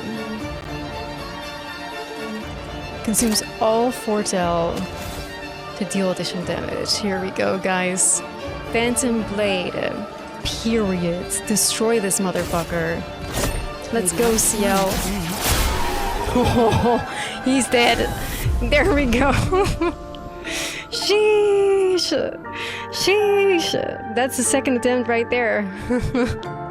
Holy fuck, dude. Damn. Holy hell. Holy fuck. I knew that was gonna hit diff. That was gonna hit different.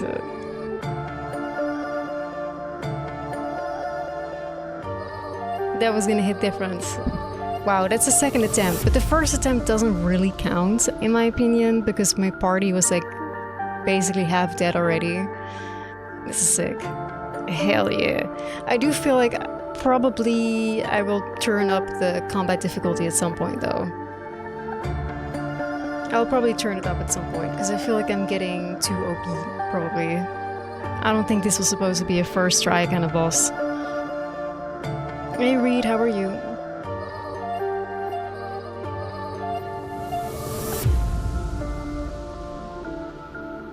God gamer alert, ayo. Nice, this is fun. Cool fights, cool fights.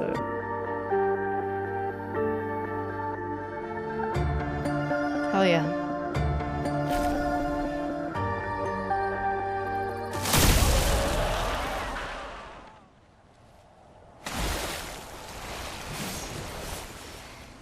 Is it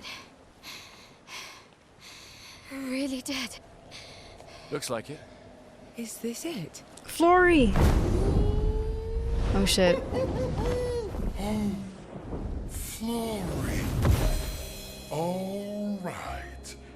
Ready to sail like a snail. Just jump, mes amis. It's not that high. We can finally cross the sea. You don't happen to have some wine stashed away, do you? CL. Hey, you can do this. Oh, it's because she's scared of the water. Yeah, oh. Oh. She doesn't seem that far now, does she? Yeah. Wanna throw one more rock? The others are waiting, but... You might reach her. Okay. What if he does? I'm scared.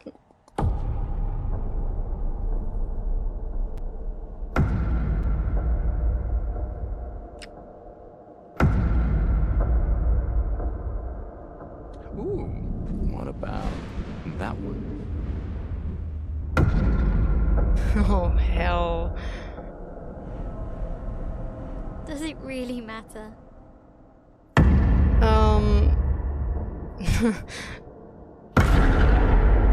Well, you know, like I always say, it's not about the rock. It's more about... Gustav. No way, bruh. Run.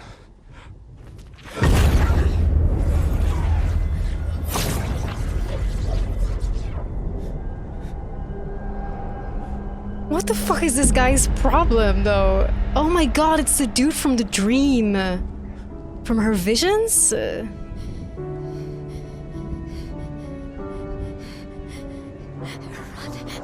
Please run.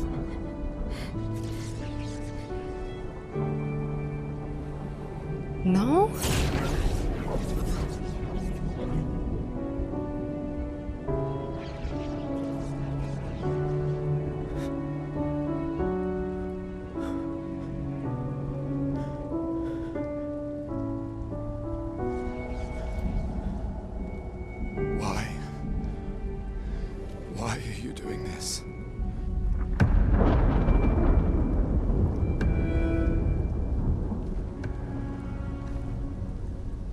He's fine, surely, right? I mean, his eyes look a little bloodshot, but...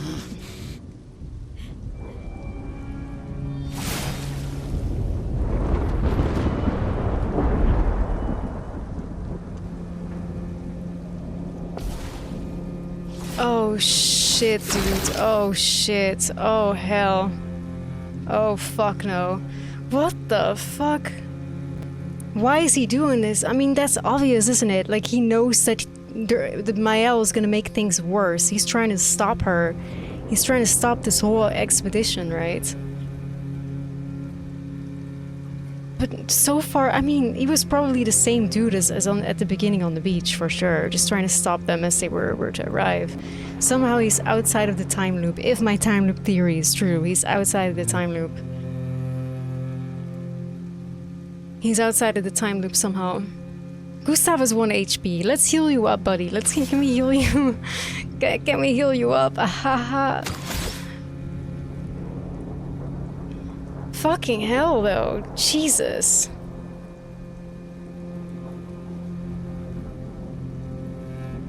And Mael was instantly protected. Did you guys see that too? Like, she instantly got like this protective, like, dome over her. So somebody is protecting her. What the fuck? Like...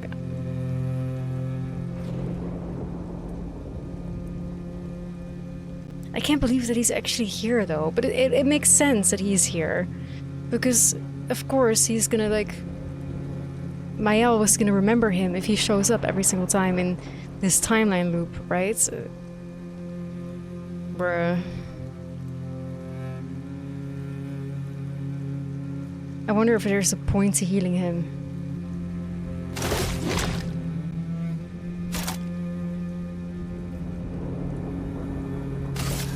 Second wind. We've done nothing to you. We should be on the same side.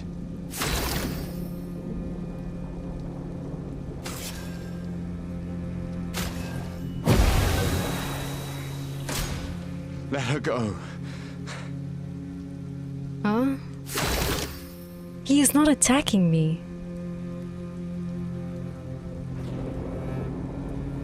He is not attacking me. He's just fucking standing there. What the fuck?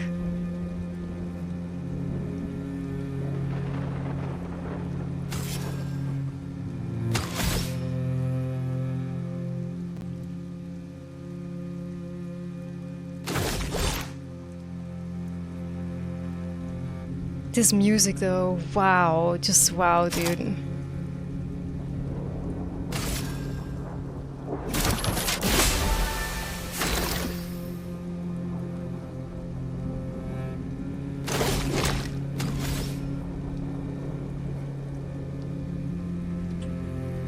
I'm not gonna attack him until he attacks me. This might get me fucking killed though. The white man turns his attention to Gustav. He's about to attack. Something's going on up there. Esquier, get us up there! No way, this motherfucker is back. Are you fucking kidding me? How is he back? Like, what? The white-haired man is about to attack. I don't know, man. I don't believe it. I might be stupid. I don't believe it. I don't think he's gonna... I don't know. I won't attack him until he attacks me, you know?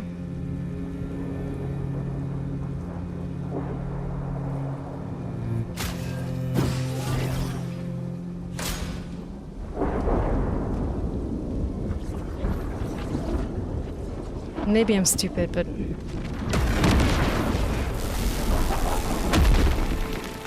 Gustav, no. Why? What the fuck? Why? Now, I did not condone this action. Why did he do that?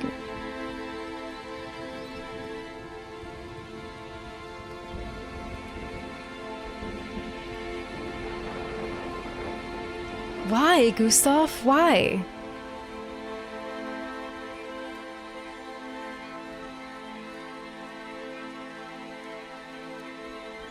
This is so weird. So we're meant to kill him? He did not attack me though. Like, what the hell? He didn't... Like, he just stood there. He could have attacked us. If it was like a genuine fight, he could have attacked us, but he didn't attack me. I guess Gustav did decide for us. Yeah. I don't like that. I don't like that very much. It's like, clearly it's meant to happen that he's supposed to die. But... why is this happening?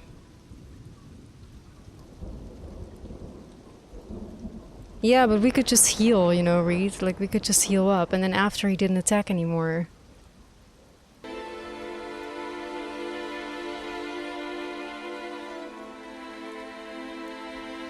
I think honestly that the man was aiming for Mael. I think he was aiming for Mael.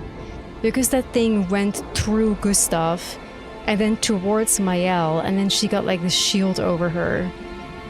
I think he never meant to kill Gustav.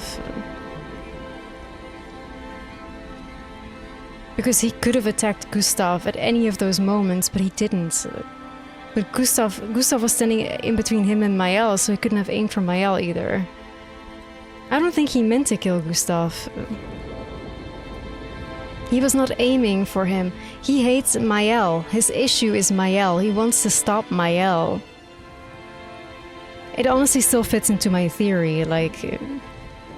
I think that he probably is like, we should not kill Gustav, because if we kill Gustav, then Mael is gonna go crazy and things could get even worse.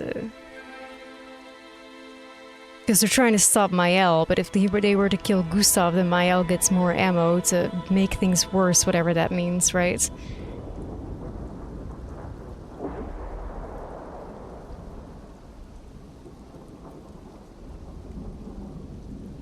No, I don't think so. I think he was trying to shoot through Gustav, because Gustav was standing in between him and Mael. That thing did not just, like, it shot through him, it went through him, and then to Mael. And when it reached Mael, she got, like, this shield over her immediately. So I don't think that he was shooting Gustav. I think he was aiming for Mael. And then when Gustav squared up, he didn't fight us. He didn't fight us, and I was like, okay, I'm not having it. But then the game decided for me that Gustav needs to kill him anyway. That's kind of weird. I'm not sure how I feel about that. I'm not sure how I feel about that. But yeah, I don't think that guy was aiming for Gustav.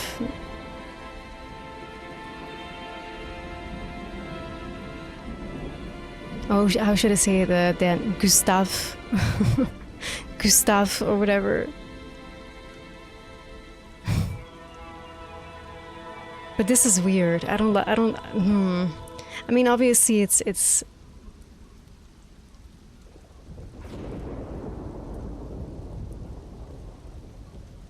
I don't like this. Why? If something really bad is gonna happen because Gustav killed this guy, I'm gonna get pretty pissed. I'm telling you right now.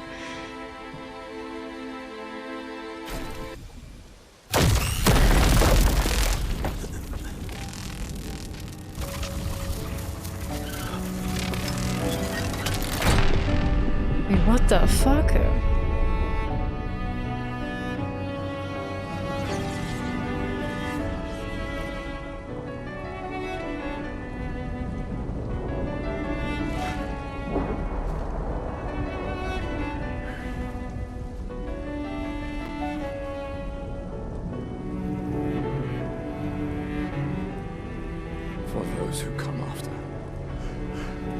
Why is he bloody all of a sudden? I fully healed him up too. Right? I healed him though.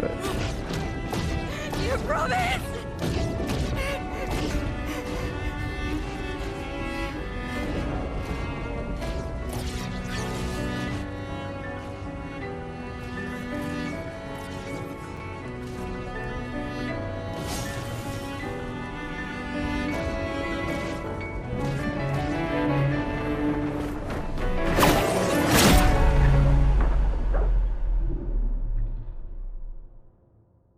Right, that is what Mael saw, though.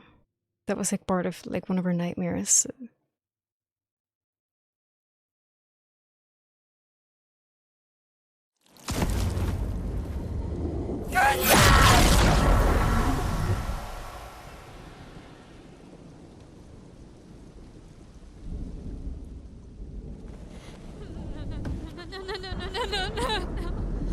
Holy shit, that's a really corpse-looking corpse.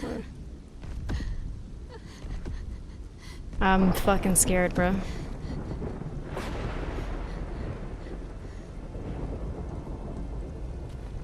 You won't yet understand. But this is a kindness, not a cruelty. What the fuck?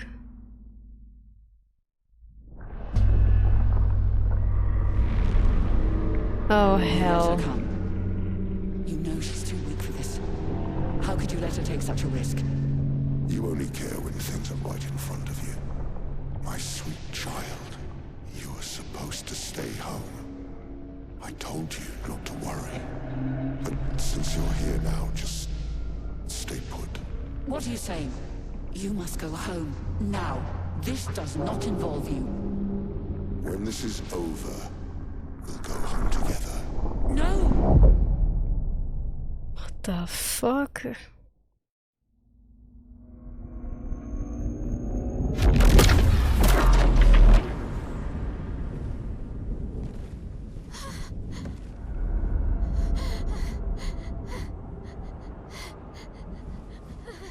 This won't make sense to you now.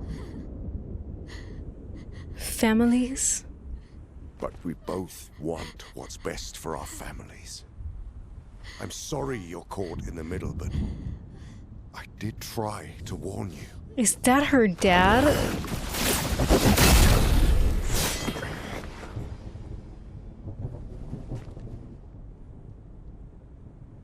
It's been a while.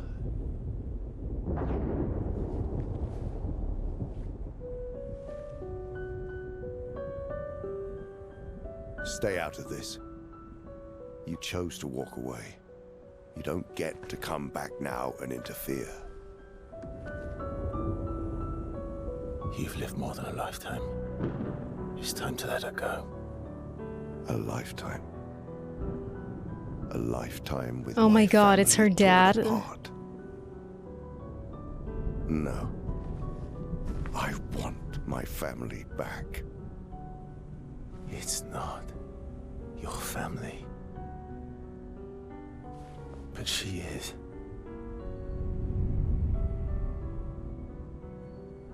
What the fuck? You would use her.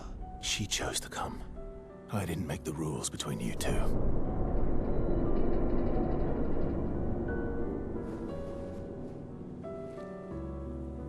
My heart is racing, you guys. Hey. You alright? It's okay. I'll handle things here.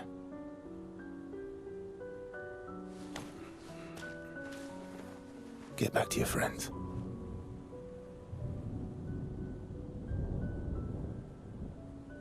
Well, her friend is right Go. there, though.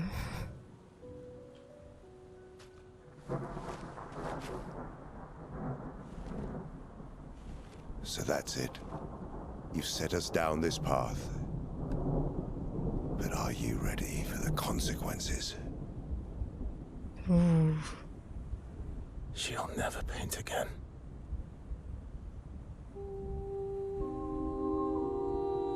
What the fuck does that mean?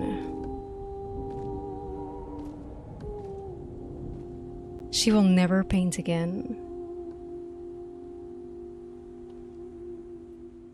What the fuck?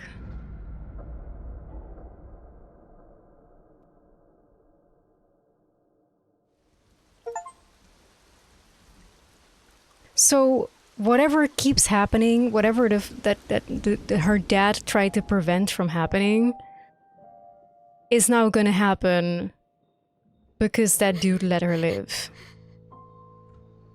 Or let her continue. So I guess the loop, this is supposed to happen and it always happens. Oh, poor baby.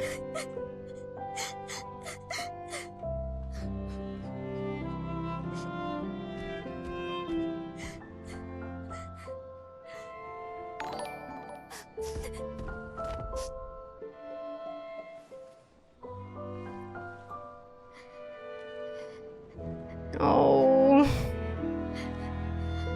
Oh no.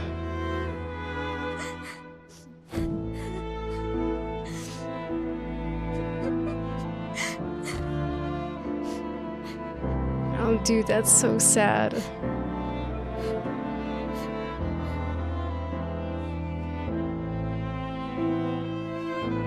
I'm tearing up, guys. That's so sad for her. Damn.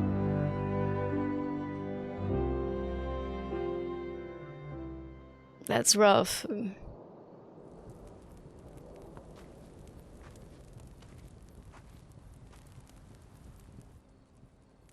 Oh man. Thank God there's SKA.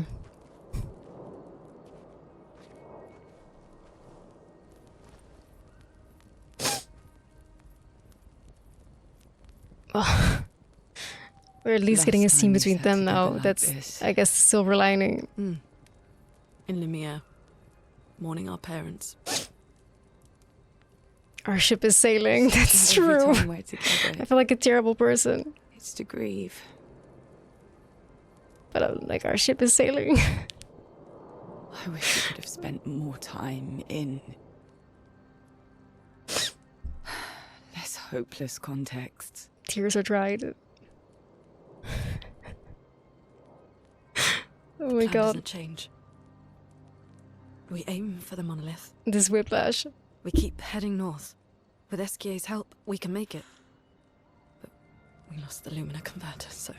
It's okay, we can think about that later. All the backups were destroyed by that man, but Expedition 32 will bring more. Their chances will be better.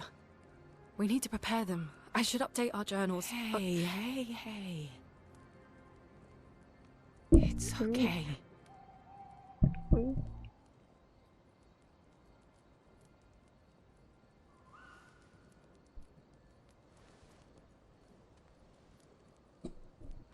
Tomorrow will still come.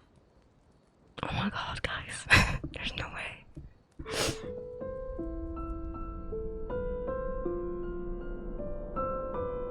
You lie. You lie. Oh no. Oh no. Oh no, not this motherfucker.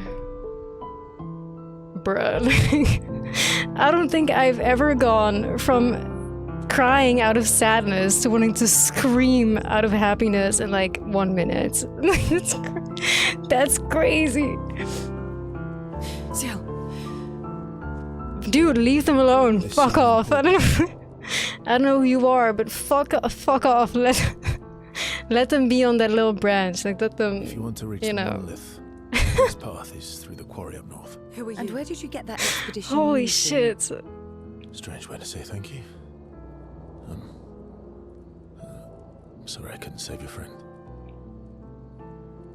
I'm wearing an expedition uniform because I, too, am an expeditioner. What? What do you mean you're an... I've never seen you before. First expedition. Expedition 0. Expedition 0? But how are you alive and not... Old? I don't know exactly, but some of us stopped aging, and we're not affected by the gamage. Some of you? Like the man on the cliff? Anwar, our commander. Why? Why did he massacre our team? How could he turn on his own people? He believes his immortality is a gift from the Paintress. Killing her would kill him too, and he enjoys living forever. Really? It cannot be that simple. And you don't? Burying everyone you know while you live on can weigh you down a bit. I couldn't help your friend, but perhaps I can help you. You want to join us? If you don't mind the company. It cannot possibly be that simple. No way. So, if I want to kill Renoir, I have to kill the Paintress first.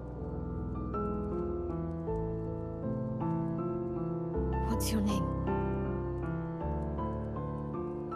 Verso.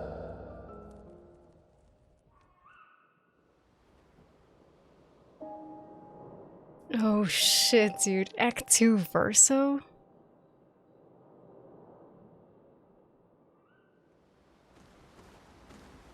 What the hell? But there's not a chance that it's that simple. Like, oh, he just wants to be immortal. And he thinks the immortality is from the Paintress. There's not a chance in hell that that is true. There is not a chance in hell. I don't believe that at all. Not a bit. Not a bit. I don't believe it. I don't believe it. There's no fucking way. The fact that they're immortal, wild though. Wild. I did not expect that.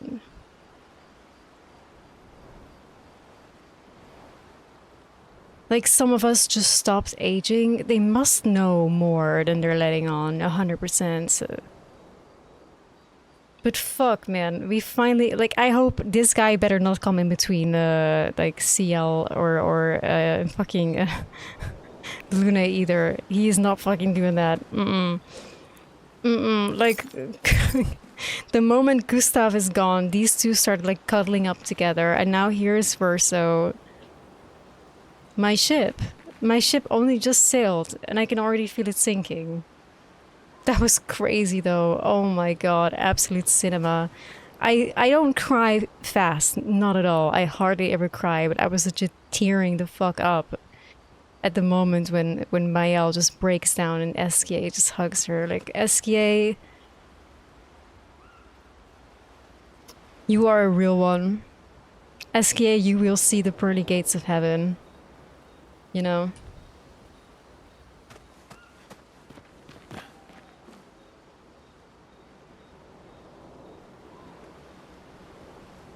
You will see the pearly gates of heaven, Esquier. You will. But I just don't think it's that easy. Like, oh yeah, like... Yeah, they just want to be immortal. I need to replay that scene again, though, and pause and yap through it. It's just like, because it's just too much. It's too much, and I need to know exactly what the fuck is going on. So we're gonna rewind it.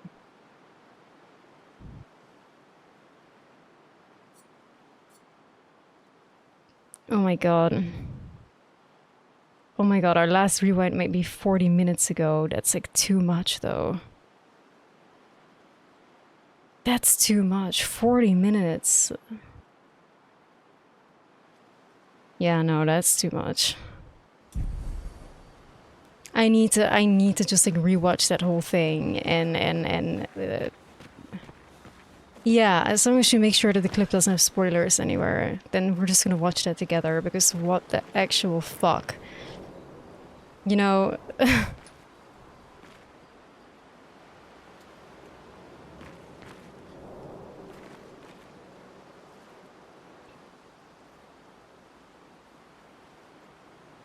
But we know for sure that that dude Renoir is her dad. But that's kind of so weird, isn't it? Because if he is from Expedition 0, which is an expedition that happened about like 67 or so years ago. If he is from Expedition 0, how is Maëlle this young? Like, family... Okay, maybe it's like her grandfather or something? It doesn't need to be her dad, per se. It could be grandfather.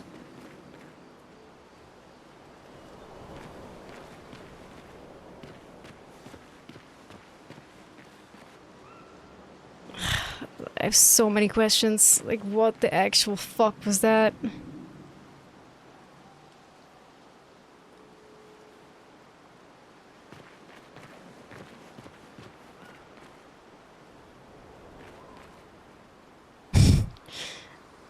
I can only stare, but that's some of the visions that she saw. And I feel like my time loop theory is not yet dead. It's not yet dead, because she has seen this before. She saw the exact moment Gustav got stabbed. That was one of her nightmares. It was the exact sword. It was one of her nightmares. The exact same reaction of like screaming. So it has happened before. It has happened before. It has happened before. And yet here we are again, just like we've been here countless of times. And I guess it makes sense though, doesn't it? Because the death of Gustav sets Maëlle on the path of trying to kill the paintress. And maybe because the paintress gets killed, she cannot paint another number, and that's why the year restarts again. My theory still holds. It's still holding up. My theory is still holding up.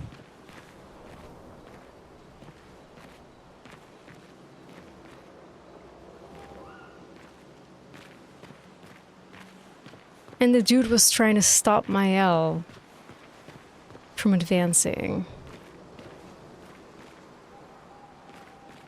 Maybe the manor is where all these guys live. They look fancy enough to live in a manor.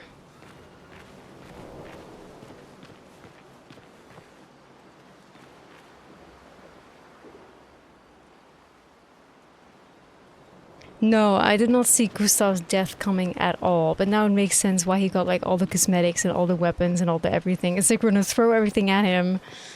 Like, that early.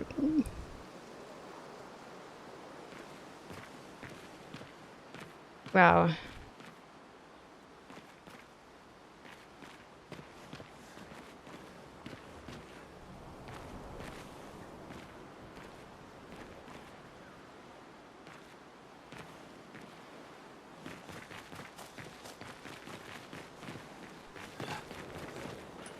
I don't even know what to think. Like, it's like one of those things.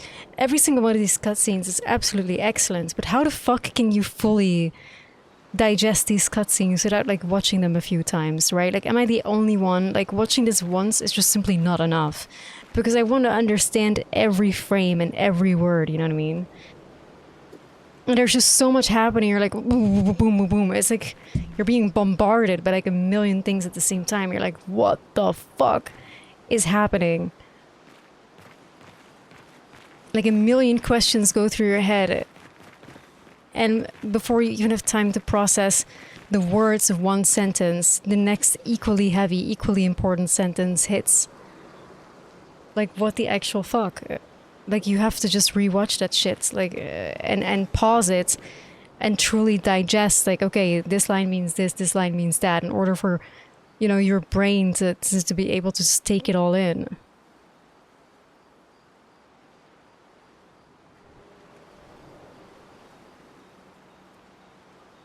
Like, if I don't, I swear to God, if I don't rewatch this and digest it slowly, on God, like, only like 10% of that will stick. Like, if you were to tell me right now, like, what exactly happened in those cutscenes, so much would be lost, because it's just so much information that's just like boom, boom, boom, boom, boom, boom, boom, boom.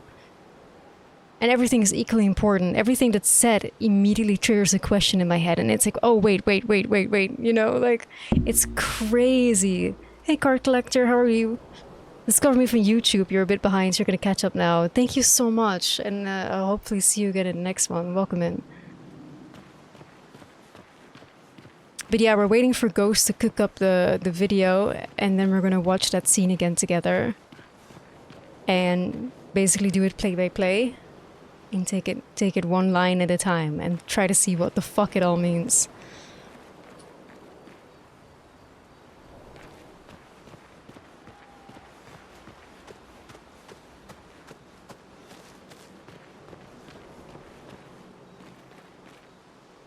Yeah, is there not like a YouTube video though, Ghost? Like, does nobody have this scene like on YouTube? Something easier than it having to be made? Because, yeah, I wanted to reload a save, but it's like 40 minutes ago, so I think it must be before, like, the boss fight even, that a save was made.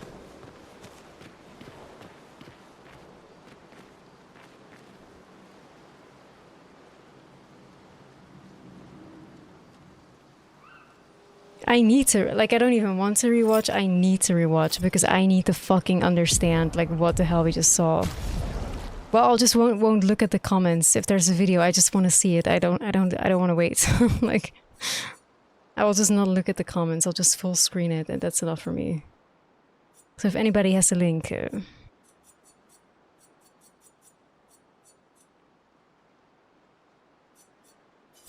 well, I benched Gustav because I like the moveset of the girls better. Gustav is very easy though.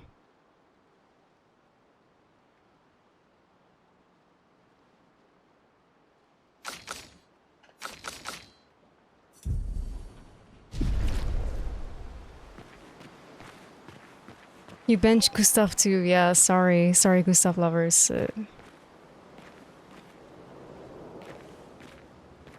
Like, all the girls are hitting so much harder than Gustav hit for me. Alright, we have a link.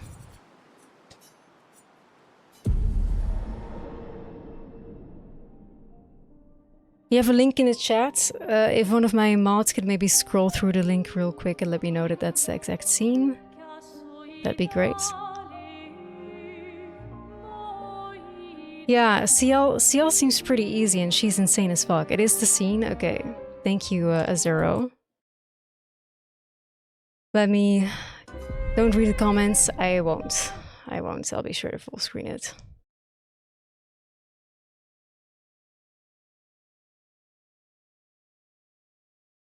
Looking at the sidebar and associated videos. Okay. I will fetch it. If my fucking Streamlabs OBS stops misbehaving. Alright, I will be heading to YouTube. Give me a few seconds to get this sorted, everyone. Flashbang.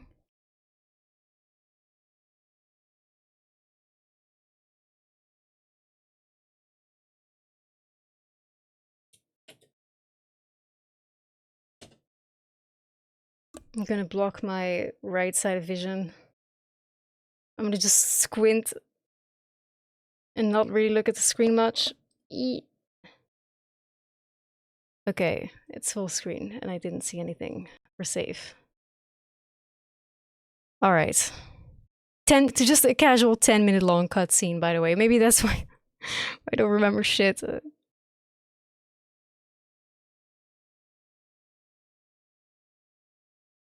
Oh, this is thankfully just like my YouTube. Oh, my YouTube. You see, it's my own my YouTube channel from my YouTube channel. It's not my personal private YouTube. So I don't watch any videos there anyway, because like by making Expedition 33 content, it's already recommending me Expedition 33 videos. Like, so I never am scrolling on the discovery page of my own YouTube, like the Elisa Prey channel. I'll use my private YouTube instead, so it's all fine.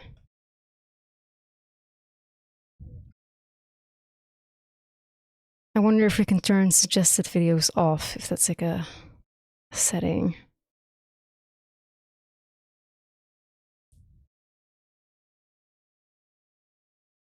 Stop watching at about 10:15. Okay, thank you.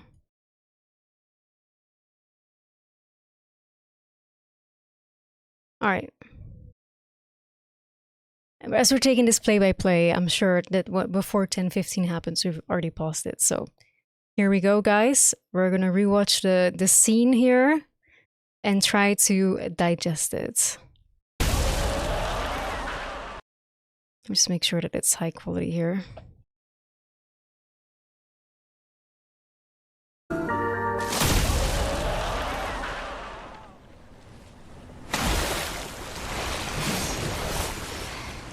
Is it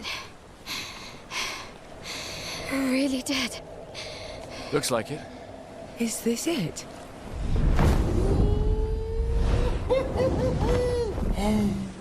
No SKA. All right.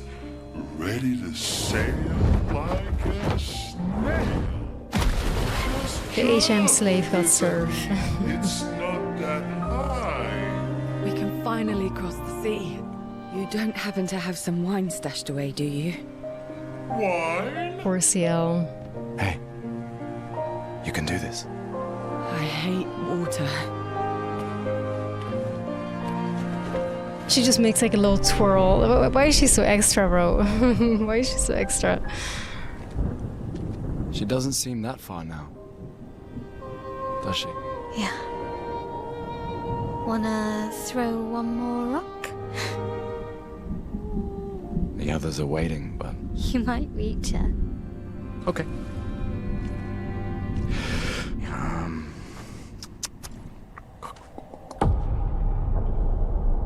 I can't believe my owl didn't see him coming. I was like, Mama, there's a girl behind you. You know that meme?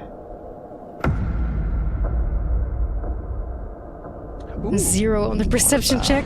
Like, bro is not being subtle either. He's like, boom, boom. He's like, the thing from the Odyssey. Boom, a man, a ship, like a song. Like, I don't know what it was. It's like fucking like, who is that? Fucking a war. Like, it's like the dude is like entering like a motherfucker. A trick. Does it really matter? To break the walls of Troy. Like, bro is loud. Like I always say, it's not about the rock. It's more about... Holy fuck. Okay, that's like the first moment. Look at this. It says that this has been replayed the most. What the fuck is wrong with these people?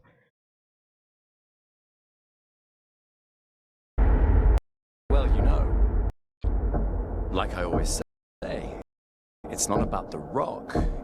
It's more about... But do you see, like, it aims right for her as well. Right for her too. Like, it goes right through him. Right to her.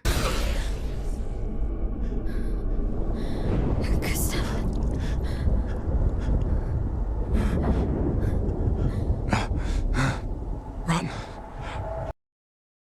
Fuck. Oh. Wait, wait, that's my stream. Why the fuck did that just happen? Hold on. Damn it. Fuck you, YouTube. That's scary. Okay, I'm not looking. Apparently, if you fucking somehow click down, it gives you videos now too. Alright, we're back. Thankfully, it was just my stream. It was thankfully just my stream. I will have to use the pause button, I think. This is my space bar. Well, you know, like I always say, it's not about the rock. It's more about...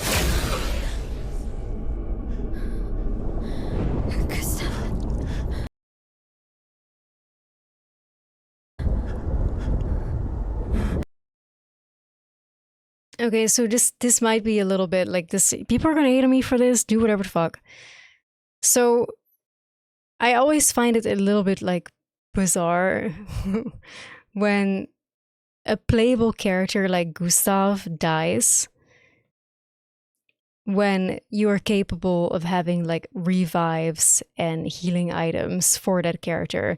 Like if a non-playable character dies, it's like, okay, I get it, because like it's not like we can use those items on him. But the fact that he has died so many times in my playthrough, you know, and he's been hurt so many times in my playthrough, I mean, you just heal him or you revive him. It's so like, okay, I get it, you know, I get it. I get it, right? But I always find it's a bit just like, ugh, you know.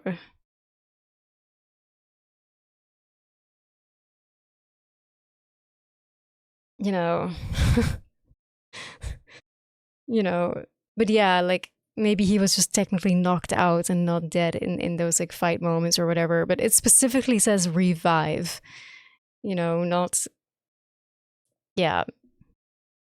Anyway, it's not like that matters, obviously, because this is just a story. This is like how they're trying to bring the story, but it's always just like a little, you know, I'm always like, why can't we just revive him? You know, why can't we just res him? Just like we've done plenty of times before, but you know, it's fine. It's fine. It's like, it's what it is. It happens, like, it happens.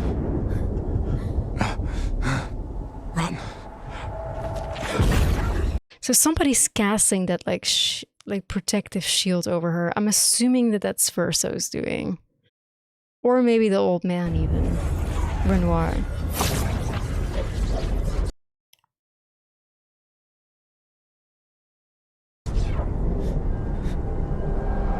I think he did it, considering.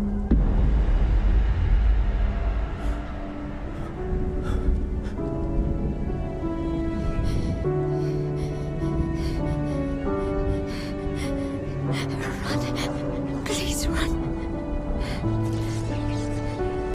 I also think it's just like... Well, like, of course, we're not seeing the moment before this. It's a bit weird where the cutscene starts. It's so... Like, how inconvenient that his Lumina converter breaks right at this time, right? Like, we've used it so often. How inconvenient that it breaks at this time. Like, you know, it's like they're not really making a convincing, like, death scene in the fact that, oh, all of a sudden, like, you know, all of these things, like, are happening wrong, right? So, like, he has used his overcharge because he was using overcharge like so often, but now obviously his whole arm falls off, which is like, okay. But whatever.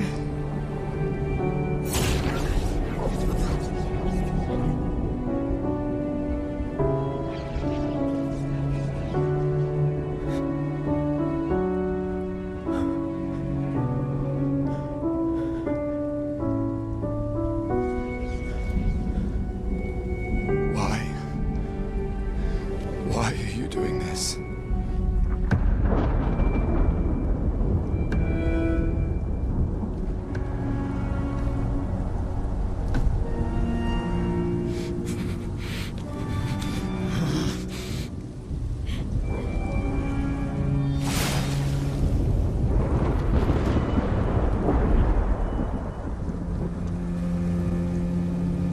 Yeah, then this fight. It's gonna be interesting to see if here's what happens, like if you actually fight him, because I didn't fight him.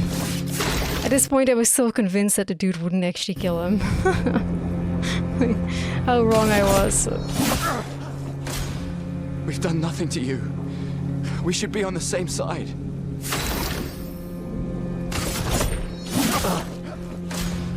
Let her go.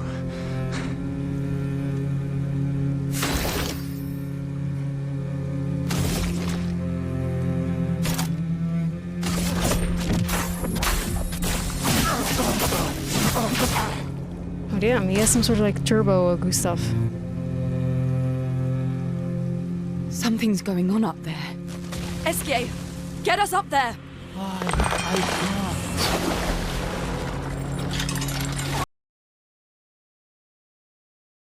Like, what even happens here? Like, what? Like, did this thing just come out of Esquier? Or just randomly out of the ocean again? I'm assuming you're standing on Esquier.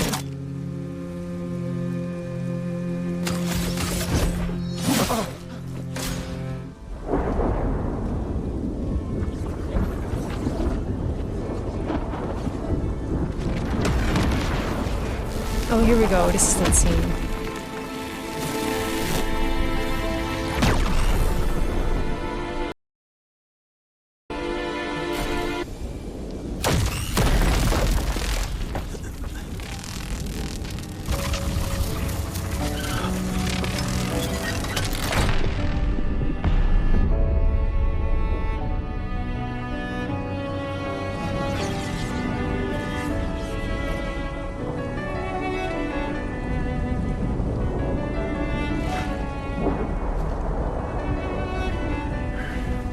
But he might be immortal for real. Like, that's...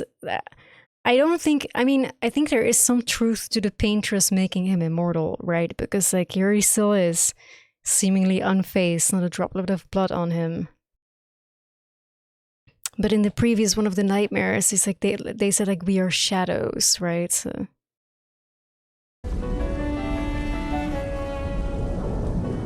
They're like weeds, they're ever persisting. That's something that the white-haired girl said.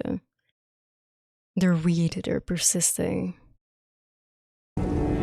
Like, they're stuck here. They are for sure stuck here. But do they really want to be stuck here? Like, for why? For those who come after. Right? No. You promised!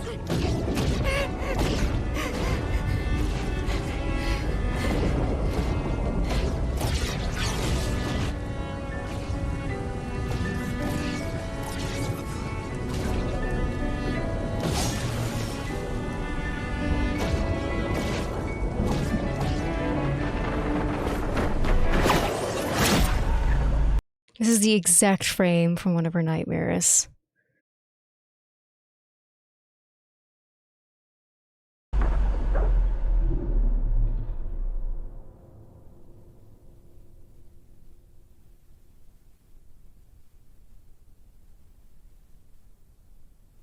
Yeah, it's the exact frame from her vision, her nightmare, which means that this has happened before, right? She's seen this before. My time loop theory is still holding.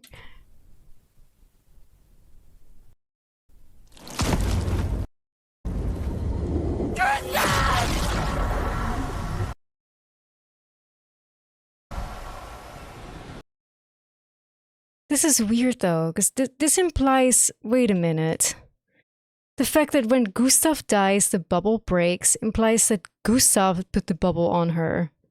Almost, you know? So he's the one trapping her and not letting her out. Wait, sorry, that's my night rain screen. He's the one trapping her. It must be him that put that bubble on her.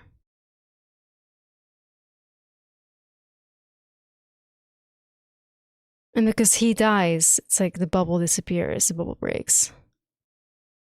So he was preventing her from fighting him or helping him fight him. Or preventing her from running, which is strange.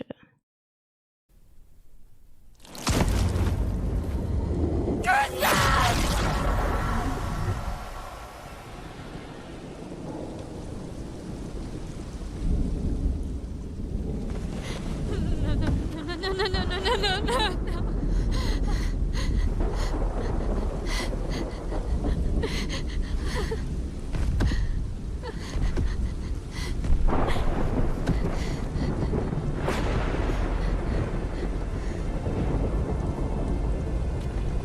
You won't yet understand. But this is a kindness, not a cruelty.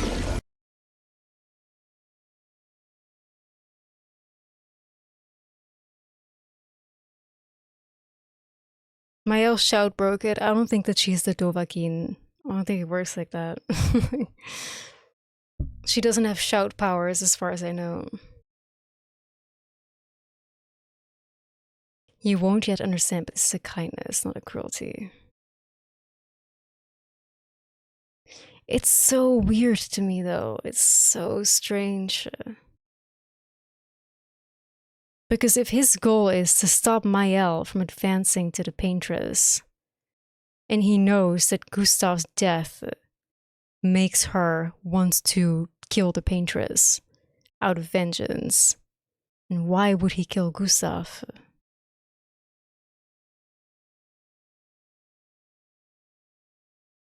The only angle that I can see is perhaps that the truth is, like, but no way this game would be that shallow. That he's just like a man that likes immortality and wants to spend it with his family. And she is his family. So killing Gustav basically is like killing off, you know, her surrogate parents so that now he can be a grandfather to her. Like, is that it? It can't possibly be that simple though. Not a chance, right? Like, not a fucking chance in hell.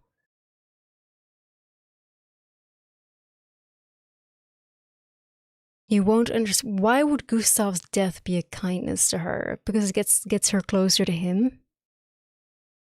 Is that it?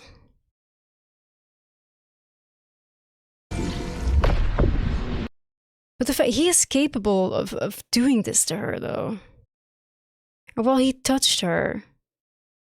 He tried to touch her, and then she got this like out-of-body experience where she's once again like warped back into a quote-unquote nightmare.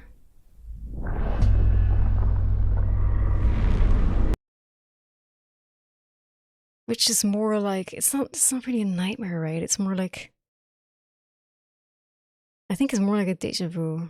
You let her come. You let her come? You know she's too weak for this. How could you let her take such a risk? You only care when things are right in front of you.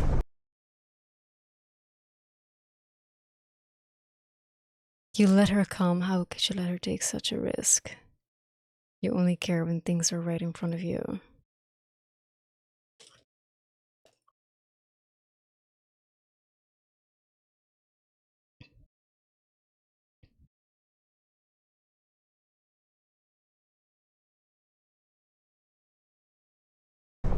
My sweet child, you were supposed to stay home. I told you not to worry.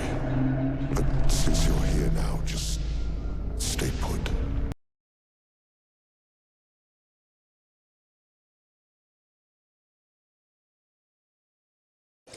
This is, I think, the most, oh my god, vaguest part, I think, of the dialogue. My sweet child, you were supposed to stay home. I told you not to worry.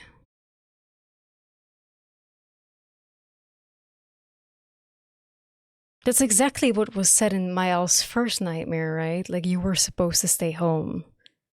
But the voice is different. It's a different voice. It's a different person.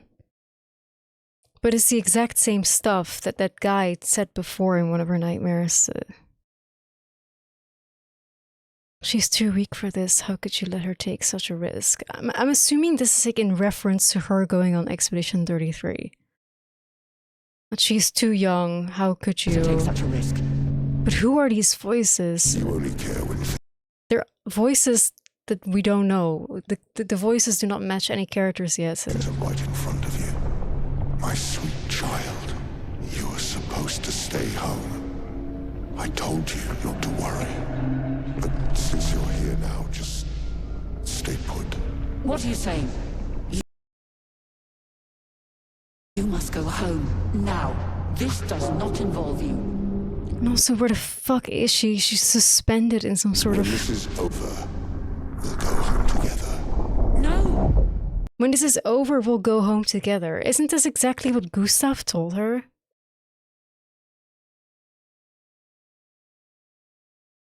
Gustav also said something along the lines of, when this is over, we'll go home together. It's really weird, because like these lines, we've heard them in other places. But different voices.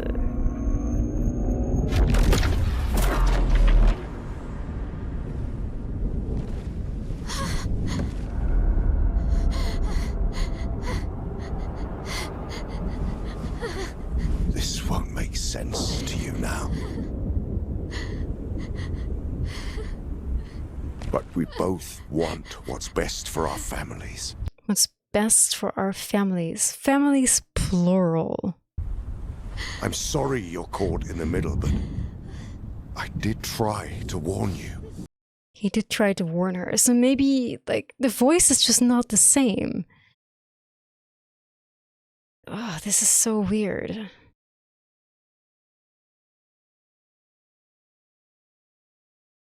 Like, he doesn't age, maybe Mael doesn't age either. I mean, obviously, my timeline loop still holds, man, my timeline theory. Wait, he tried to kill her just now? Warn you.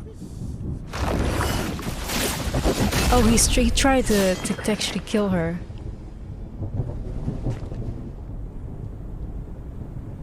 It's been a while.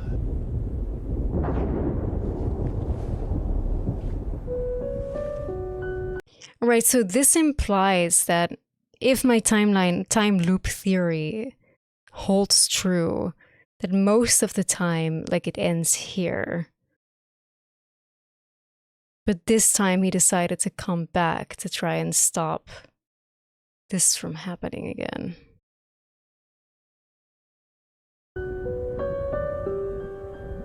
Stay out of this.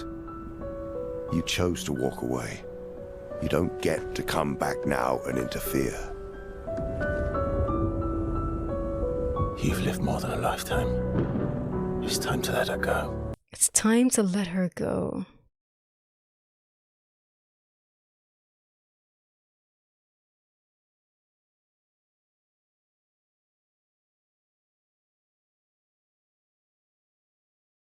What does he mean by this? Does he mean like Mael?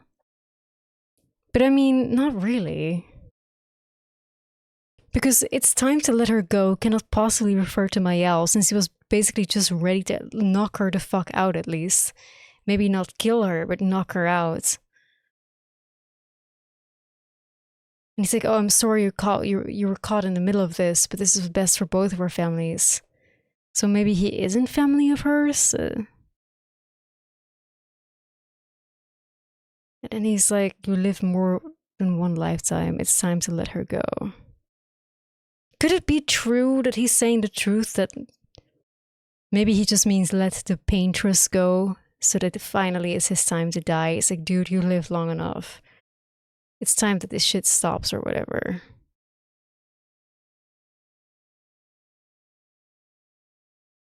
It's time to let Mael kill the paintress, maybe. Maybe he just keeps, maybe he is the one that keeps the time loop going over and over for the sake of immortality or something. I don't know anymore. A lifetime with my family torn apart. It cannot just simply be, oh, dude wants to be immortal with his family. Like, there's no, like, what? No. I want my family back. He wants his family back, but what does that mean? Like, I thought Mael was his family, but he was literally just about ready to knock her out. Or maybe he just was gonna knock her out and drag her back to the mansion or something. It's not your family. But why are they saying it's? Like, shit, they're not saying she is not your family. It's not your family. So whatever family he's referring to... Huh. But she is. So his only family is Alicia? You would use her. She chose to come. I didn't make the rules between you two.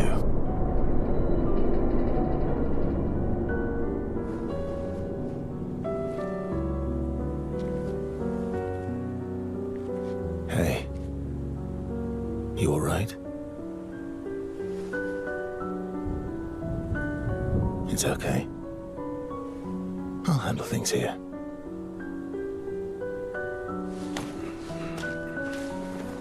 Get back to your friends.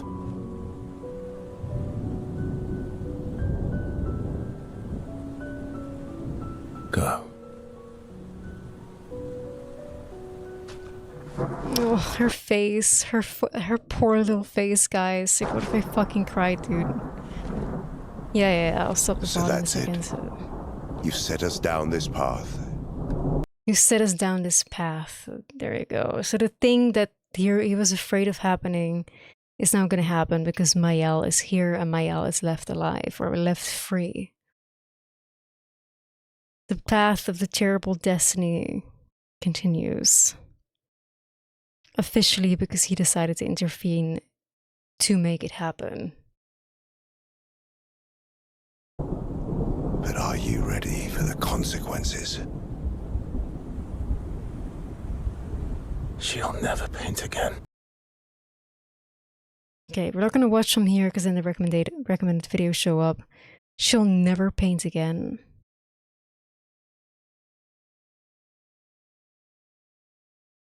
So what does that mean? That means that he knows that she's going to stop the paintress? Or is he just so done with the paintress, like, painting over and over for the sake of their immortality? Like, oh, it's like, things are so fucking vague. My timeline loop theory time loop theory still holds. But God, it's like with every single fucking cutscene, there's like a million more questions. Nothing ever gets answered. It's just more questions that are just piling up, which is exciting, but also frustrating, but also exciting. What the fuck, gamers? What the hell? Do I need the camp video? Yeah, I need the camp video as well because I wanna see CL and I need the camp video. Yeah, if we have the camp video, that'd be great. My God, I have just way more questions now, no answers. But I'm sure as we're gonna continue the game, maybe things will become more clear. Oh man. But yeah, that shit with SK fucking broke me, man. Like SK hugging Mael, fuck, dude. Like that was so sad, so sad. It's just like the gesture of kindness. It just gets me. You know what I mean? Like it just gets me. I'm sure that there's many people that would absolutely cry like buckets over Gustav's death, but for me, that's what makes me more emotional is the impact that it has on Mael. Like that's more the thing that really like triggers my heartstrings. And then to see her like let it all out, because she's being so brave here in front of these like two men, you know, that she doesn't know. Like she's holding so strong. And then SKA being her safe, like her comforting, her moment where she can feel safe enough to just cry. Like, oh my God, like that's the shit that gets me though. That's the shit that gets me. Because obviously she doesn't trust these men at all, so she's like, you know, having her guard up. But then SK's hug, SK's open arms, like that's what does it. I would have cried.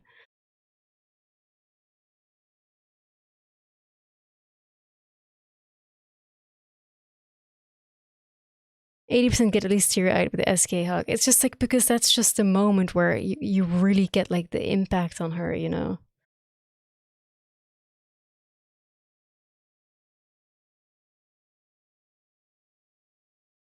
That's where you really see what it does to her, and that's like really what gets me the most, you know.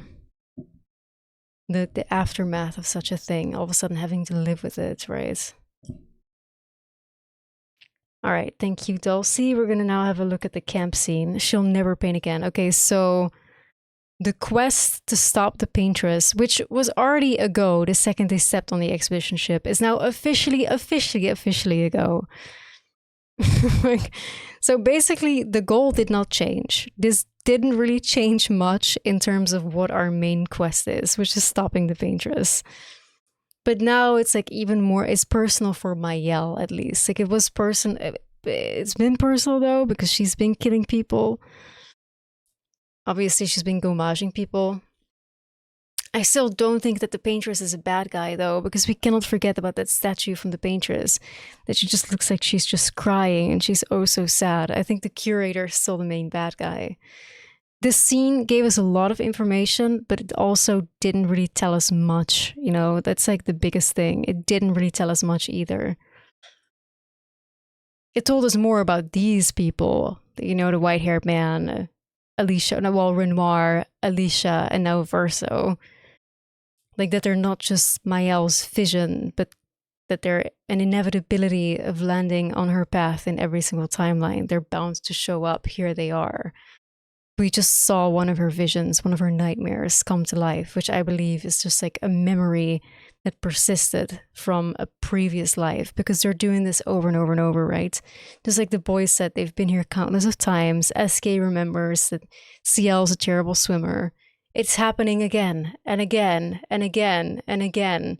And the remembrance that Mael has of these men is because this moment happens again and again and again and again too. She keeps seeing this, so she keeps seeing them, right?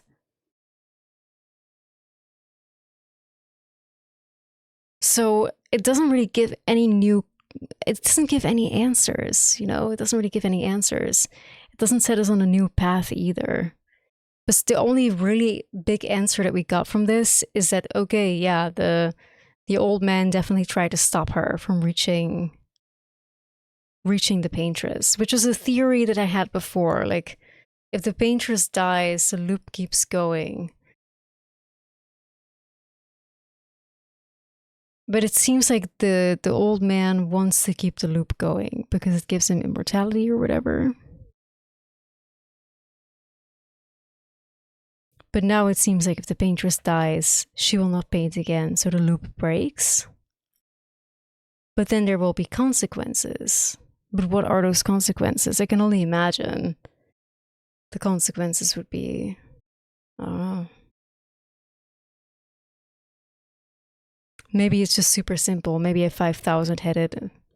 And it's super simple, and the fact that she doesn't paint means people aren't dying anymore. The gomage doesn't happen anymore. Yay, everybody's life's back. Yay. Maybe it's that simple. I don't know, man. We're gonna see. We're gonna see. I feel like there's at this point so much information.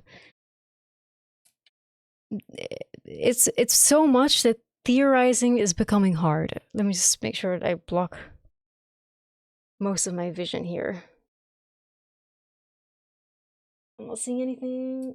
I'm not looking. Ah. Is this a camp scene? Okay.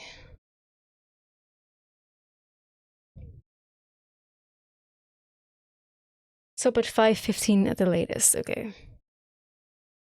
But yeah, at this point it's like, there's just so much stuff that theorizing would need like a conspiracy board and then some. Like, I'm losing the plot, you know what I mean? Like, I am losing the plot completely because there's just so many factors at play right now. Yeah, I didn't see anything. I didn't see anything, thank God, so...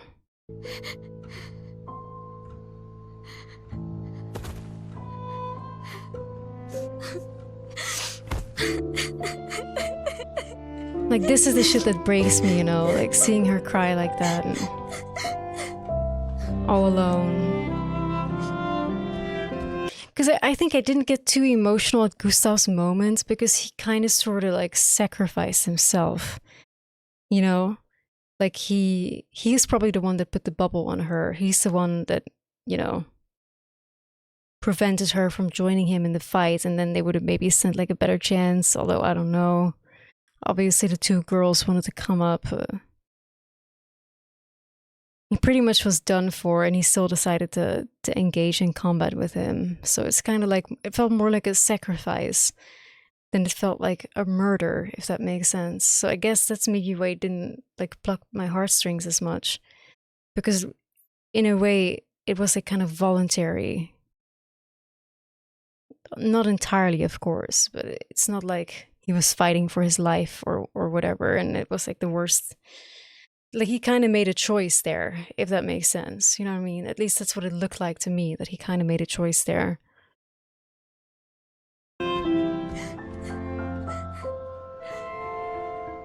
SKA, beloved.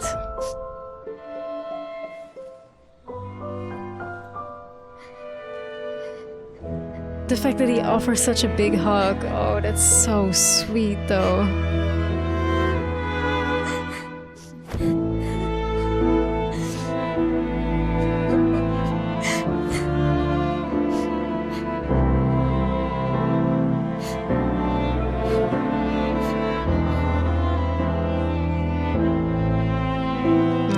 Music is, of course, so sad too. It's so beautiful.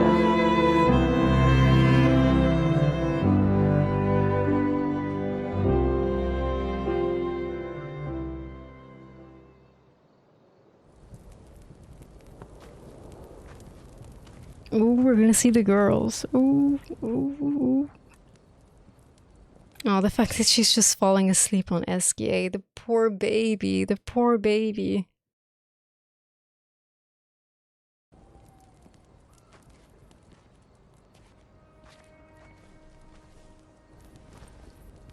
But I went from crying to all of a sudden neurons activated. Hold on.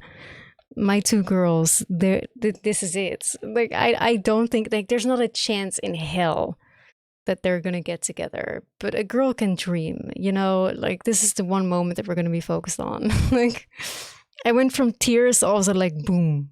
neuron activation. Like, I was like, oh no, Gustav, no. But then I was like, wait.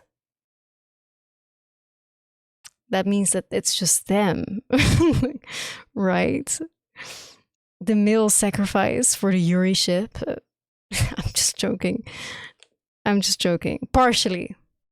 Okay, I feel really bad about Gustav. But, you know, people are going to kill me for this. If I don't make it to the next stream, you guys know what happened. The Gustav fans got me. They've crucified me. Whole house mad. Whole house mad.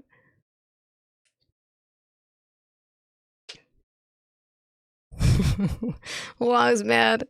Bye, guys. It was nice knowing you all. Like,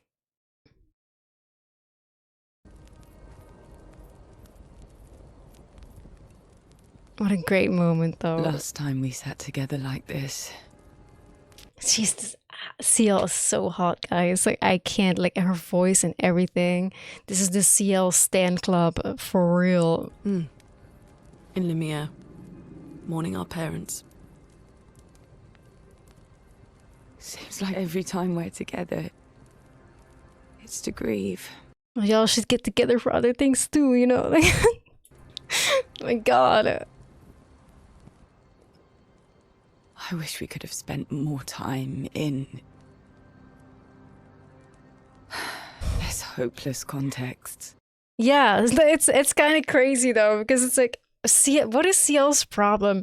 She's flirting with everybody. She said almost the same thing to Gustav. It's like, oh, I'm so glad you're in my life now.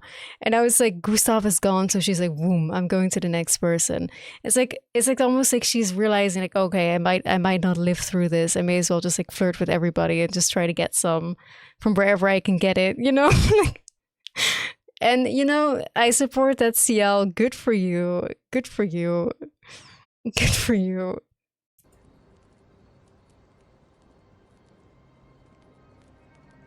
The plan doesn't change. We aim for the monolith. But this is why I love Luna here. It's like the most horrible thing. And I think honestly for Luna, it's like clearly she's overcome with emotion. You can tell she's a little bit shell-shocked, but she just has this mantra in her head of just like stick with the plan, focus on the plan. And that's just what she lives by. Like, that's what keeps her going. That's what makes her put step by step forward. It's just like she pushes her emotions aside with the mantra of being goal-oriented in order to be able to keep going, right? It's like, whereas Gustav completely surrendered to his emotions, she was capable of witnessing the situations on the beach and still be like, we gotta keep going, Gustav. We gotta keep going. I think she is just so, like, that's just the thing that she's holding on to stay sane, you know what I mean? We keep heading north. With SKA's help, we can make it. But we lost. Because I also think in Luna's mind, it's like the more sacrifices at least that's what I would think, right? The more sacrifices have been made, the higher the stakes become to fucking do something about it, right? Like, fucking do something. Like, the stakes are so high right now. It's like, we have to stop this bitch. It's like, we need to, because like, look at how much we lost. But she is not giving herself like a moment to emotionally process. And this is the most like disheveled that we've seen her so far. Like, she's definitely overcome. She's definitely shocked, you know, but her coping mechanism is to stay focused on the goal. And that's what I love so much about this scene, because CL seems to have like healthy emotional regulation. Whether Luna's emotional regulation is healthy, to just press it away and focus on the goal. Not really, you know, it's not like the healthy way of dealing with things. But CL is like, listen, like, CL is bringing her back to earth. She's bringing her back out of like that panicked state where she's just like, okay, Gustav just died. We need to focus on the goal. We need to stop the painters. CL is just like, calm down. You know, this is why they're so great together. This is why this ship needs to sail, gamers. The Lumina converter, so It's okay, we can think about that later. what was the backups? She is just like, we can think about it later. Like, she's just trying to bring her back to earth, but Luna is just like, boom, boom, boom, boom. Were destroyed by that man, but Expedition 32 will bring more. Their chances will be Like, better. she's completely We need to like, prepare them. I should update our journals. Hey. This is such a good moment. It's such a good moment. Like, she is realizing Luna has completely lost it. She has just lost it. Like, she's just, this is legit a Luna crash out, which is just her, you know, completely trying to compartmentalize her feelings. But her feelings are still being expressed through her obsession with the goal, right?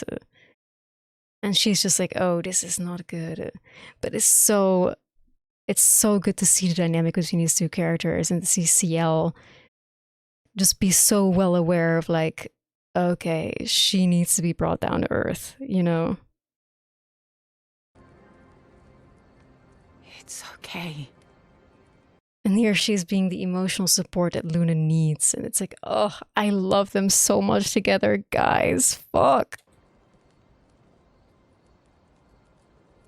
And it works too. Look at that. It's like working immediately. Like, that's just, you know, it would take a very special person to get me out of the mindset that Luna would be in a complete crash out, almost a complete meltdown.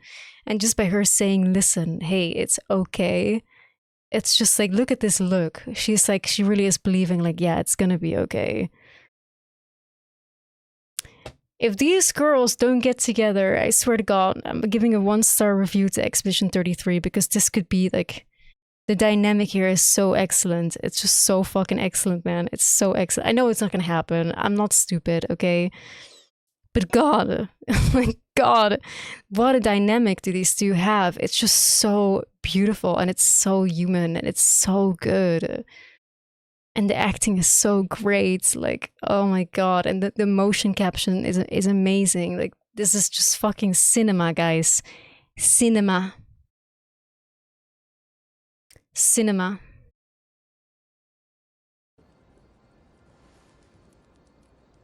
Oh, look how happy she looked. Oh, and then, oh, this is so sweet. This is...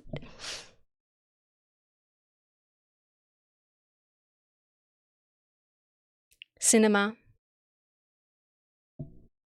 Absolute cinema. Like, cinema to the highest degree. That's so sweet, bro. Tomorrow will still come. Oh. Oh, frame it, guys. Frame it. Paint it. Hang it. Cinema.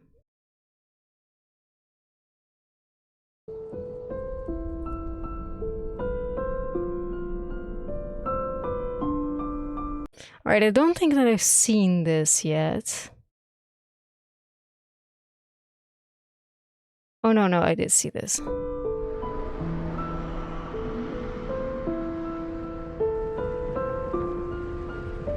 Very weird moment that he's looking back at, like, the curator here. It's like, oh, here he is. I still believe that the curator is, like, the main op. My theory still holds. There's been more factors and third parties that have been like thrown into the mix, but I think the core of my theory still holds, bro. It still holds.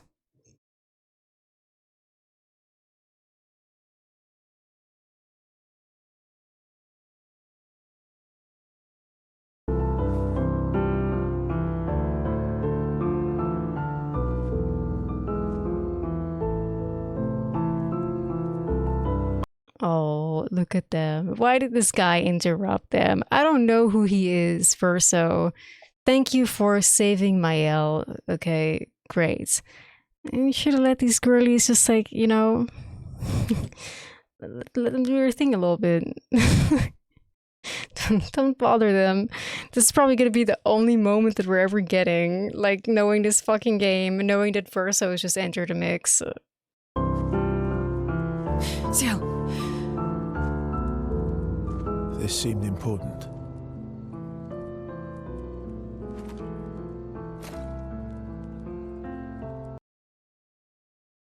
Damn, who's gonna handle his arm?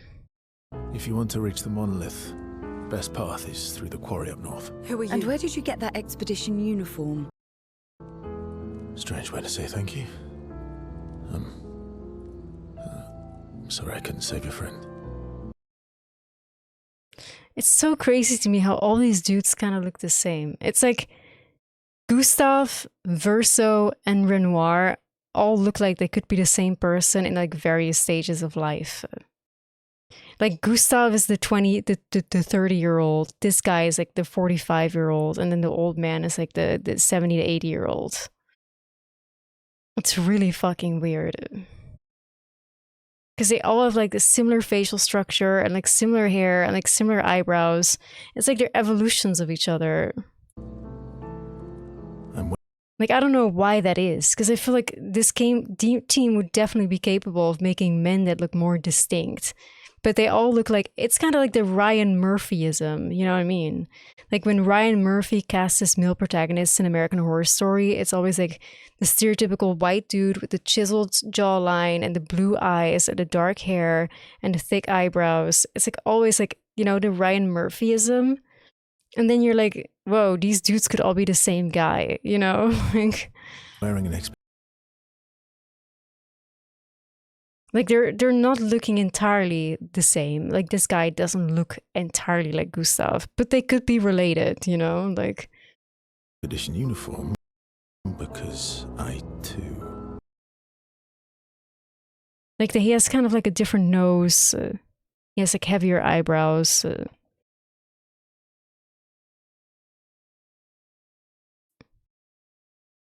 But if somebody's bad at like recognizing faces, it could just all be the same dude in like various stages of life.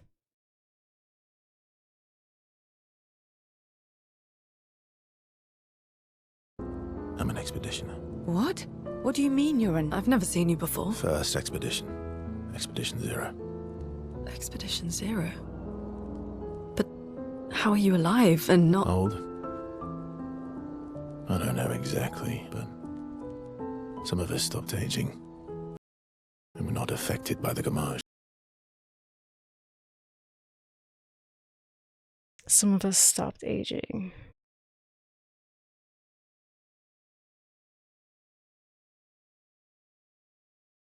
I feel like maybe it has to do with being on the continent, that you just don't age there.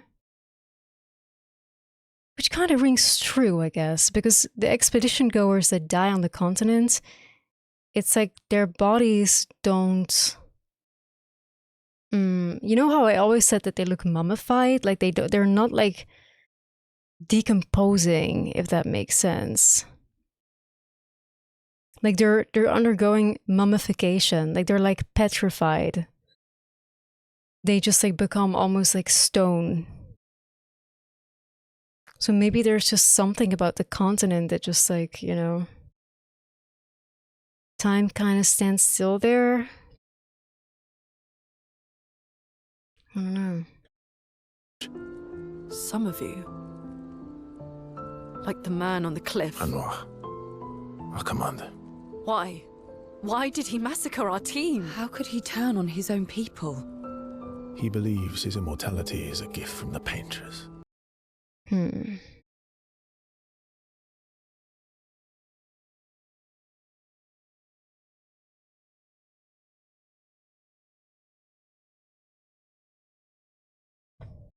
mean, I think this is true, probably. Killing her would kill him too, and he enjoys living forever. But I think that is just too simple. Killing her would kill him too, he enjoys living forever. Because the guy doesn't really look like he's enjoying himself, you know, not in any of the flashbacks.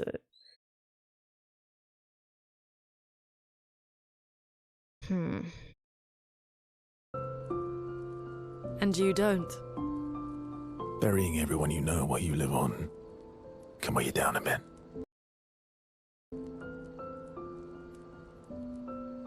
I couldn't help your friend, but perhaps I can help you. Wait, when did I have to tap out of the video again?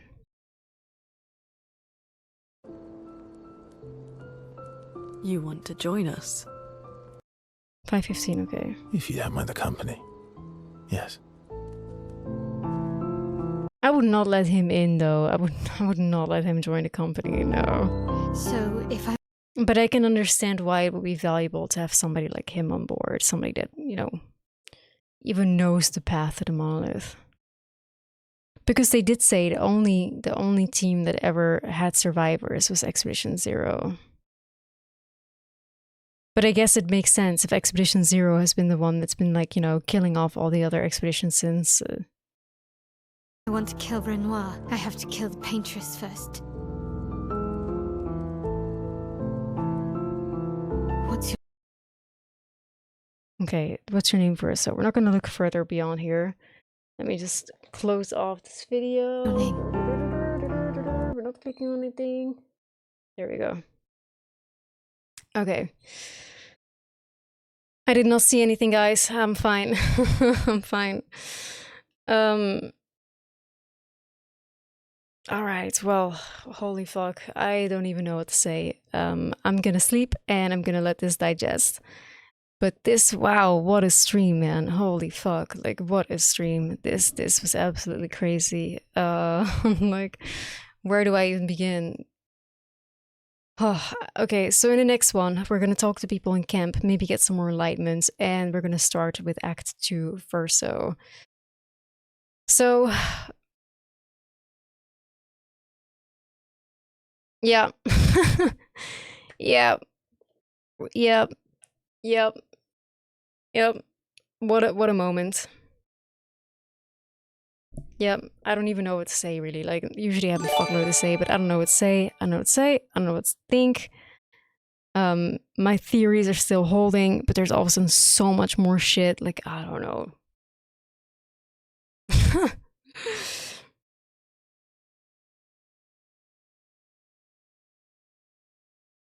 Yeah, I'm just a bit speechless at the moment. So, well, like, I'll see you guys tomorrow for Act 2.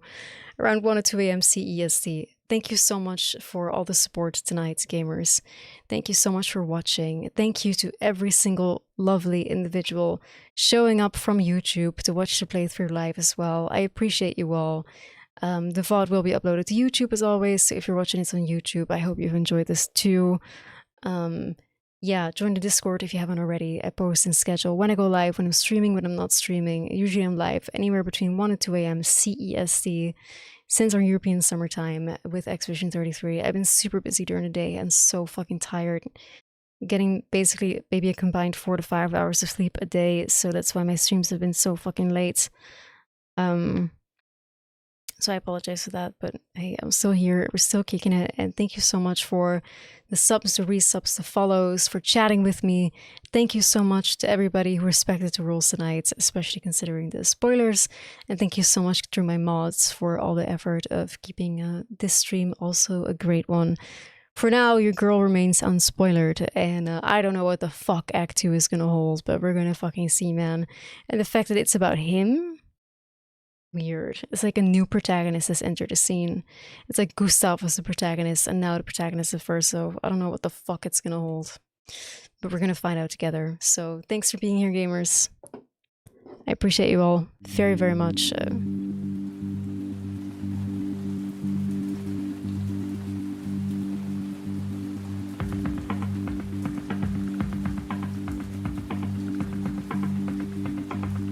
Alright, let's see if maybe if we can raid someone, but my god, it's so late. Oh my god, it's nearly 8 a.m. Whoa. Oh my god. Where did the time go? Holy shit.